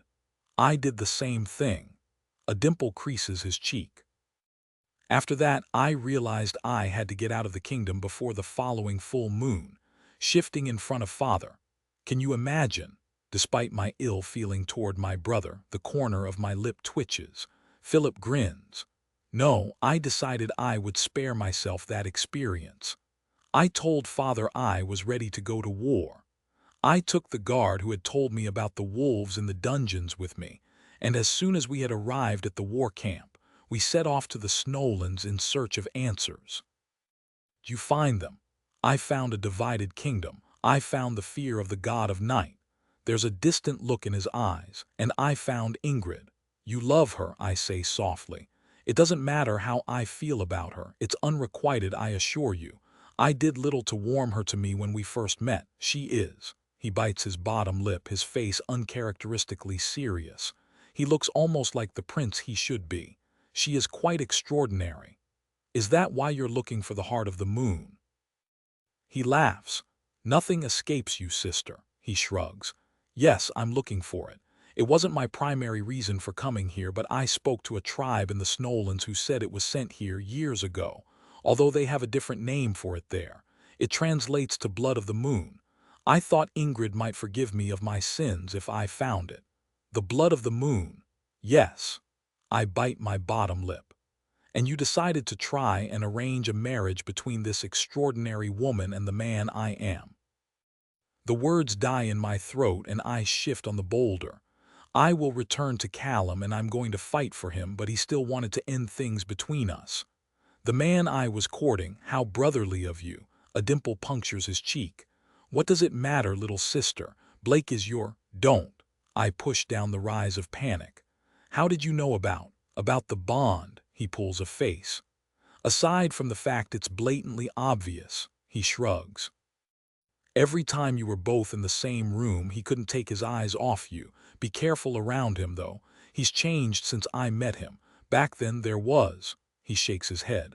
I don't know. There was something off about him. He hides it now.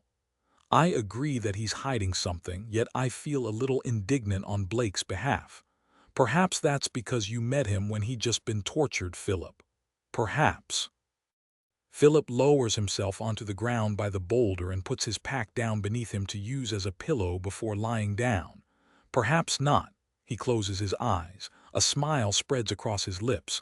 What? I say. Father would be so displeased to know what has become of us. I lie down on the pine needles and settle down for sleep. 2 half-wolves, each helping a different enemy kingdom. Yes, he would be, wouldn't he? Philip laughs. Good night, little sister. Good night, Philip. I open my eyes. I'm no longer in the forest. The scent of pine is heady in the air. A fire crackles in a black iron fireplace adorned with books and a decanter of whiskey. Blake's chambers. The mattress creaks behind me, followed by a muffled moan. I turn and freeze. I'm in Blake's dream. There is a version of me on my knees on his bed, framed by the bedposts and the dark silk curtains. I'm naked and my skin glows like moonlight. Blake kneels behind me. One of his hands is cupped between my parted thighs, the other roughly squeezes my breast. His teeth are at my throat and he thrusts his fingers into me. The dream version of me moans and pushes back into him and he groans. My legs turn to liquid. I feel him. I feel him everywhere. He's not touching the real version of me, yet pressure builds between my legs and my core aches. I need to get out of here, but I'm transfixed. It's not just the fervent nature of Blake's movements when he's usually so in control. It's the glow of my skin, almost goddess-like, as if that is how he sees me. He pushes me down onto the mattress and I snap to my senses. I stagger back. My back hits something solid and warm. I spin around. Blake, the real Blake, stands before me. His gaze is fixed on the bed and his lips are slightly parted. I grab his shirt and push him against the wall by the fireplace. Stop it. Eyes flit to mine, panicked. I cannot.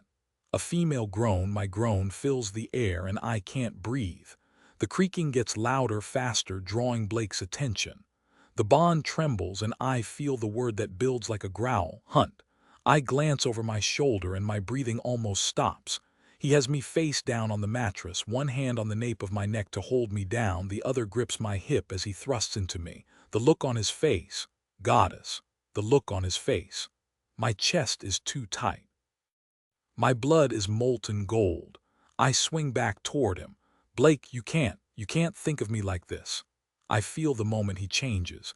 He feels like he did in the chapel, feral, animal, not himself. His eyes shift, then glow. No one would know. What? Almost delicately, he takes a strand of my hair and tucks it behind my ear.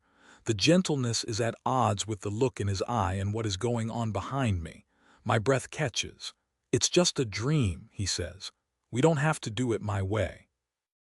I can be gentle if you like. My mouth dries. Blake. He cups my face in both hands. Let me have you just once, please. My insides combust. He is begging. Blake is begging. And I know he is manipulating me. I know he will do or say anything he needs to in order to get what he wants because that is how his mind works. Yet my blood heats.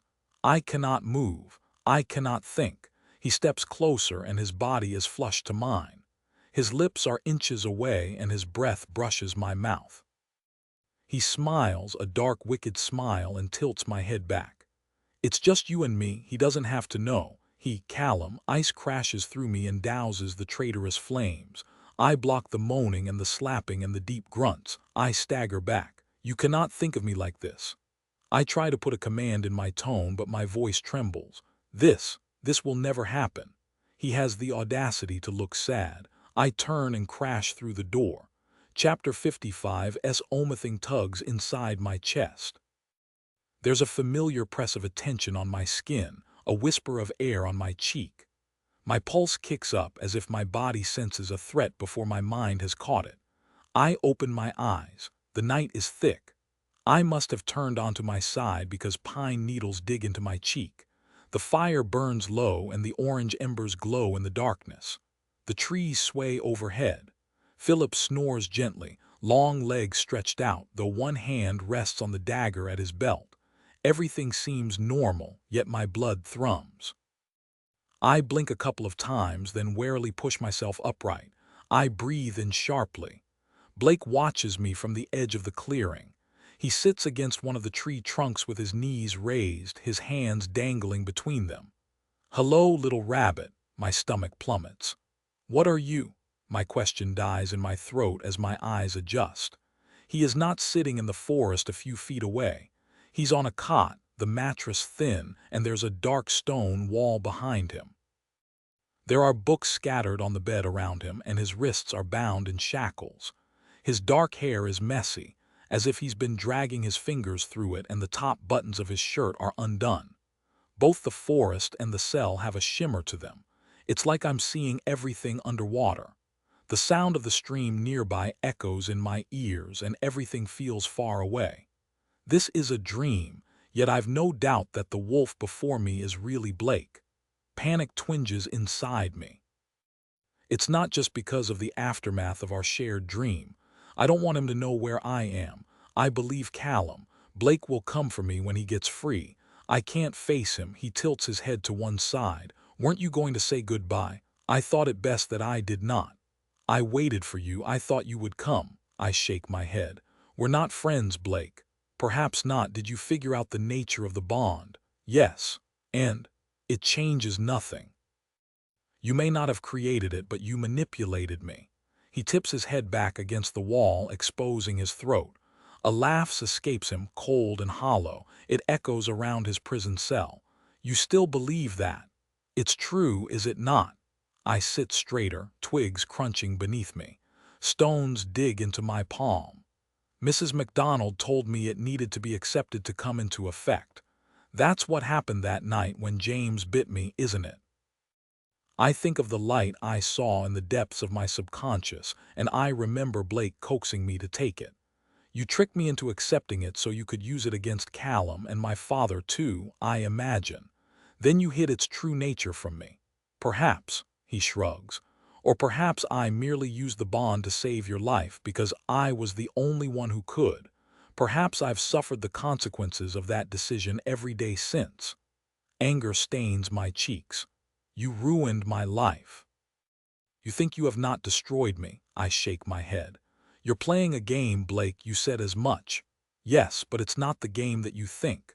And my part in it, is it over?" He clasps his hands together and the chains binding him rattle. Regret flickers across his features. "No, I don't think so. It doesn't matter. You will not find me." "Darling, I will always find you." His gaze flicks from me to my surroundings. "Your master let you go then, fool." "He's not my master." "Where are you?" My laugh is as cold as Blake's. "I'm not going to tell you, am I? Come back to me." A dimple punctures his cheek. "We can figure this out together." "No, the trees don't grow that tall in the Southland. Whatever your destination, he would have sent you north first to avoid Alexander's army." Panic tightens my chest, yet I assure myself that Callum won't free him until a few days have passed at least. "He shouldn't have done that. Alexander will come. We've taken precautions." Blake shakes his head. "I know things about Alexander that you and Callum do not. He wants you more than anything, Aurora. He wishes to gain Knight's favor, and he thinks your soul will help him do so." "Why? Does it matter? He's a zealot, a fanatic. He will come for you. He will track you down." My heart beats faster as the trees rustle. "We're in the middle of nowhere. Alexander doesn't know these lands. He has an army of humans and they're distracted by Callum. We'll be fine." I'm not sure if I'm trying to persuade Blake or myself. His gaze moves to my brother. "You're with Philip. Did he tell you how we met?" "Yes." "Ask him who else was in that dungeon with me." Ask him what happened to Alexander when you told your father of his treason. His tone is pointed and my breath catches in my throat. I recall something Alexander said to Blake when he chased us to the chapel. If it isn't the king's favorite pup. I missed you, Blake. I missed the sound of your screams. I dream of them sometimes. Do you dream of me? My mouth dries. Alexander is a wolf. Blake leans forward. Listen to me, Aurora, your life and mine may depend on it. I tried to use the ath on Philip. It did not. The wind changes and my skin pebbles. I catch a scent, seawater and steel. I straighten and look sharply over my shoulder. Blake stiffens. What is it? I don't know. I thought I sensed something. Blake looks over my shoulder and his nostrils flare. He jumps to his feet, uncharacteristic panic etched upon his face. Aurora, you need to wake up. Get away from, male voices echo in the distance. I stumble to my feet. Blake. He moves toward me, holds out his hands, bound in chains. I reach for him. My fingers slip through his and grasp only air. Run. My eyes jolt open. Philip is already on his feet, one hand on his sword, the other held out toward me. I grab it and let him pull me upright. The crunching of twigs surrounds us on all sides. The whispers of men twist with the rustling of leaves. Sweat and steel taint the forest-scented air. The horses are by the stream, Philip whispers, voice urgent. Ride west, I'll kill. The air slices in two behind him. He shoves me back as his eyes widen. A thunk reverberates through the clearing as he staggers forward. He turns and flings one of his daggers between the trees. There's a cry, then a thud as he hits his target. My heart plummets. There's an arrow protruding from Philip's calf. He pulls it out. Go, I'll follow. Together, come on. I grab his arm. He limps toward me just as something slices through the air once more. Philip takes me down with him as an arrow sinks into his side. His sword flies across the clearing. Fuck. I try to drag him to his feet. Footsteps crunch toward us and our gazes flick up. A figure emerges from the shadow-drenched trees. Packed with muscle and dressed in a finely embroidered black coat with the borderland symbol, a star etched upon its breast, Alexander smiles. Hello, love, he says. My heart stills. Philip starts to push himself up, hand curling around his other dagger. Down, pup. Alexander's eyes transform, blazing with the wolf he hides within. Philip sinks to his knees and drops the dagger. A crease forms between his eyebrows, then his nostrils flare. Aurora, run, Philip. What are you doing? I demand. It, says Alexander. Philip shuts his mouth. Panic writhes inside me. I shake my head. Philip, what? I'm sorry. His skin is pale. I didn't know, I swear it. I didn't know they had shifted. I thought it was Jack. My throat is tight as more men emerge from between the trees. Alexander is your alpha, I breathe in horror. You were pissed out of your mind, pup, says Alexander. I'm surprised you even remember getting bitten. We both sank our teeth into you. It seems I won the claim. Lucky me. He throws shackles onto the floor before us and his eyes shift. Put these on your sister. We're going to the Grey Keep. Chapter 56. Ilver cuffs bite into my wrists. My arm is wedged against the carriage door and one of Philip's knees is pressed against mine. He is in shackles too. The scent of his blood hangs in the air and he groans when we hurtle over a bump in the road through the mountains. Our father will see you hang for this. Philip's voice is hoarse. Alexander sits opposite, thighs parted. Your father's a cunt, and when I've achieved my goal, he'll be dead, as will you. Waves of panic keep riding over me. I try to calm myself, but my breathing is fast and my skin cold. This is too similar to what happened with Sebastian. I escaped that, yet I don't think I'll be so lucky this time. How about you show me what else you learned while you were being a whore to that Heifel beast? What do you want with me? I ask.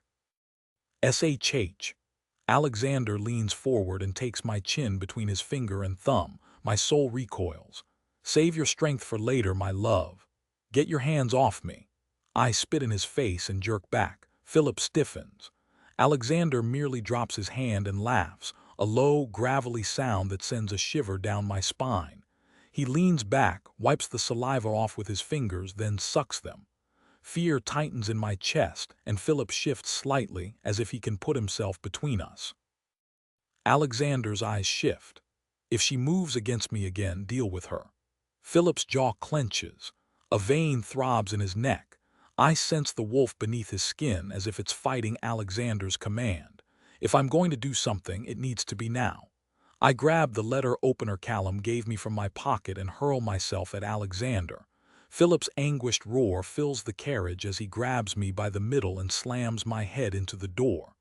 Pain bursts into my skull. Philip's eyes swim with tears. I'm so sorry. The last thing I see is Alexander's wide grin. Black, I groan. The scent of seaweed and sweat permeates the cool air. I peel open my eyelids and push myself onto my forearms. It takes my eyes a moment to adjust to the darkness. I'm in a cage, no, a cell. One of the walls is curved and barred. I touch my head, my hair is wet and sticky. Blood, panic tightens in my chest. Philip is not here, I'm alone, I'm going to die. Someone is mumbling not far away. Stop your whining. The voice is rough and familiar, thick with the Northland's accent. My heart jumps. I turn toward the next cell. The wolf inside grins. Hello, princess. He has the same powerful shoulders and almond-shaped eyes as Callum. For a moment, I let my heart tell me it's Callum who sits against the damp wall, that this man's kilt is the Highfell tartan, not the pattern that combines all the clans. Until I'm forced to confront the tangled brown hair that brushes his shoulders and the ink that covers his arms. James, shouldn't you be up there with that southern bastard? He gestures with his chin at the ceiling. Where is my brother? Your brother. Alexander took him too. James tips back his head and a low, gravelly laugh fills the cell block. They said Alexander was a mad dog, but he's kidnapped both of the heirs to the Southland's throne. Fuck me. We really are in trouble. A low moan comes from the cell next to James's. I should never have come here. I should never have fucking come here. Be quiet, lad, says James. I straighten. Ryan, is that you? My eyes adjust. Beyond James's great bulk, Ryan sits with his back to the wall and his hands in his coppery hair. He looks up. Hello, princess. He tips his sharp chin toward James. I found him. That you did, lad, says James. And if we ever get out of here, which seems fairly unlikely given the circumstances, perhaps the next time my wee traitor of a brother sends you on a mad quest, you'll remember what happens when you follow his orders instead of mine. I push down my rising anger at his insult to Callum. A growl, female and irritated, echoes off the damp walls before I can respond. Can everyone shut the fuck up for 5 fucking minutes? Allow me to introduce you to my delightful mate, Claire. James nods at the cell beside mine. The woman who snarls at James through the bars on my other side is far from the pristine, well-put-together alpha I met at Lowfell. Her dark hair is wild and tangled around her face, her shirt is torn and baggy, and there is dirt on her cheeks. She bares her teeth. Call me that again and I'll rip your balls off and feed them to you. Don't mind her, says James. She gets irritable when she hasn't eaten and starts acting like call me a bitch, I fucking dare you. Claire's eyes flash in the darkness. James grins and raises his big hands in faux surrender. Claire slumps against the wall. That's what I thought, arsehole. We've already met, I say, of course. James rests his head back against the wall. While you were planning your wee rebellion, how is that going for you, princess? You're here and my brother isn't, so I take it things didn't work out between the two of you. Shame. I clench my teeth as my blood roars. Your big plan was to rescue Claire, yet here you are trapped in a cage alongside her. I take it your plans haven't gone particularly well either. Claire laughs. To my surprise, James laughs too. No, they haven't. I narrow my eyes. You lack honor. You told me you'd let me stay in your kingdom if I killed Sebastian. I did as you asked and you broke your promise. I'm not sorry for it. I'd do it again. A snarl scrapes my throat and the corner of James's smug mouth twitches. Callum should have killed you, I say. He should have. My brother has always been too soft to do what needs to be done. Mercy is not weakness, I snap. aware that I'm somewhat contradicting myself. Then you must think highly of me for sparing my brother's life. My spine is a rod. Callum is stronger than you. He won the challenge and showed you mercy, just as he would have won the challenge between the two of you years ago if he had not let you win. A muscle flexes in his jaw now as if I've gotten beneath his skin, too. No, I'm the dominant wolf. That's always been the case, but I love my brother. I didn't want to kill him for the sake of a southerner. Now you have torn my kingdom apart. My fingers curl into fists. You did that, not me. I never did anything to provoke such ill feeling from you. I was never your enemy. That morning we met, I offered to help you in your kingdom. If you had kept your word, if you hadn't sold me out to Sebastian, if you hadn't attacked me, none of this would have happened. James growls. You are wrong, princess. You are my enemy. Your blood is my enemy's blood. Your people are my enemy people. Since the time of the elder wolf, you have ravaged our lands and taken from us. You have brought us war, and you tried to rule us when all we ever wanted was peace. The moment I first laid eyes on you and smelt my brother all over you, I knew you were trouble.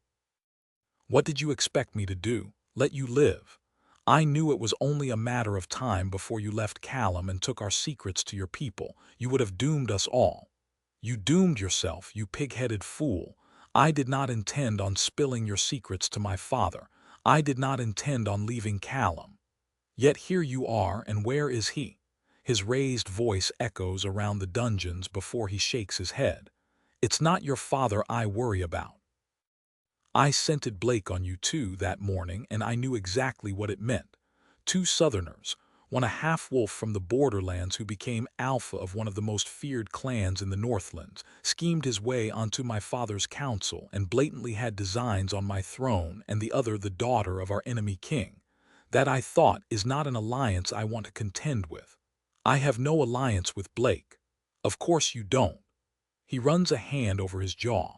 I showed my brother mercy. I did not kill him, even though I could have, but I made sure he saw what I did. I made sure he'd read the book I found in Blake's chambers, because I needed both of you out of Mad Adelaide before you created any lasting damage so that my brother could fight the war that your people started. I'm glad you got what you wanted, I spit. You think this is what I wanted? He shakes his head.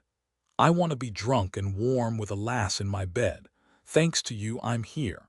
You were a threat to me then, princess. You're a threat to me. The torches that line the wall flicker and dim, one by one, and James shuts his mouth. The shadows thicken and I feel them, cold and restless, writhing like snakes over my body. A low, rasping hiss travels down the corridor, and the hairs on the back of my neck stand on end.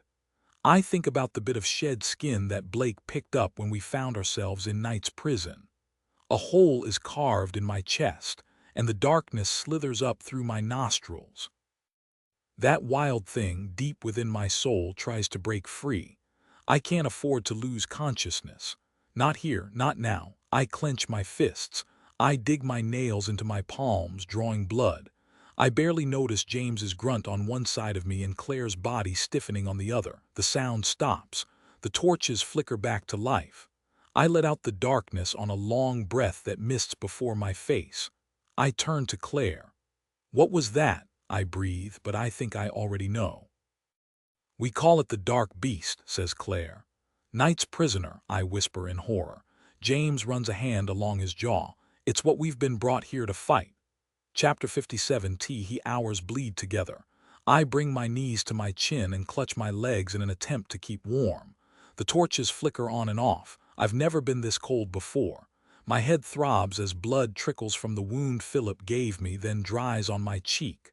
No one speaks. Despair hangs in the air, acrid and heavy. James mumbles something every so often. Ryan whimpers. I just want to sleep. I fall between the nightmare I'm trapped within and the terrors that haunt my dreams. Both are dark and restless, filled with prison cells and darkness. They plague me until I can no longer differentiate between the two. All I can feel is the cold, oily terror that curls like a snake in my chest. It suffocates whatever wolf I have within me. It whispers that I will die. that no one will care, that my life will have amounted to nothing. All of this has something to do with the god of night. Callum told me that his acolytes used to sacrifice wolves to gain his favor. Does Alexander intend to sacrifice me? Will he kill my brother too? Alexander must have guards. Perhaps I can persuade one of them that killing the heirs to the Southland's throne would be ill-advised. I don't want to use the name and title of my father, the man who killed my mother, to save myself, but I don't want to die either. I need to save Ryan too. My mind frantically whirs through every possibility until dots dance before my eyes and I slump against the wall. Hopelessness crashes over me. I hear my mother's voice echo in the darkness. Have courage, little one. I don't know how much time passes before footsteps approach the door. Hooded guards enter the kennels and open all the doors except mine. Wolves are dragged into the corridor. They're too weak to fight and they're shackled, and collars are placed around their necks. James grabs the bars of my cell before he's led away. "Does he know you're here?" he asks hurriedly. "Callum." James looks at me pointedly as the guard shoves him forward. "No, not Callum, darling, I will always find you." Cold darkness spreads through my veins. "Yes," he nods, "I'll try and buy you some time." "What are we going to do?" Ryan asks behind him. "You're going to do nothing, lad." Chained together, they're led away. A key turns in the lock and I jerk my head upright as finally someone comes for me. I spring to my feet. "Listen, I don't know what Alexander has told you, but I'm the Southland's princess. My father would reward you greatly if—" The man who walks into my cell looks like a phantom in dark robes with a hood that conceals his face. He grabs my arm and his fingers tighten painfully around it. I catch a glimpse of a tattoo, a key with crescent moons in the bow, on his wrist. Knight's symbol. My hope flickers out. Alexander's guards are zealots like him. "We don't answer to your father," he says. He drags me into the curved corridor. "Are you going to sacrifice me to your god?" My teeth chatter with the cold as he drags me up some stairs. "We need to check you're the right one first." "The right what?" The man says nothing as I'm pulled through a door and down a corridor lit by flickering torches. The walls are damp and coated with a layer of lichen. The scent of salt and blood hangs in the air, and there is noise ahead, shouts and jeers, the rattle of metal and a roar of pain. Ahead, two cloaked figures guard the exit of the corridor. I'm shoved past them into a dark amphitheater and the echoing roar is almost deafening. My heart stops. The wolves are on their knees in a circle, beaten and bloody and chained, perhaps 20 in total. I search for Ryan, but my attention is stolen by the cloaked figures who watch me, from the tiered seating. Alexander sits on what looks like a stone throne on the other side of the circle.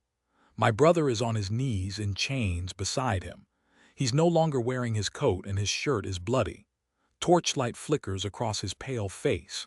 He lurches toward me, but Alexander hisses something, the wolf glinting in his eyes, and Philip slumps back down. I turn to stone. I shake my head and edge backward. There are two posts bolted to the stone floor in the center of the amphitheater. Shackles dangle from them. Beside them, a cloaked male stands with a silver-tipped whip in his hand. Number Alexander stands. Our special guest has arrived. His grin widens. "Time to have some fun, love. If you survive, you can meet an old friend of mine." He nods at the man who brought me here. "Tie her up and we can begin." Chapter 58T. The amphitheater dissolves around me. I grow roots. I can't move. The cloaked figures jeering in the stands blend into the darkness, and the wolves on their knees, clanging their chains, fade away. I'm in one of the holy rooms in the Church of Light and Sun, and the high priest leans against the altar with a crop in his hand. "You have sinned, child." I stagger backward, shaking my head like a mindless beast, but I hit a hard chest. A clammy sweat breaks out over my skin. "No, no, no, I cannot, not again." Hands curl around my upper arms, and it's not the cloaked male who brought me here, but the sisters of the church draped in their white robes dragging me forward. I jerk back and twist my ankle. I barely feel the pain. I'm thrust between the posts. I'm screaming, I think. Two men grab my hands and roughly raise them above my head. There's a click and a cold bite as the shackles close around my wrists and I'm trapped, chained between them. It's too late. All thoughts of dignity, of keeping my fear inside, slam from my mind. I cannot do this. Don't make me do this. I take deep, shuddering breaths. I'm ashamed that tears fall down my face. Men are jeering. They laugh at my distress. Alexander is saying something, but I can't hear him over the roaring in my blood. I take another deep breath, then another. I close my eyes and feel the sting of the cool air. I smell the lichen and the wood smoke from the torches. I focus on the bite of the shackles against my skin. I let the stone beneath my boots ground me. I peel open my eyelids. Alexander stands in front of me and I almost choke on my hatred. I can't stop this from happening, just like I couldn't when I was a child. I will not beg. By the throne, Philip is trying to get up, but his wrists are tethered to a metal ring in the stone. Blood trickles from his nose. Someone must have hit him. I'm surprised he's trying to save me as he didn't when I was a child. Why? I ask. Alexander brushes a tear from my cheek with his thumb. "Shh," he coaxes. "It's for your own good, my love. Your father did this to you because he wanted to repress your wolf, your power. They didn't take it far enough. I'm going to break you so you'll be free." "You're insane," I breathe. "Sometimes things need to be broken to be rebuilt, love. Your father broke me in a cell beneath the palace and I'm stronger for it. Now it's your turn." "Alexander, don't touch her," says Philip. "Whatever you want, my father will give it to, quiet dog." Alexander's irises shift. He strokes my face and I try to scramble back, but the chains hold me in place. "It'll be over soon." He steps back. "Wait," I blurt. Tell me what it is that you want. It's something to do with the god of night, isn't it? I've dreamed of him." I'm not embarrassed by the desperation in my tone. He is obviously mad, a zealot. If I can make him believe I can help him with his god, perhaps he will let me go. There's a whisper around the amphitheater and Alexander cocks his head to one side. "You have." A flower of hope grows among the darkness that fills me. "Yes, I find myself in his prison most nights. I could speak to him for you if you like. Tell me what it is you want from him. I will ask him for you." He scrapes a hand over his square jaw. "There's no need. I need to break you if I want to repay my debt." I shake my head. "You can give him my pain, my life, but he wants my soul," I say. He told me. "Only I can give him that. Set me free and I will go to him. I will tell him whatever you like. I will offer him my soul in exchange for whatever debt you owe him." I pray he thinks my heartbeat is racing because I'm afraid, not because I'm lying. "He spoke to you." "Yes, he'll be angry if you harm me." I pray to both the goddesses of the sun and the moon that he will believe me. His forehead creases. His bright blue eyes glint in the torchlight. The cloaked man who brought me here whispers in his ear. The two step back to have a murmured conversation. The minutes stretch like empty chasms. Fear grips my heart and the prickle of gazes on my body makes me want to disappear. "Princess." A rough, familiar voice. My heart jerks. James is on his knees, tethered to the floor by the entrance of one of 4 corridors that cut through the stands. His wrists are bound and there's a metal collar around his neck. "Your wolf." His eyes shine, the beast behind them. "The wolf part of you will protect you from the worst of it." "I can't," I whisper. "You can. You fought my Aethan back in the manor. You're stronger than you look." Alexander strolls back toward me. He smiles almost lovingly at me. "Nice try, love. I know you're afraid, but it must be this way." I'm falling. My stomach plummets and darkness claims me. Philip is shouting something. Alexander steps back and the man with the whip stands near me. I'm losing feeling in my hands, but I manage to clench my fists. I grit my teeth. "I cannot do this. I cannot," James roars. He elbows the wolf to his side in the face and there's a crack as he breaks his nose. My eyes widen as I catch a flicker of blonde hair and a soiled yellow kilt. It's Ian, the male from Lachlan's clan. The two brawl, and the chained wolves are knocked into one another. Shouting and snarling fills the air. Ryan tries to join in and lands a hit on Ian but quickly gets shoved back by James.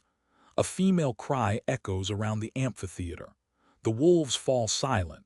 James's gaze snaps across the circle. Alexander has his fist in Claire's hair. Her eyes are wild, furious, and a dagger is held to her throat. She bares her teeth. "Get the fuck off me." "I will if your king behaves himself." "Do I have your attention, your majesty?" Alexander mocks. A feral grin spreads across his face. "You will submit, or I will maim your mate, then throw her into the pit for my other special guest to play with." James's steely gaze moves from Alexander to a trapdoor in the floor a few meters from where I'm bound. A hiss creeps through the cracks, and I suppress my whimper. The dark beast. We must be directly above its cell in the dungeons. James releases Ian and sinks back to his knees. Alexander throws Claire onto the floor. "Good boy." He nods at the trapdoor before dropping into his stone throne. "If you survive, Aurora, love, I'll open the door and you'll meet her. Let's begin." Philip's eyes widen. A plea fills my lungs. Panic alights my soul. I jerk my head toward Alexander. "Wait!" A crack fills the air and I'm jolted forward as a whip slices through my back. The burning pain comes a second later. Tears spring into my eyes. My fingers curl around the chains that bind me. The cuffs bite into my wrists. I take a deep, wheezing breath. "Do it until she breaks," says Alexander. My skin splits like butter. I'm burning, dying. I cannot breathe. I cannot see. There is only pain and blood. I'm shrieking, I think. My knees are weak and my shoulders jerk in their sockets. My fingers are numb as I clutch the chains. Tears stream down my face. I try to recite one of my mother's stories, but the pain is too great. I cannot focus on anything but my body being broken. Something rises, angry, within. A scream builds in my chest that needs to break free. What good is screaming? What good is crying? Dots dance before my eyes and I'm floating above my body, watching the broken girl, covered in blood, in the center of the amphitheater. My vision darkens and I don't know if it's my life leaking away or if that thing beneath the arena is making the torches flicker. I can watch no more. I can bear no more. I retreat into myself. I hide with the emotions and the wildness I have contained since I was a girl. I coat myself in armor. I turn myself to stone. I let my soul flicker and blink out. Alexander roars. The noise stops. The onslaught stops. I'm limp, my hair sticking to my tear-stained face, my arms pulling out of their sockets. My back is on fire. Alexander storms toward me, grabs my face and jerks my gaze to his. His red face blurs in front of me. "Why aren't you doing it, you stupid bitch?" He backhands me and my head snaps to one side. He grabs me again. "I know it's you. It has to be you. Show me your power. Show me your fucking power or I'll rip you apart." There's a gurgling noise behind him and he turns. A blade protrudes from the neck of one of the men guarding the exit.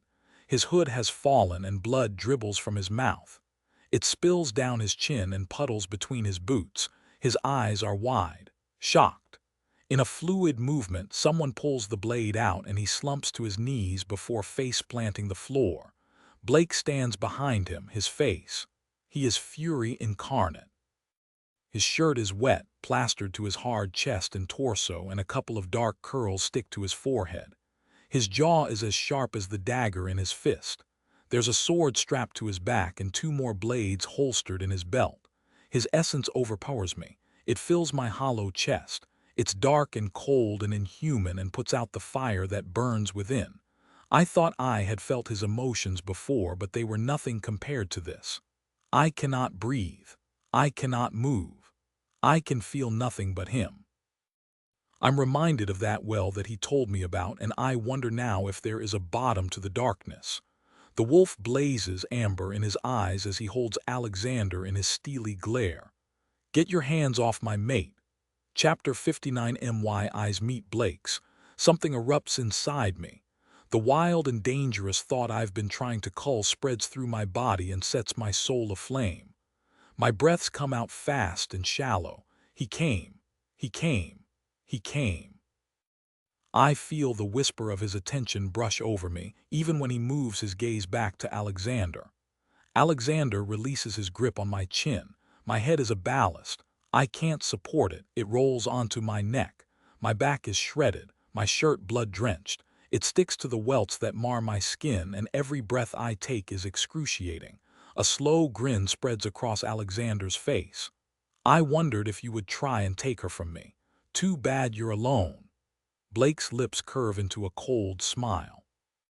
What makes you think I'm alone? Hello, Alex.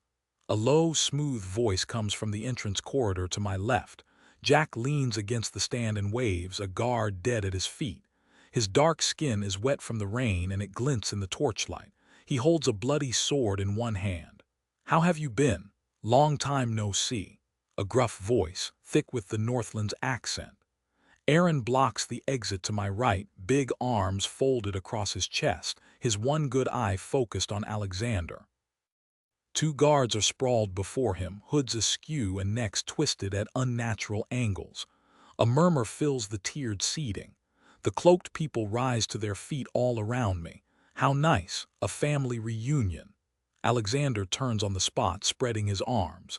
If we had Fenrir and Farah here, we'd have the whole pack back together. Jack shrugs. They were otherwise engaged. Get Farah's name out of your filthy mouth, growls Auren. Alexander laughs. Still pining for that bitch, I see. Too bad she rejected you. Whatever Auren growls in response fades into the background as Blake bends down and plucks something from the pocket of the guard at his feet. It glints in the torchlight as he tosses it to James a few feet away from him. It's a key. No one you don't trust leaves here alive, says Blake quietly. Wolf or man. They're enemies, they despise one another, and I think James is going to say something unsavory to Blake. He nods. Except for you, presumably, he says under his breath. Blake smiles coolly. Except for me. James raises his shackled wrists and sticks the key into the lock of his collar as Alexander turns back to Blake. You want her, brother? Come and get. There's a flicker of steel, a swish of blades, and something slices the darkness. One of Blake's daggers plunges into Alexander's torso, the other in his inner thigh. He staggers back. He grips one of the knives and pulls it out, then slumps to his knees. Blood pumps quickly out of his wound and mixes with mine on the floor. He clamps the gash with one hand while moving his other to the second dagger's hilt and sliding it out with a feral groan. He laughs. You're a fool, brother. You can't kill me. His voice is hoarse as he glares at the stands. Kill them all, except the princess. She is mine. Chaos erupts in the amphitheater. The cloaked humans flood down the stands. James has passed the key around, and the wolves are already freeing themselves and tossing their shackles aside. James is on his feet, roaring, as he strangles a blond man with his chain. He charges toward Claire. Jack blocks the blade of one of the acolytes as it slices down toward one of the prisoners, before he pulls Ryan to his feet and sticks another sword in his hand. The ground trembles, and I'm not sure if it's because of the thunder of feet or the beast that lurks beneath us. Blake moves through the tide of blood and destruction toward me. He barely blinks as he unsheathes his sword and decapitates a man who gets in his way. He stabs a man who is helping Alexander in the face, and then smashes the Borderlands lord's head with the base of the hilt. Alexander crumples into his own blood. Blake steps over him. Blake! Auren tosses another set of keys toward his alpha. The guard who shackled me to the post is dead at his feet. Blake snatches them from the air and his scent of dark pine and poison engulfs me. Keep an eye on Alex. He can't die or we're fucked, says Blake. Auren powers toward the unconscious lord, slicing down a human in his path. Blake presses himself against me, warm and solid as he reaches for one of the shackles. There's a click and my hand falls loose. My legs buckle and he hooks an arm around my lower hips, careful not to touch my back as he frees my other hand. Gently he lowers us to our knees. My blood and Alexander's seeps into our breeches. He searches my face. He brings his hands to my cheeks and brushes away the tears and blood with the pad of his thumb. My throat tightens. You came. Did you truly think I would not? The ground trembles and Blake's jaw sharpens when a low hiss comes from beneath us. Theirs. My throat burns and every breath opens the wounds in my back. Night's prisoner. Yes, if it gets free, we're all dead. I'm going to get you out of here, but it's going to hurt. I blink back the tears. I know. Good girl. He brings his arm around my waist and rises into a crouch. Okay, hands on my shoulders, that's it. I whimper as the movement provokes a deep, burning ache in my back. SHH, I know. A film of water fills my eyes. Can you feel it? You're suppressing your emotions, caging your pain. I feel only a little. He lifts me to my feet, and when he puts my arm around his shoulders, a low, feral sound scrapes against my throat. I know, he soothes. It will only last for a short while. I have a sleep tonic in my pocket. I'll give it to you as soon as we're clear of the gray keep. Come on. We start to move. I grip the collar of his shirt tightly, and every time my side bumps into his, I whimper. Every step is torture. My knees are weak, and if his hand was not firm around my hip, I would fall. Men and wolves blur around us, black cloaks and kilts and chains. Auren is by my brother, pulling him to his feet. Jack and Ryan fight back to back. Claire twists the head of a man who straddles James, and he falls dead at her feet. There is blood everywhere. Nausea rises inside me. Why? My voice is dry and hoarse, barely audible over the roars and the swishes of steel. I'm not even sure what I'm asking. Why did Alexander torture me? Why am I here? Why did Blake come? You know why. His mouth is close to my ear, and I'm not sure what he means.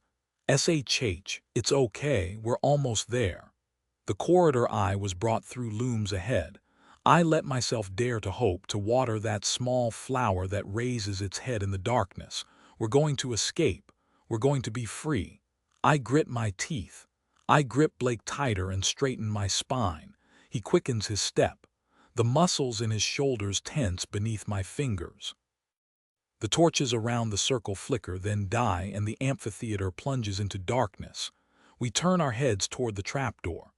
Alexander has crawled to it, his black shirt slick with blood. He pulls a key out of the lock and meets Blake's eyes as Auren, blood spilling from his nose, charges toward him. You fool, Alex, Blake hisses. Alexander grins and flings open the door. Dots dance before my eyes and I squeeze them shut. I can't afford to lose consciousness. Not here. Not now. I dig my fingers into Blake's shoulders and make myself look. An unnatural quiet fills the amphitheater.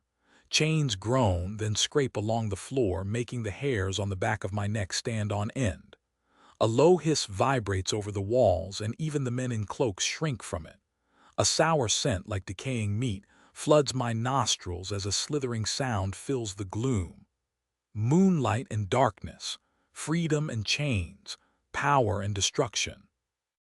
An unnatural rasp seems to come from everywhere at once, and it reminds me of the voice that came from Kai when he first awoke. Does he know, do you think? Blake hurls me back, and I withhold my scream as a tide of shadow spills out of the trapdoor and rears up, contained only by the ceiling. It winds around the circle, blocking the exits. The darkness moves like mist around a serpentine face and body. It blinks down at us with eyes of onyx. You've been so naughty. Something rattles in the cage inside me and floods my body with ice. Sweat beads on my skin and my vision begins to fade. Oh, I am so hungry, so very hungry. The darkness crashes down into the amphitheater like a stormy obsidian wave. Shouts fill the air as men and wolves scatter, and two males are plucked up as if they're weightless. A horrible crunch is followed by a squelch as they disappear, screaming, into the maw of the beast. Black blood spatters the ground. My pulse is racing so quickly, I think I'm going to pass out. The fever is coming for me, and I can't keep it at bay. I fight it with everything I have, even though darkness would be a relief. I can't give up. I can't expect someone else to save me. There's a flicker of darkness to my side, and Blake pulls me out of the way of the thing's tail. We land hard on the ground, Blake's arms curling around me, and I bite down hard to stop myself from screaming as the welts in my back are exposed to the air. It strikes again, scooping up cloaked men and wolves, dead and alive, and swallowing them whole. "Pick up your weapons," James roars. "Next time it strikes, go for its eyes and mouth. Kill any Southerners that get in your way." I try to push myself up, and Blake helps me to my knees. He kneels before me and clasps my face in his hands. "Aurora, listen to me. You need to stop suppressing your power. You're the only one who can save us. If you don't, we will all die." I shake my head. "I'm not a wolf." Out of the corner of my eye, Alexander staggers forward, eyes set on me as the shadows writhe around him. Ryan is on the floor, bleeding. Philip is standing by James, the two of them barking frantic orders and getting the wolves into formation, only for another 3 men to be plucked into the maw of the beast. Claire plunges a sword into a hooded male that lurches for her before turning to face the shadows, her eyes bright and feral, even though the blade trembles in her hand. Ian lies dead on the floor. "Not your wolf, Aurora." Blood and gore splatter the ground beside us. Warm droplets drip down my cheek and onto his hand. "Your power. There's a reason why you didn't shift on the night of the full moon. A reason why Gilet shone for you on the night of the battle with Sebastian. A reason why the Aethan doesn't work on you, why Callum has struggled with his wolf gods, why I have since you have been around." He grips me tighter, sliding his hands into my hair. "I think you've started to suspect it too. You feel it. It's not your wolf that you keep suppressing when the fever comes for you. It's a different power. The wolves thought it was literal. A heart turned to rock, fossilized by time. What if it was not? What he's saying, it can't be true." I shake my head. "Even if you're right, it's deep within me, and I've been holding onto it for so long that I cannot let it go. Darling, people like you and me, we do not let go." He bumps his forehead against mine, and the wolf blazes in his eyes. "We unleash." He breaks away from me and draws his sword. He meets Alexander's blade. There's a ring of steel as he throws the Borderlands lord back before advancing upon him. A growl reverberates in his chest. The serpentine beast rears up above us all, and I stagger back onto my palms as it turns its obsidian eyes on me. I no longer feel pain, nor my blood, nor heat. I'm numb. It's like looking into an endless abyss. Its scent ambushes me, ancient and primordial, and my clothes stick to my skin. It laughs, a raspy sound that vibrates through me and makes the hairs on the back of my neck stand on end. "He will be so angry with me when he finds out what I have done to you," it hisses. "It will be our little secret." The darkness crashes down upon me, and something in my body rises up to meet it. A scream builds in my chest. My skin is clammy and everything is far away. The fever, it's coming for me, as deadly as the serpentine creature that hurtles ever near, its mouth opening, its fangs dripping with blood. Every instinct in my body braces itself. Blake is right. I have started to suspect something. I have read through his books filled with experiments on wolves, and not one of them could stop the shift, nor fight the effects of silver and wolfsbane. I have wondered why I've found myself in Knight's prison and what it is he wants from me. I cast my thoughts back to the family tree I found in Blake's bedchambers and who the 2 scrubbed names at the top may belong to. Lachlan thought my mother brought the heart of the moon to the Northlands. Blake and Callum thought Sebastian had it. I have thought of my mother, of the reason she might have withheld the truth from me. She loved me more than anything. I was her heart, she told me, her love.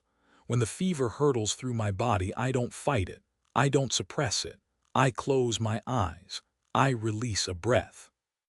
For once, I let go. Chapter 60. I'm falling, hurtling, crashing through darkness. It rises to meet me. I jolt into my body. My skin is stone. The taste of crypts and mildew is thick on my tongue. I cannot move. I cannot breathe. I'm a statue in the palace gardens, and moss coats my skin like wet velvet. A scream builds in my chest, but my mouth is sealed shut. The moon hides behind the clouds, and candles light the way through the hedge maze. Courtiers wander, long silk skirts trailing over the cobblestones. Some pause. Perfect stonework, says one. She almost looks alive, says another, and I have had enough. I'm not a statue with no thoughts, no feelings, no desires of my own. I'm not made of stone. I don't exist as decoration for people to look upon, comment upon as if I cannot hear them. My smile crumbles, the ground quakes. The stone that encases me cracks and I shed it. It turns to dust, coating my naked skin as I stand on a podium. I raise my chin and a glimmer of moonlight touches my face. The courtiers around me start to scream. Enough. Then I'm falling once more. My feet slam onto cold, checkered tiles and they crack beneath my feet. I'm in the church of light and sun, only the wilderness has taken it. The stone altar ahead is coated with lichen, and a crescent moon shines through the domed roof.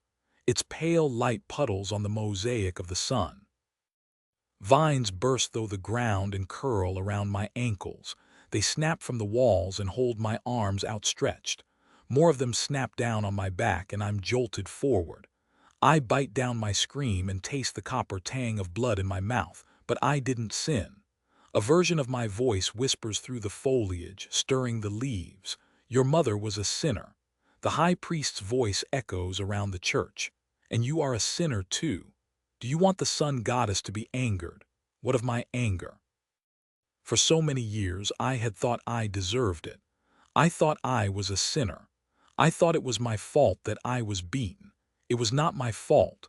Men wielded their power over me because it made them feel big when I was so small. That was their choice, not mine. The whip cracks down and dark laughter fills the air. I raise my chin, defiant. I yank my arms toward me and the vines fall to my feet. They uncurl from my ankles and wither and decay until they're pools of thick darkness. I clench my fist and sap runs between my fingers. The tiles crack and crumble around me. I raise my head to the glass dome. Enough, I'm falling once more. I land. My skin pulls taut on my arms and there are hundreds of hooks piercing me and holding me upright. I try to scream, but my mouth is sewn shut. I've been here before, in the palace's throne room. Once again, I'm a marionette, controlled by a hand I can't see. My father's golden throne looms over me on the dais ahead. The invisible puppeteer is using the control handle as usual, and I begin to spin. But I'm not a puppet. I'm not a pawn in the games of kings. I'm not someone to be controlled by others to marry cruel lords for my father's gain. I can pull strings too.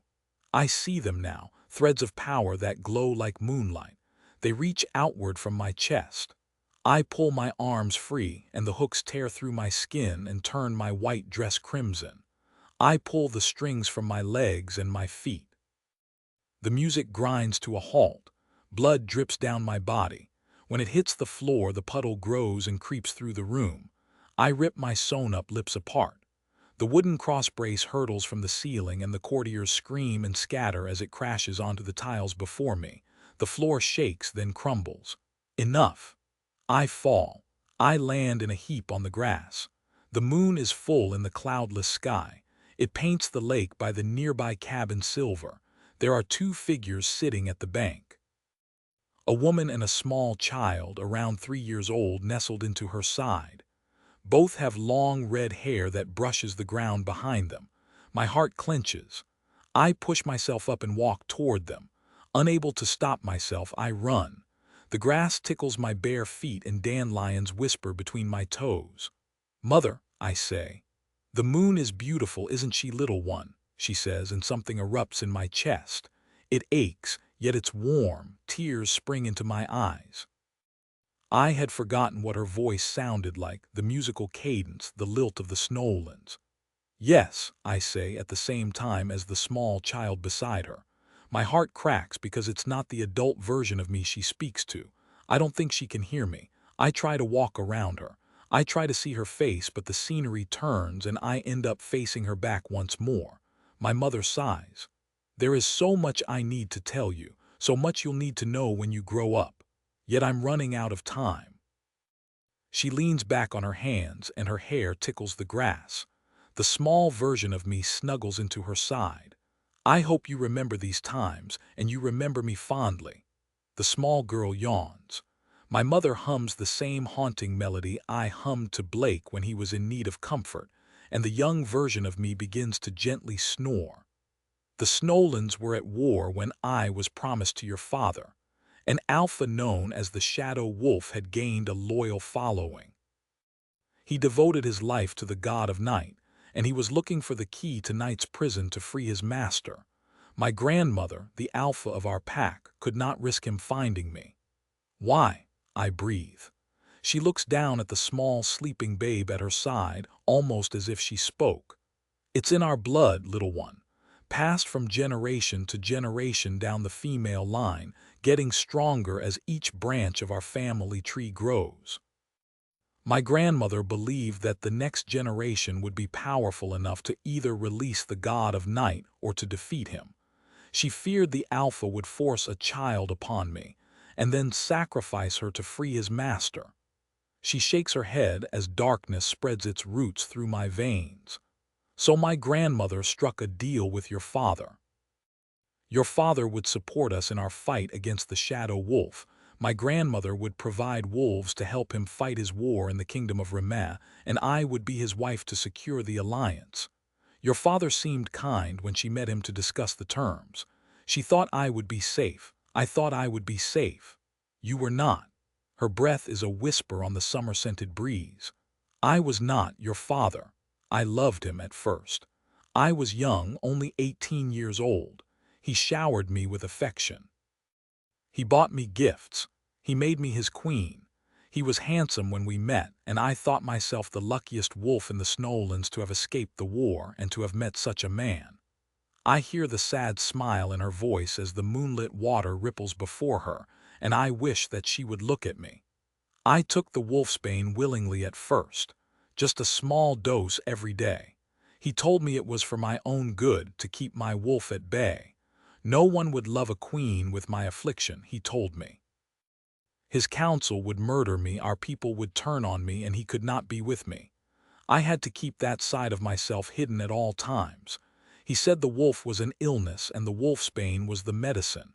It would make me better. I took it for him. I tried to be better for him.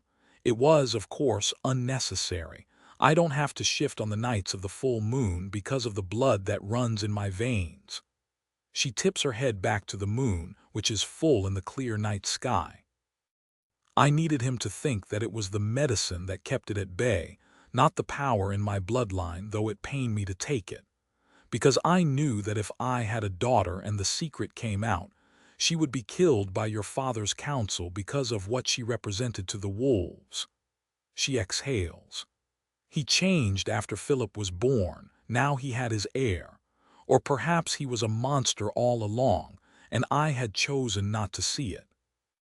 Perhaps forcing me to hide a part of myself, perhaps making me feel shame for who I was, perhaps showing disgust if I ever slipped. Perhaps that was abuse all along. When you were born, he started making me take larger doses of my medicine. He told me he would take you and Philip from me if I did not. I can withstand it better than most, but I'm not impervious to its effects. I tried to escape with you and Philip once. He caught me and I was punished for it. This is the second and last time I will try to get you out of the kingdom. The temperature cools and a shadow passes over the moon. The water of the lake becomes agitated and my mother's voice becomes harder. The next day at dawn, I try to send you away with my lady-in-waiting. I instructed her to take you to the port at the White Cliff and get passage on a ship to the Snowlands. There, I thought you would be safe, but your father's men came in the night and took us back. My heart stops.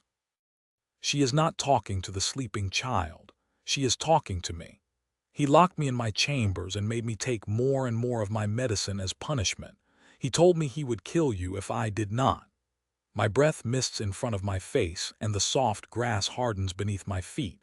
A crack fills the air as the lake freezes and snow falls from the sky. I knew he had killed her, had taken her from me, but the knowledge of how long his abuse lasted and that my mother knew she was being poisoned. I cannot bear it, so I took it. I got weaker day by day. I let him kill me because I was afraid of him, afraid he would harm you. and because I was afraid he would find out the truth. Tears slide down my cheeks, hot in the winter air. My throat is tight. "What truth?" I whisper. Gilech did not rip out her heart so the elder wolf could be close to her power. She sent him her daughter so that he would protect her, the power the wolves seek. It was never a rock or a relic or a tool to be used. It was a person and then a bloodline. "We are descended from Gilech and the elder wolf, little one. You are the heart of the moon." My heart shatters into 1,000 jagged pieces. My fists clench and my fingernails bite into my palms. The ice thaws and the snow stops falling. The shadows shift and the moon lights the lake once more. The summer breeze makes the green trees rustle. She kisses the small version of me on the head, then lays her down in the grass. My mother stands up and looks out onto the water. "What do I do now?" I ask her. "Whatever you want to do." Slowly she turns. My heart almost bursts when I look upon her face. I had forgotten how blue her eyes were and the way she wore kohl to underline them. I had lost count of the freckles that covered her nose, and I misremembered the warmth of her smile. I forgot how she smelt like lavender and snow and horses, and how that scent made me feel warm and safe and like no one could harm me. Facing her as an adult, there are things I don't think I even recognized as a child, like the grit in her stance and the steel in her gaze. My mother, I realize, was a warrior. She did not fight her battles in the field with swords and shields, but she was a warrior nonetheless. She fought every day to protect my brother and me, to keep us safe from the man who would harm us. "First," she says, "you must fight. I miss you so much." She touches my cheek. Her hands are delicate yet calloused, warm. I had forgotten. "I'm so proud of the woman you have become." A tear slides down my cheek. Her face starts to fade. The warmth of her touch disappears. The sounds of the summer become distant. Panic swells within me. "Don't go," I plead. "I'm not ready. Don't go. They will make you feel as if you have no choice. There is always a choice." She smiles, and her voice sounds like it comes from a whole universe away. "Have courage, little one." I'm hurtling upward. The wind tears at my face and my clothes. I squeeze my eyes shut. I cannot breathe. I cannot feel. My knees slam onto hard earth. I open my eyes. Pain sears my back, and the sounds of battle fill my ears. I'm in the amphitheater, and a wave of shadow crashes toward me. I let myself feel the rage of losing my mother, the emotion I was beaten into suppressing, the wildness I was taught to prune. It fills my lungs and makes my entire body vibrate with the force of it. It hurtles inside me. It presses against my skin. I push myself to my feet. Enough. I meet the obsidian gaze of the darkness, and the scream that has been building in my chest all of my life. I let it go. No, I unleash. Chapter 61. A scream erupts from my lungs. The jagged pieces of my heart tear like glass, and the wild thing inside me extends its claws. Power flares up from my soul. I taste it. Night and untouched mountains and moonlit forests, long before the first men came to this world. My back knits itself together, and the pain melts from my bones. My skin glows, and a bright blinding light flashes before my eyes. As the tide of darkness crashes down, a wave of my moonlight rises to meet it. The serpentine creature rears back and releases a blood-curdling shriek of its own. Its eyes bleed like ink as it looks upon me, as if it's used to only darkness, and still, I scream. The shadows that shield its body dissolve and expose scales the color of obsidian. When my light touches its skin, the sizzle of burning flesh fills the air. The creature flails. Its tail cracks the stands. Debris rains down upon me, but still I scream. Threads of light burst from my body, and they link me to the wolves. I'm pulled in what feels like 1,000 different directions. It's like the night of the full moon. My soul is being pulled apart, and I don't stop. My senses erupt. I taste seawater and rum. Jack. There's a flicker of black fur beside me, and when he leaps past me and crashes into night's prisoner, he is a snarling wolf with claws like knives. I catch the scent of heather, and as a man swipes his sword at Claire, he finds himself pinned by a gray wolf. The smell of the battle and bracken crashes through me, and James shifts at my side and rips off the head of one of the acolytes. I can't breathe. Whispers fill my ears. Fingers claw my body. They pull at me, try to take my soul from me. I scream.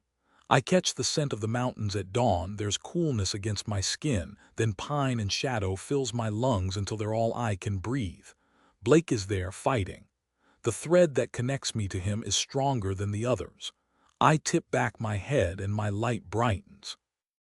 The serpent hisses and whimpers. It tries to retreat back into the pit from whence it came. I won't let it. It burns. Its head bashes against the ceiling as its flesh melts from its bones. It lets out a heart-curdling shriek that turns into a rasping laugh. She thought it would save you. He is coming. Burning scales float like snowfall from above. They scatter and cover the blood and destruction with ash. They hiss as they touch my skin, then dissolve into shadow. My scream dies with the beast. Silence. It shrouds the amphitheater. My glowing skin is the only light in the darkness. Dark shapes cover the floor, and the blood is black and glistening. The coppery scent of death is overpowering. It should be sickening, but everything seems far away. It's like I'm floating, and there's a primal song in my ears. The wolves have shifted back into humanoid forms covered in gore and shredded clothing. There are hardly any left. James stands directly ahead of me in front of the trapdoor. His bare chest rises and falls deeply. Blood paints his face and dribbles down his chin. My light dances off the tattoos that mark his biceps. My enemy, the wolf who bit me, who ruined the small shred of freedom I managed to find. His lips are parted and his eyes fill with awe. He drops to his knees. Krishna Gilech, he breathes. The remaining wolves follow his lead. Blake stands near the throne. His powerful shoulders move up and down deeply. Blood glistens across his scarred chest, and his dark hair sticks to his forehead. His lips curve into a slow smile, dimples springing into his cheeks. He opens his mouth. Alexander appears behind him and slides his blade across Blake's throat. Time stops. Blake's eyes widen as they hold mine. For a moment, I think he's fine. Then blood spills from the thin line across his neck. Adrenaline erupts within me. The ringing in my ears gets louder. I don't hear Auren's roar as he charges at Alexander, knocks him off Blake, and decapitates him. I barely register Jack lurching forward and catching Blake and dropping to his knees, or more of the acolytes charging toward the remaining wolves. The bond between Blake and me pulls taut. I feel as if my soul is being ripped from me. I see it between us and it shudders. I follow it. I land hard on my knees beside Jack, who clutches Blake's wound with both hands. "You'll be all right," he is saying, though he clearly does not believe it. "You'll be all right. We've been through worse than this." Blood dribbles out of Blake's mouth. His skin is deathly pale. He tries to speak. His pain sears my throat and my breathing shallows. I shake my head. I lean forward and touch his cheek. He is cold, so cold. His eyelids flicker. I wanted this once. I wanted to defeat him. I searched for weeks for the answer to ending our connection. I wanted to break the bond. The power to do it crackles in my veins. I feel it. I could take it in my hands and snap it. If I don't do it now, he will take me with him. He tries to reach for me, but his hand flops onto the floor by his side. His body twitches. Emotion surges through me, raw and primal. It has been so long since I have let myself feel the things I thought I shouldn't, and this is the most forbidden feeling of all. It chokes me as the scent of his blood hangs in the air. I need to let him go. I cannot let him go. He saved me once. I don't know how he did it, what words he whispered into the darkness, but I feel for the bond. The life is draining out of me and my limbs shake. My breathing is as raspy as his.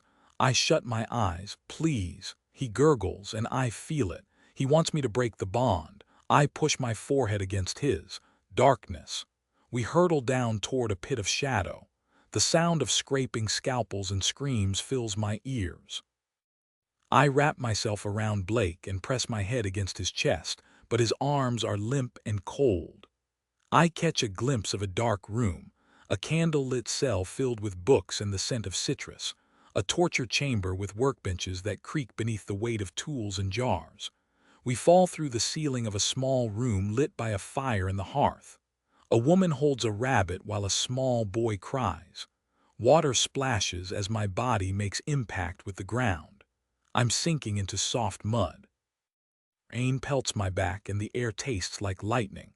I claw my fingers into the earth and push myself onto my knees. Thunder rumbles across the sky. I'm alone. I'm not far from the edge of a small village. Small stone houses stand on either side of a dirt road. Lights flicker in their windows. Blake is nowhere to be seen, but something tugs my chest, and I turn. Lightning forks across the sky and illuminates a well in the distance. A thread of light links me to it, spluttering in the rain and the shadow. I put my arm in front of my face to shield me from the rain that is coming down so fast it feels like it's cutting my skin. There's another rumble of thunder and the ground shakes beneath my feet. The ground is like sludge, and it threatens to swallow me with every step I take. I walk. The wind hurtles into me and blows my hair into my face. It tries to push me back, but I fight against it. I grip the edges of the well, and the moss-coated stone is slippery beneath my fingers. A small boy with ink-black hair cowers in the darkness, half submerged in water that is steadily rising. He is crying. "Blake!" My voice echoes, then is swallowed by the darkness. The boy looks up. He flickers and changes into the man who tricked me, deceived me, manipulated me, saved me. His skin is white. He breathes in sharply. His chest and torso are bare. The wolf shines in his eyes and his jaw clenches as lightning floods the well. "Aurora!"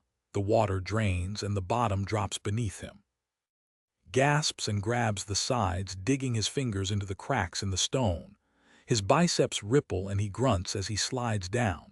The bond between us jerks and pulls me forward. It flickers, a fraying rope between us. "Break it," he shouts. Thunder rumbles and he flinches and slips down a few meters. I cry out as my torso slams against the edge of the well. I grab the bond between us with my numb fingers. It jerks and frays. "Break it," his voice echoes. "You have the power, you always have." "No, don't be obtuse, Aurora." Rain rolls down his face, his lips. "I'll pull you down with me." I think of every dream he wandered into, smugness etched onto his face as he told me to fight. The hypocritical, condescending, obnoxious fool. "You are not even trying," I shriek. His throat bobs. The thread of the bond flickers in front of his face. Blake's gaze moves to it. I feel what he's about to do. Panic bursts within me. "Don't you dare." I grip the bond harder and grit my teeth. "People like you and me, we do not let go, Blake." He's breathing as hard as I am. He's steeling himself for something, and I can't tell what. His emotions no longer run through me. "You will regret this, little rabbit," he says. "It's my mistake to make." "Stubborn fool, obnoxious snake, climb." He grunts as, inch by inch, he hauls himself higher. I bend over the side of the well and stretch my arms as far as I can. He reaches for me. He starts to slip, and he roars as he swings and manages to grip onto my fingers. His hand is cold and wet. I cry out as I grab his wrist with my other hand. I pull with all my strength, but he is a dead weight. I reach for the frayed rope instead. I put all my anguish into it, and it mends, then strengthens beneath my fingers. He grabs my upper arm, and I hook my arms beneath his armpits. I scream as I hurl myself backward. We fall from the well and collapse onto the ground. Blake's body pushes me into the mud. I can't catch my breath. The scenery dissolves. We hurtle upward. I hook my arms around his back, and he presses his face into the crook of my neck. We break through the room with the woman and the rabbit, the torture chamber, the cell, and the darkness. And we're back in the amphitheater. I'm on top of Blake. People fight around us, but it all fades. His eyes blink open. A tear slips down my cheek. He looks, for once, as if he's struggling to know what to say. He hooks his arm around my neck and pulls me into his chest. "Thank you," he whispers. Even though I shouldn't feel safe, he's warm and solid and I melt into his embrace. He holds me tighter and my nose presses against his shoulder. Everything that has happened crashes full force into me. My strength wanes, my bones turn to liquid. Everything fades away. I don't know if a minute passes or an hour before I find myself scooped off the floor and held against a strong chest. The scent of pine fills my lungs as I'm carried away. I don't know where I'm going. I have no strength left to care. He's alive. James's rough voice sounds distant. So she's the heart of the moon. So it seems. Blake's breath brushes against my forehead. Why you, says James. Of all the wolves in the kingdom, why would you be her mate? I don't know, but he does. Blake knows why. I feel this with a certainty that tightens my chest. I try to cling onto it, but everything fades away once more. Chapter 62. Here is something soft beneath me. The scent of pine hangs in the air and mingles with wood smoke. The wind roars, but I don't feel it on my skin. My body is like liquid and my eyes feel as if they're welded shut. With great effort, I open them. I'm in a bed in a small room. A fire crackles in the hearth, its light dancing over the dark stone walls and the thin rug in front of it. I wait for searing pain to flood my senses, but it doesn't come. Hello, little sister. Philip sits in a wooden chair by the bed, his long legs stretched in front of him. His coppery red hair sticks up in tufts, and his skin is pale, making his freckles stand out more than usual. The last time I saw him, he was bleeding, shouting orders at the wolves as that serpentine creature reared before them. There was blood everywhere, and Blake. I take a shaky breath, release it. Where is? I swallow. It's strange that I feel disappointment that Blake is not here, that the first question I want to ask is his whereabouts. Where is everyone? A grin crosses Philip's face. He's dealing with the prisoners.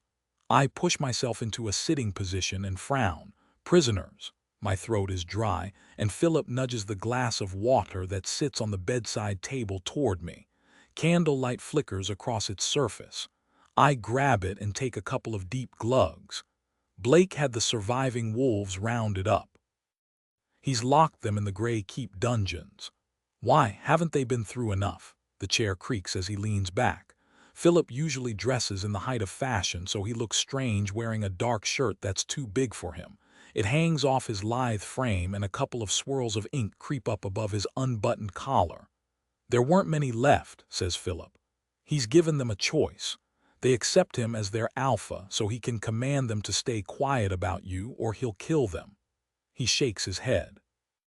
The blood of the moon. Remind me never to get on your bad side again, little sister. I sit up straighter. What about Ryan? He's fine. He tried to visit you earlier, but Blake has been a little bit protective of you. You've been unconscious for 24 hours. He only just left your side. He's okay.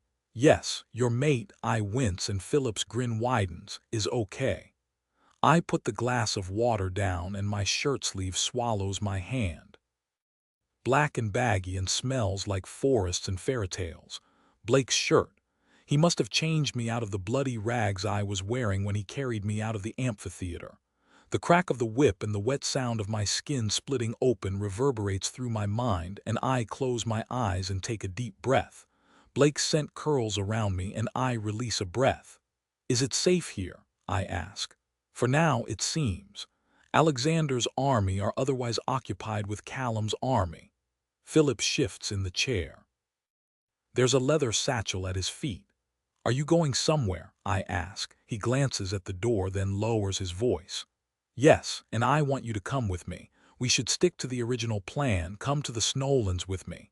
I realize things might have changed between you and Blake, but there's something off about him.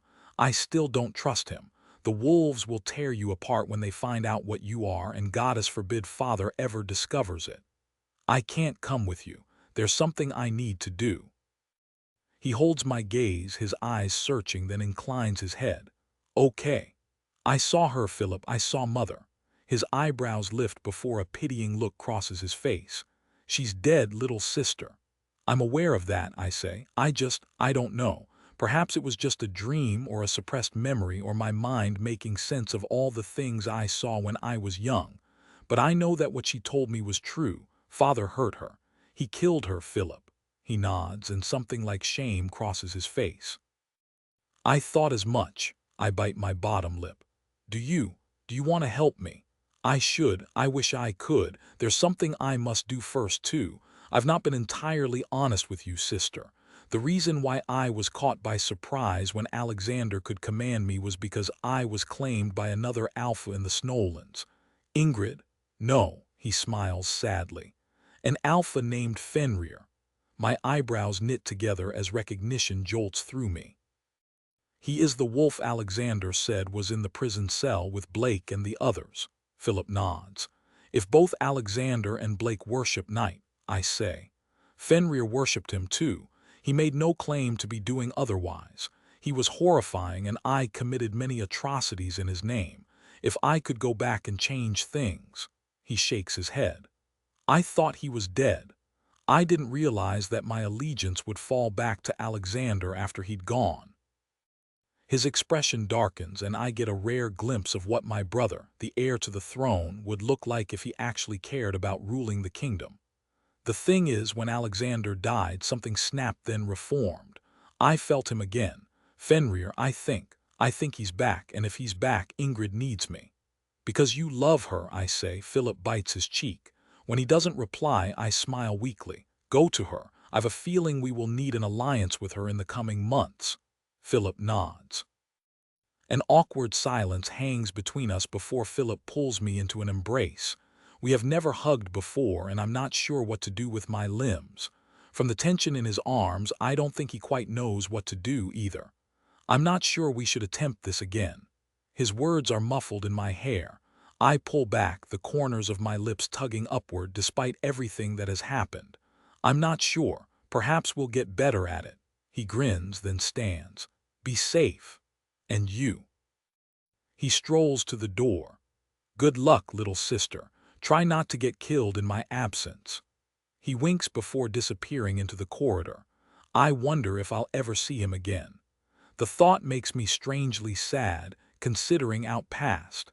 And then I'm alone in the small room, with nothing to keep me company but the sound of the sea crashing onto the rocks somewhere below, and the shadows that dance along the stone walls. Every time the window rattles, I flinch, and the memory of the whip and Alexander and the serpent made of darkness slams into me. I don't want to be alone with my thoughts right now. I can feel him. Blake. The thread that links us feels tighter, stronger somehow. I think if I follow it, it will lead me to him. Get your hands off my mate. I slide out of bed. My legs are a little shaky, and the skin on my back tingles, but I'm surprisingly well considering what happened. When I slide my hand down the back of my shirt, I feel the ridge of one of my old scars between my shoulder blades, but no fresh wounds. My legs are bare, but brown breeches are folded up at the end of the bed. Blake must have left them for me. I slip them on, alongside a pair of boots left by the wall. I creep through the door. The torches along the walls aren't lit, and there are no windows. Darkness is thick on my skin, yet I can see the stairwell with sturdy black banisters at the end of the corridor. I think it's my wolf sight. I think I may have finally broken the cage that was keeping my wildness locked within. I head toward the stairwell, then down the stairs. The entrance hall looks like it might have been magnificent once. It's large, with an arched iron door and a chandelier that creaks as it sways on the high ceiling. My footsteps echo as I stride across the hall. On either side of me, streams of rainwater run down the walls and puddle on the black flagstones. The scent of seaweed is strong, and black algae almost entirely coats the anchor that has been attached to the wall above the door. It's bitingly cold, but the temperature doesn't cause me the discomfort it usually would. I have a feeling that if I turn left, I'll find my way to Blake in the dungeons. Something compels me to walk in the opposite direction, toward the door. It screeches as I push it open, then I slip out into the night. I find myself in a bleak courtyard within high fortified walls. It's raining heavily, and my clothes immediately stick to my body. Water rolls down my face and I relish the feeling. It means I'm alive.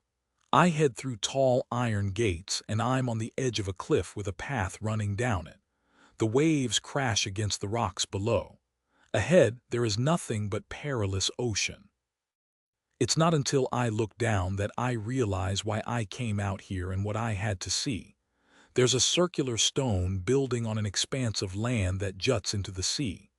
One of the walls is crumbling. The amphitheater, the place where I thought I would die. The place where I finally let go and decided to fight. A part of me wants to clamber down the path, cut through the rock and make sure the serpent, the cloaked men, and Alexander are really gone. As I look, though, I notice thick smoke, darker than the night, pluming from its roof. A gust of wind brings the scent of fire and rancid burning meat. "Oh, fuck off, James." An irritated female voice is carried by the wind, along with the sound of boots thudding over wet stone. I turn to the path. "What do you want me to say? Am I supposed to thank you for coming to die with me?" That would be a start, you ungrateful." The roar of the sea drowns out whatever insult James hurls at Claire. "I saved your life. That's what you were doing when you were chained and on your knees, was it? Aurora saved my life, you Egypt. You did your usual fuck all." Well, you saved my life, Claire. That acolyte was about to decapitate me. Remember that? Scared you were going to lose me. Please, I was killing a southerner. It had nothing to do with you." James laughs. "Keep telling yourself that, lass. You." He strides onto the cliff top 20 feet or so away from me, and his head abruptly snaps in my direction.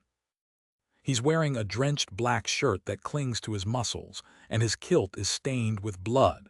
He carries a torch and the flame struggles to stay lit as it fights the elements. Ash and grime coats his face, and my nose twitches at the odor of death that clings to him. Claire clambers up beside him a moment later, slightly breathless. "Move, will you?" She barges into his shoulder. "Do you want to stop in a more inconvenient?" Her mouth shuts as she follows James's gaze. Her hair clings to her cheeks and she's just as grimy as James. There's a dying torch in one of her hands, too. She dips her head in my direction, then walks toward the tall iron gates behind me. "I'm done. I'm going to see if that southern bastard has any decent whiskey in this shithole of a castle. Unlikely." "I'll be with you in a minute," says James. He doesn't move his eyes away from me. That wasn't an invitation. Claire disappears into the courtyard and James shakes his head as he strolls toward me. I straighten. I can't tell whether or not he's a threat. He's my enemy, yet the memory of him falling to his knees before me flashes through my mind. He's not looking at me with deference now. There's more of a wry amusement in his eyes. "Look who's awake." "I'm surprised you're out here alone," he says. He stands beside me and nods at the amphitheater in the distance. "We burned it," Blake insisted. "He's always struggled with his wolf and whatever you did to him in there. Well, he's been pretty intolerable since. Did my brother ever tell you about resource guarding? Wolves guard things of value to them. Blake told me that." "What do you want, James?" He releases a dark chuckle, then swipes a hand over his stubble. "Simple things, I assure you. The same thing I wanted when I was in the kennels down there. To be drunk, warm, and well fucked. You've nothing to fear from me, lass. We may be enemies, but you've got the blood of my goddess in your veins. I won't hurt you if my people discover who you are." He shakes his head and strands of brown hair stick to his cheeks. "My kingdom will tear itself apart to gain possession of you. I'll keep my mouth shut. You have my word." Some of the tension inside me uncoils. James may not be as honorable as Callum, yet I believe him. He tried to help me in the amphitheater, even before he knew what I was. I have a feeling that there may be some good in him buried deep. James shrugs a big shoulder. "I know you found the idea of marriage to me abhorrent. I find almost everything about you abhorrent." "Almost? Are you warming to me, princess?" "No, you're not going to suggest we wed again, are you?" He rolls his eyes. "That ship has long sailed away. You're bonny enough, but I only asked you before to piss off the Southlands and because I knew Blake was up to something. You should be in the north with the wolves." My brother. His honor won't let him marry another wolf's mate, but still, a marriage alliance with Callum would be sensible. I hate to say it, but with all this talk of night lately, I think something worse may be coming. We may need to unite the kingdoms to defeat this threat. No, I say. James arches an eyebrow. Don't be stubborn. I know things are complicated between the two of you, but for our kingdoms to be united in marriage, my father would have to agree. He is ruler, not me. I shake my head. Even if he was willing to work with the people he has oppressed and killed, even if Callum could be persuaded to join forces with a monster, I will not be presented to the wolves as a political pawn. My spine is like a rod as something wild and thorny jolts through me. I'm not sure why I'm telling James this of all people, yet I feel like he'll understand. My father has ruled for long enough, I say over the roar of the waves. He is not fit to be king. Philip has no designs on the throne, and with him in the Snowlands there is only one heir left. With my father out of the way, the throne will fall to me. Maybe we need to bring the kingdoms together, but I won't come to Callum as the princess of nothing, with no power or influence, and ask for an alliance. I will come to him as his equal.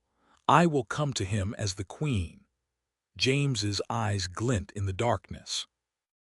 I was planning on heading back to Highfell to challenge whoever the new alpha is, but if you need some help killing Southerners, I think I'm long overdue a visit to your father. I assess him. Ruthless, with big powerful muscles and experience of ruling a kingdom.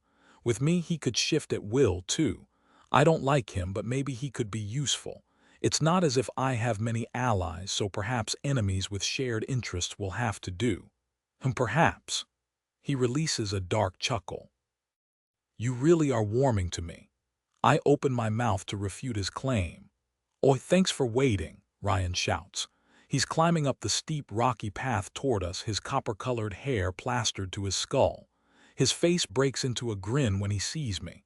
Princess, how are you? His face pales. At the same time, the velvety scent of the forest caresses my senses, and that thread that's coiled around my soul tightens. Ryan dips his head and scurries past James and me toward the gray keep. James shakes his head, amusement tickling his lips. I turn around. Blake stands between us and the iron gates of the keep. The rain plasters his black shirt to his body and the wind ruffles his hair. His eyes find mine and that thread between us hums. At once I'm falling and frozen. Slipping his hands into his pocket, he walks toward us. Excellent plan, little rabbit, he says, and I realize he was listening in on our conversation. A dimple punctures his cheek. Would you like my help? Chapter 63, I Forget How to Speak. As Blake stands before me on the cliff edge, the waves spraying the rocks below, I can partially understand Ryan's desire to dip his head and get away from him. Dominance I hadn't noticed before seems to roll off him. Perhaps I strengthened the bond between us, and now I'm more aware of him than before. Perhaps whatever links me to all wolves senses the animal in him. He feels dangerous. It could just be how still he is as the elements rage around him, or the tension in his shoulders despite the calculated dimple in his cheek. A streak of blood on his face mingles with the heavy rainfall, rolls down his cheek and drips off his chin. James grins widely. He grips Blake's shoulder and turns to me. See this? Stiff shoulders, hard biceps, tight jaw. He points at Blake's face. Classic guarding signs. If I touched you now, princess, he'd probably try to kill me. Blake flashes James a dangerous smile. If you touch me again, I'll remove your hand and insert it up your arishole. James laughs and taps Blake lightly on the jaw. Terrifying. He starts to walk away toward the iron gates of the keep. Blake turns and kicks him lightly on the back of his knee, causing him to stumble. Prick. Cunt. The corner of Blake's lip twitches as he turns back to me. The realization slams into me that even though Blake and James would happily kill one another, Blake was part of James's inner circle of alphas for 2, maybe 3 years. James knew Blake well enough to determine the true meaning of the bond before even Callum did. Perhaps they're friends, in a way. As the gates screech shut, and James's footsteps are swallowed by the rain that hammers the ground and the sea. My stomach tightens. Blake and I are alone for the first time since I broke into his bedchambers and he was restrained by Lachlan's men. We're supposed to be enemies, working against one another, but he saved my life and I saved his. He runs a hand over the back of his neck. He's caged his emotions from me, but I think he feels as awkward, as uneasy as I do. "How are you feeling?" he says finally. I'm well, thank you. And you?" He releases a soft laugh and shakes his head. "I'm fine, little rabbit." He sighs and my muscles tighten. I'm sure, drenched and shivering as I am, he's going to tell me to go back inside, that I need to be resting. I don't want to go back to bed, not yet. I don't want to be alone with my thoughts. I don't want to risk the nightmares that I'm sure will come. He strolls over to a boulder on the edge of the cliff and sits down so he's facing the ocean. I release a soft breath. I walk toward another rock a few feet away from him and sit down. My legs dangle over the side of the cliff. In the distance, the amphitheater is almost completely consumed by black smoke. "James said you insisted it was burned," I say. "Why?" "It was the bodies I wanted burned. The acolytes bore Knight's mark, which means they've offered their souls to Knight. I've heard stories that some of his prisoners are strong enough to possess the dead. It got me thinking about Kai back at Mad Adelaide and the way his eyes changed." "Do you think he was possessed?" He shrugs. "I don't know. But they know the truth about you. I didn't want to risk it." He turns his head to look at me. "What you did in there, you were magnificent." My blood cools. A crease forms between Blake's eyebrows. "What's wrong?" I felt powerful for a moment, but then I shake my head. I wanted to escape my fate. I wanted to feel like more than someone else's puppet. I didn't want to be an object anymore. Wars will be fought over me, won't they? People will try to kill me. Not because of who I am, but what I am and how people can use me. I'm a weapon. "Darling, no." His voice, silk soft, cuts through the roar of the wind. "You're not a weapon, you're a fucking tornado." There is something so intense in his eyes I have to drag my gaze to the roiling waves. "Alexander called you his brother," I say. "We're not related, but we are brothers in a way, just as Jack and Auren are my brothers too. Some bonds are forged by blood, some by light and love and hope. Others are forged in the darkness. Where are Jack and Auren?" "Auren went to check on Lofel. Jack is making sure the Grey Keep is secure. They'll be back." I suck in a deep breath of algae-scented air. I'm ready to talk about it. A long silence stretches between us. He clasps his hands between his thighs. "Okay, what do you want to know? The truth. When did you know about this?" I touch my chest, not wanting to say it aloud. "I'm not sure. I thought I just wanted to play with you at first. But the longer you were around, I told you before, I thought you seemed familiar when I first met you, even though we'd never met. Auren was kept prisoner with me beneath the palace. So was his mate. Farah," I say softly. He nods. "Our captor experimented on them and recorded it in the pages of the book you took from my chambers. I learned more about the mate bond than I ever wanted to know during those dark days. It's why I first took the book from my old room not long after you arrived in the Northlands. I'd started to suspect something. I didn't know for sure, though. Not until I had you in the dungeons with your legs wrapped around my waist. I recall that moment, how he looked like he was going to kiss me and seemed disgusted with himself for it." He sighs. "So, later that night when you were dying, I knew I could share my life force with you, because Auren and Farah had done it, time and time again."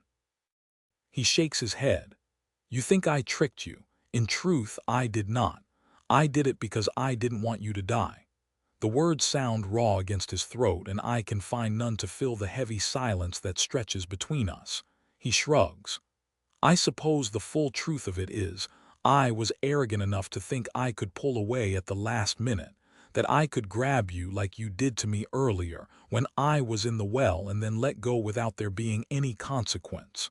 But you gripped so tight. Honestly, Aurora, I did not mean for this to happen. Make no mistake, I had designs on the throne, I still do. Your part in my plan was over. I was going to blackmail Callum once we had taken Matt Adelaide from James. I did not plan for this. It complicates things for me. You hid it from me. You had no right to do that. He releases a dark laugh. What was I supposed to do? You were with Callum. I knew he wouldn't be able to handle it. The truth would have destroyed you both. And your plan, too, in the process. Yes, there's that, too. A smile plays on his lips. You have the power. Break the bond now if you must. I think I made it stronger before. It feels different. Yes, I think so, too. The amusement dies from his eyes. You may have missed your chance. You could have broken the bond when I was dying. Why didn't you? I drag my hands down my face. Oh, I don't know, Blake. You're obnoxious and devious and manipulative. You have intentionally provoked me time and time again. You bit me. You plotted against me. You keep secrets and hide things, and I don't trust you in the slightest. You are the most irritating person I have ever met in my life. And yet, I sigh heavily. I feel exposed, naked in front of him. And yet, I admit something that makes me feel more vulnerable than I have ever felt in my life. You are my friend. My voice sounds small. I expect him to mock me, taunt me. I await the sly curve of his lips and the antagonistic glint in his eyes. Instead, his expression is more serious than I have ever seen it. When he smiles, it's sad. I wonder if he has ever had a real friend before, or at least one that was not forged in the depths of a prison cell.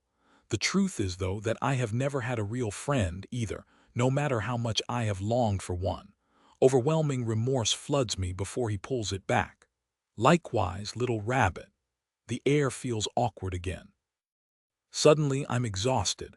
I shiver and rub my arms. I stand. I'm going to go back inside. I'm tired. He nods and pushes himself to his feet. I'll come with you.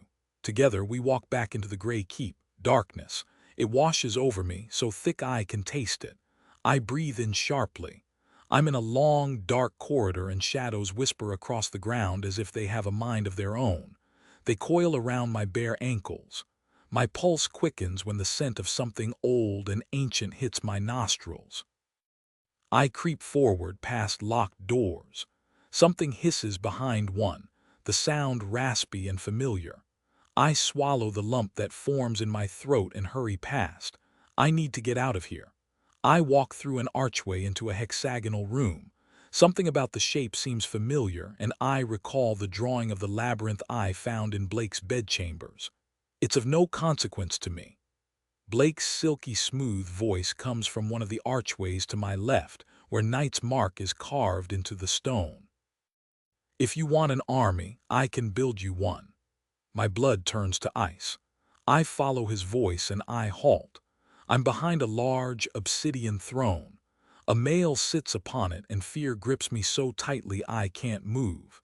He radiates a cold, ancient power that makes the hairs on my arms stand on end. I can't see his face, but I catch a glimpse of short hair as white as moonlight, and a tall, jagged crown encrusted with diamonds. He drums his long fingers on the arm of his throne, and my soul knows who he is, even if I have never seen him depicted before. I do not trust you.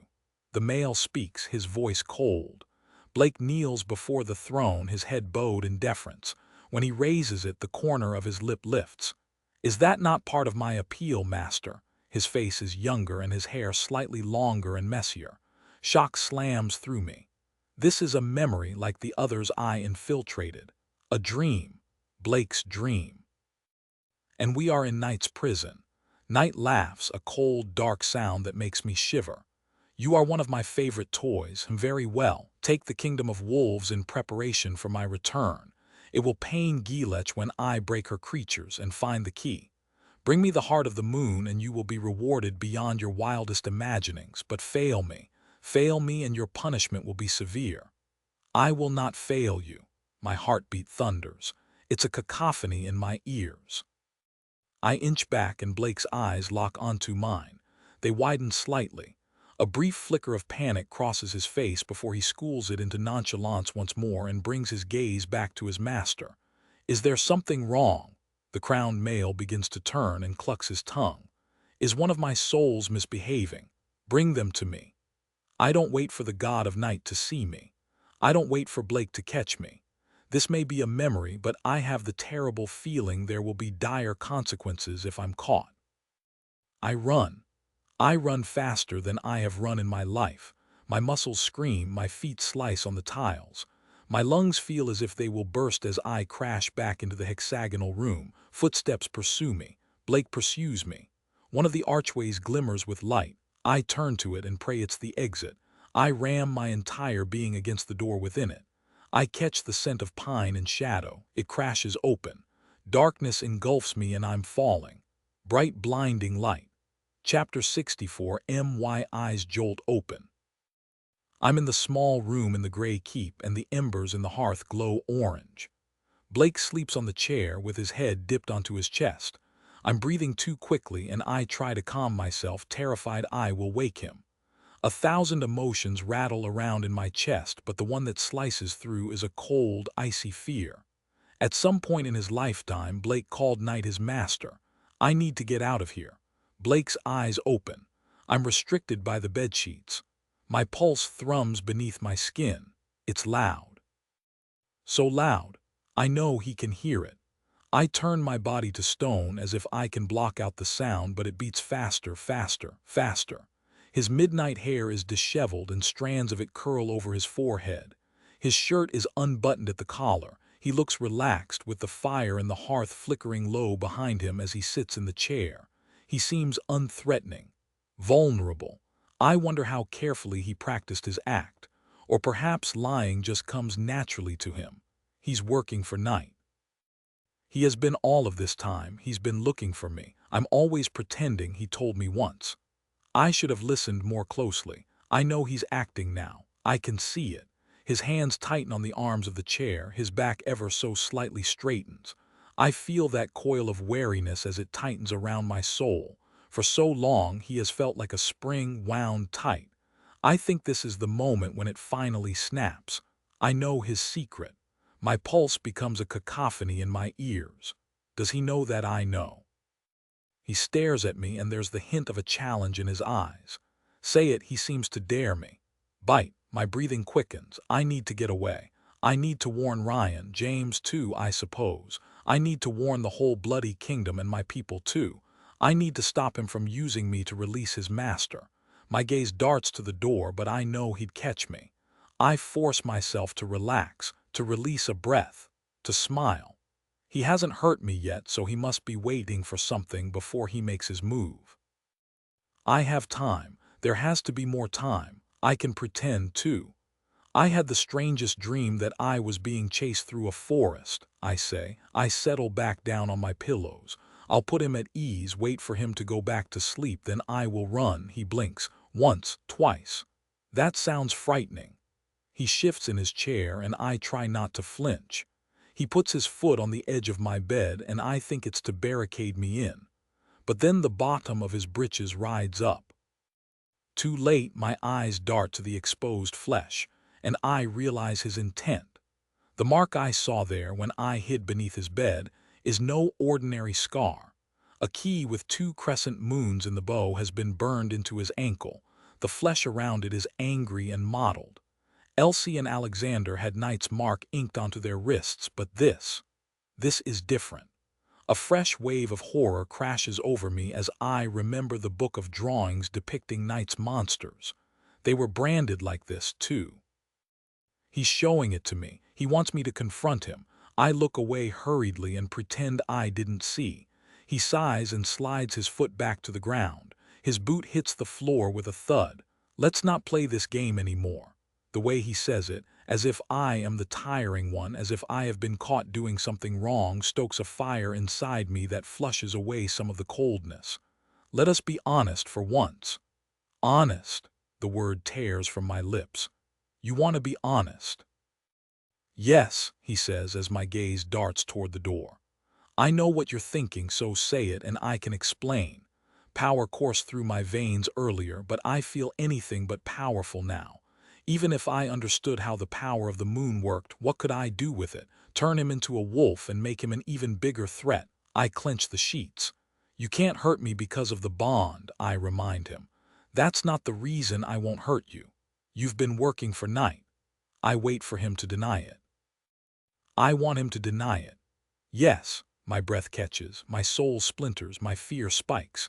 The rumors that someone was trying to free Night and create him an army, they were about you. You're the Night Prince. Yes, my pulse is beating so quickly now it drowns out the sound of anything else. Adrenaline surges through me. Run, run, run. Aurora, we don't have time for this. Don't. I lurch across the bed toward the door and the bedsheets tangle around my thighs. The glass of water on my bedside table spills. He grabs me around the waist and throws me back onto the mattress. I open my mouth to scream, but he pins me down and clamps his hand over my mouth. He climbs on top of me and his thighs clench against my hips. His scent floods my senses. I grab his wrist and curl my fingers into his bone. I taste the salt of his palm. Bite, bite, bite. Don't. The wolf flashes in his eyes, feral and beautiful. Listen. His essence floods me, dark and powerful and suffocating. It strokes and coaxes and is laden with such intense dominance that I almost whimper as I try to push it away. Something inside me wants to yield to it, to submit. He is using the aeth like before, but fear cools my blood. He is more powerful than he was letting on the last time he did this. All this time, I thought it was Callum who was holding back with me. I see now it was Blake. Sweat beads on my brow. His words, spoken in his chambers at Mad Adelaide, come back to haunt me. When the time comes, little rabbit, I will give you everything I have.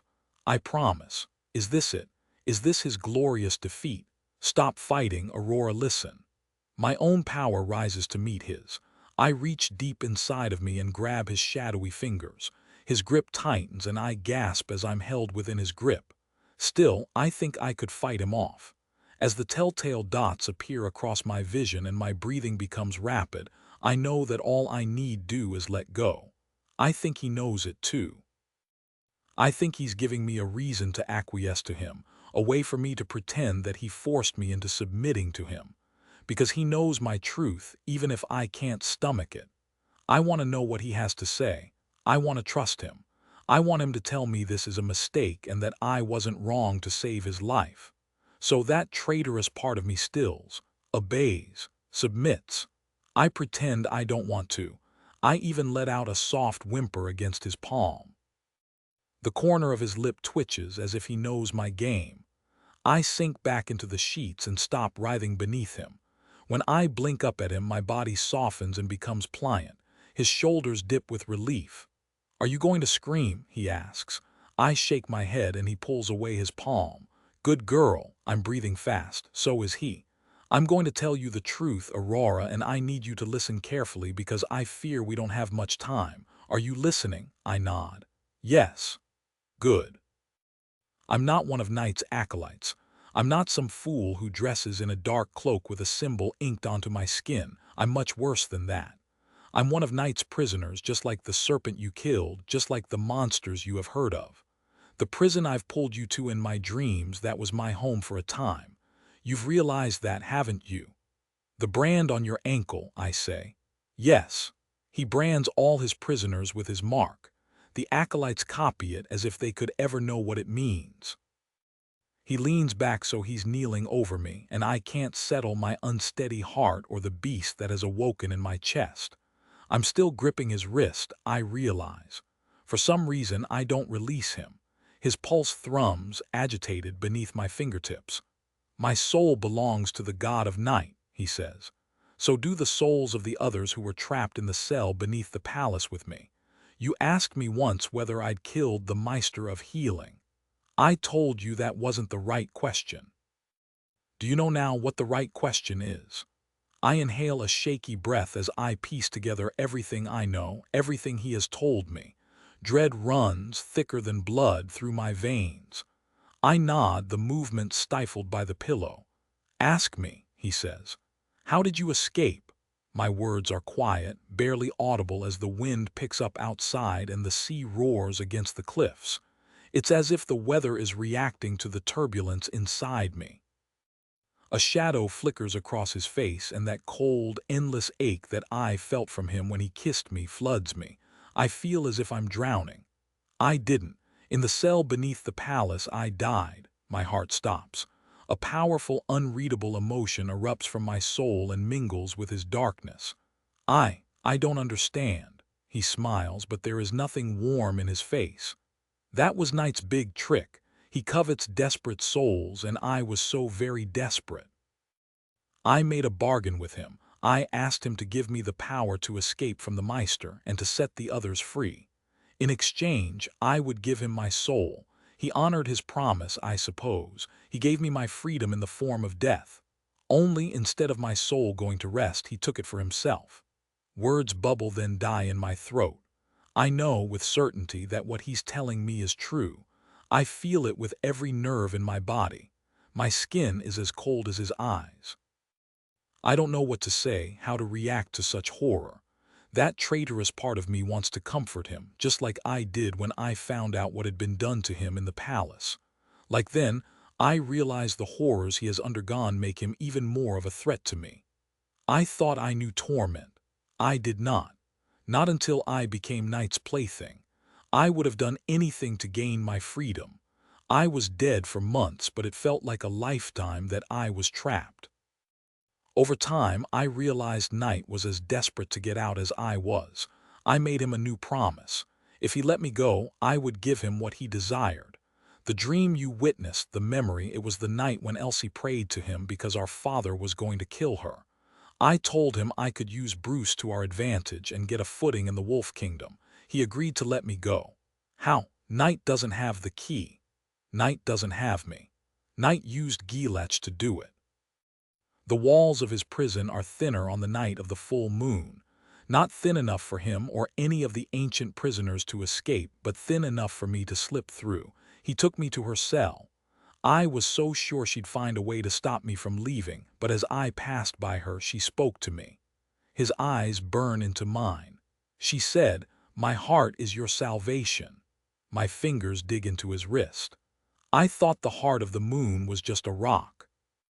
I thought I could use it to barter for my freedom, even if it meant unleashing horrors upon the world.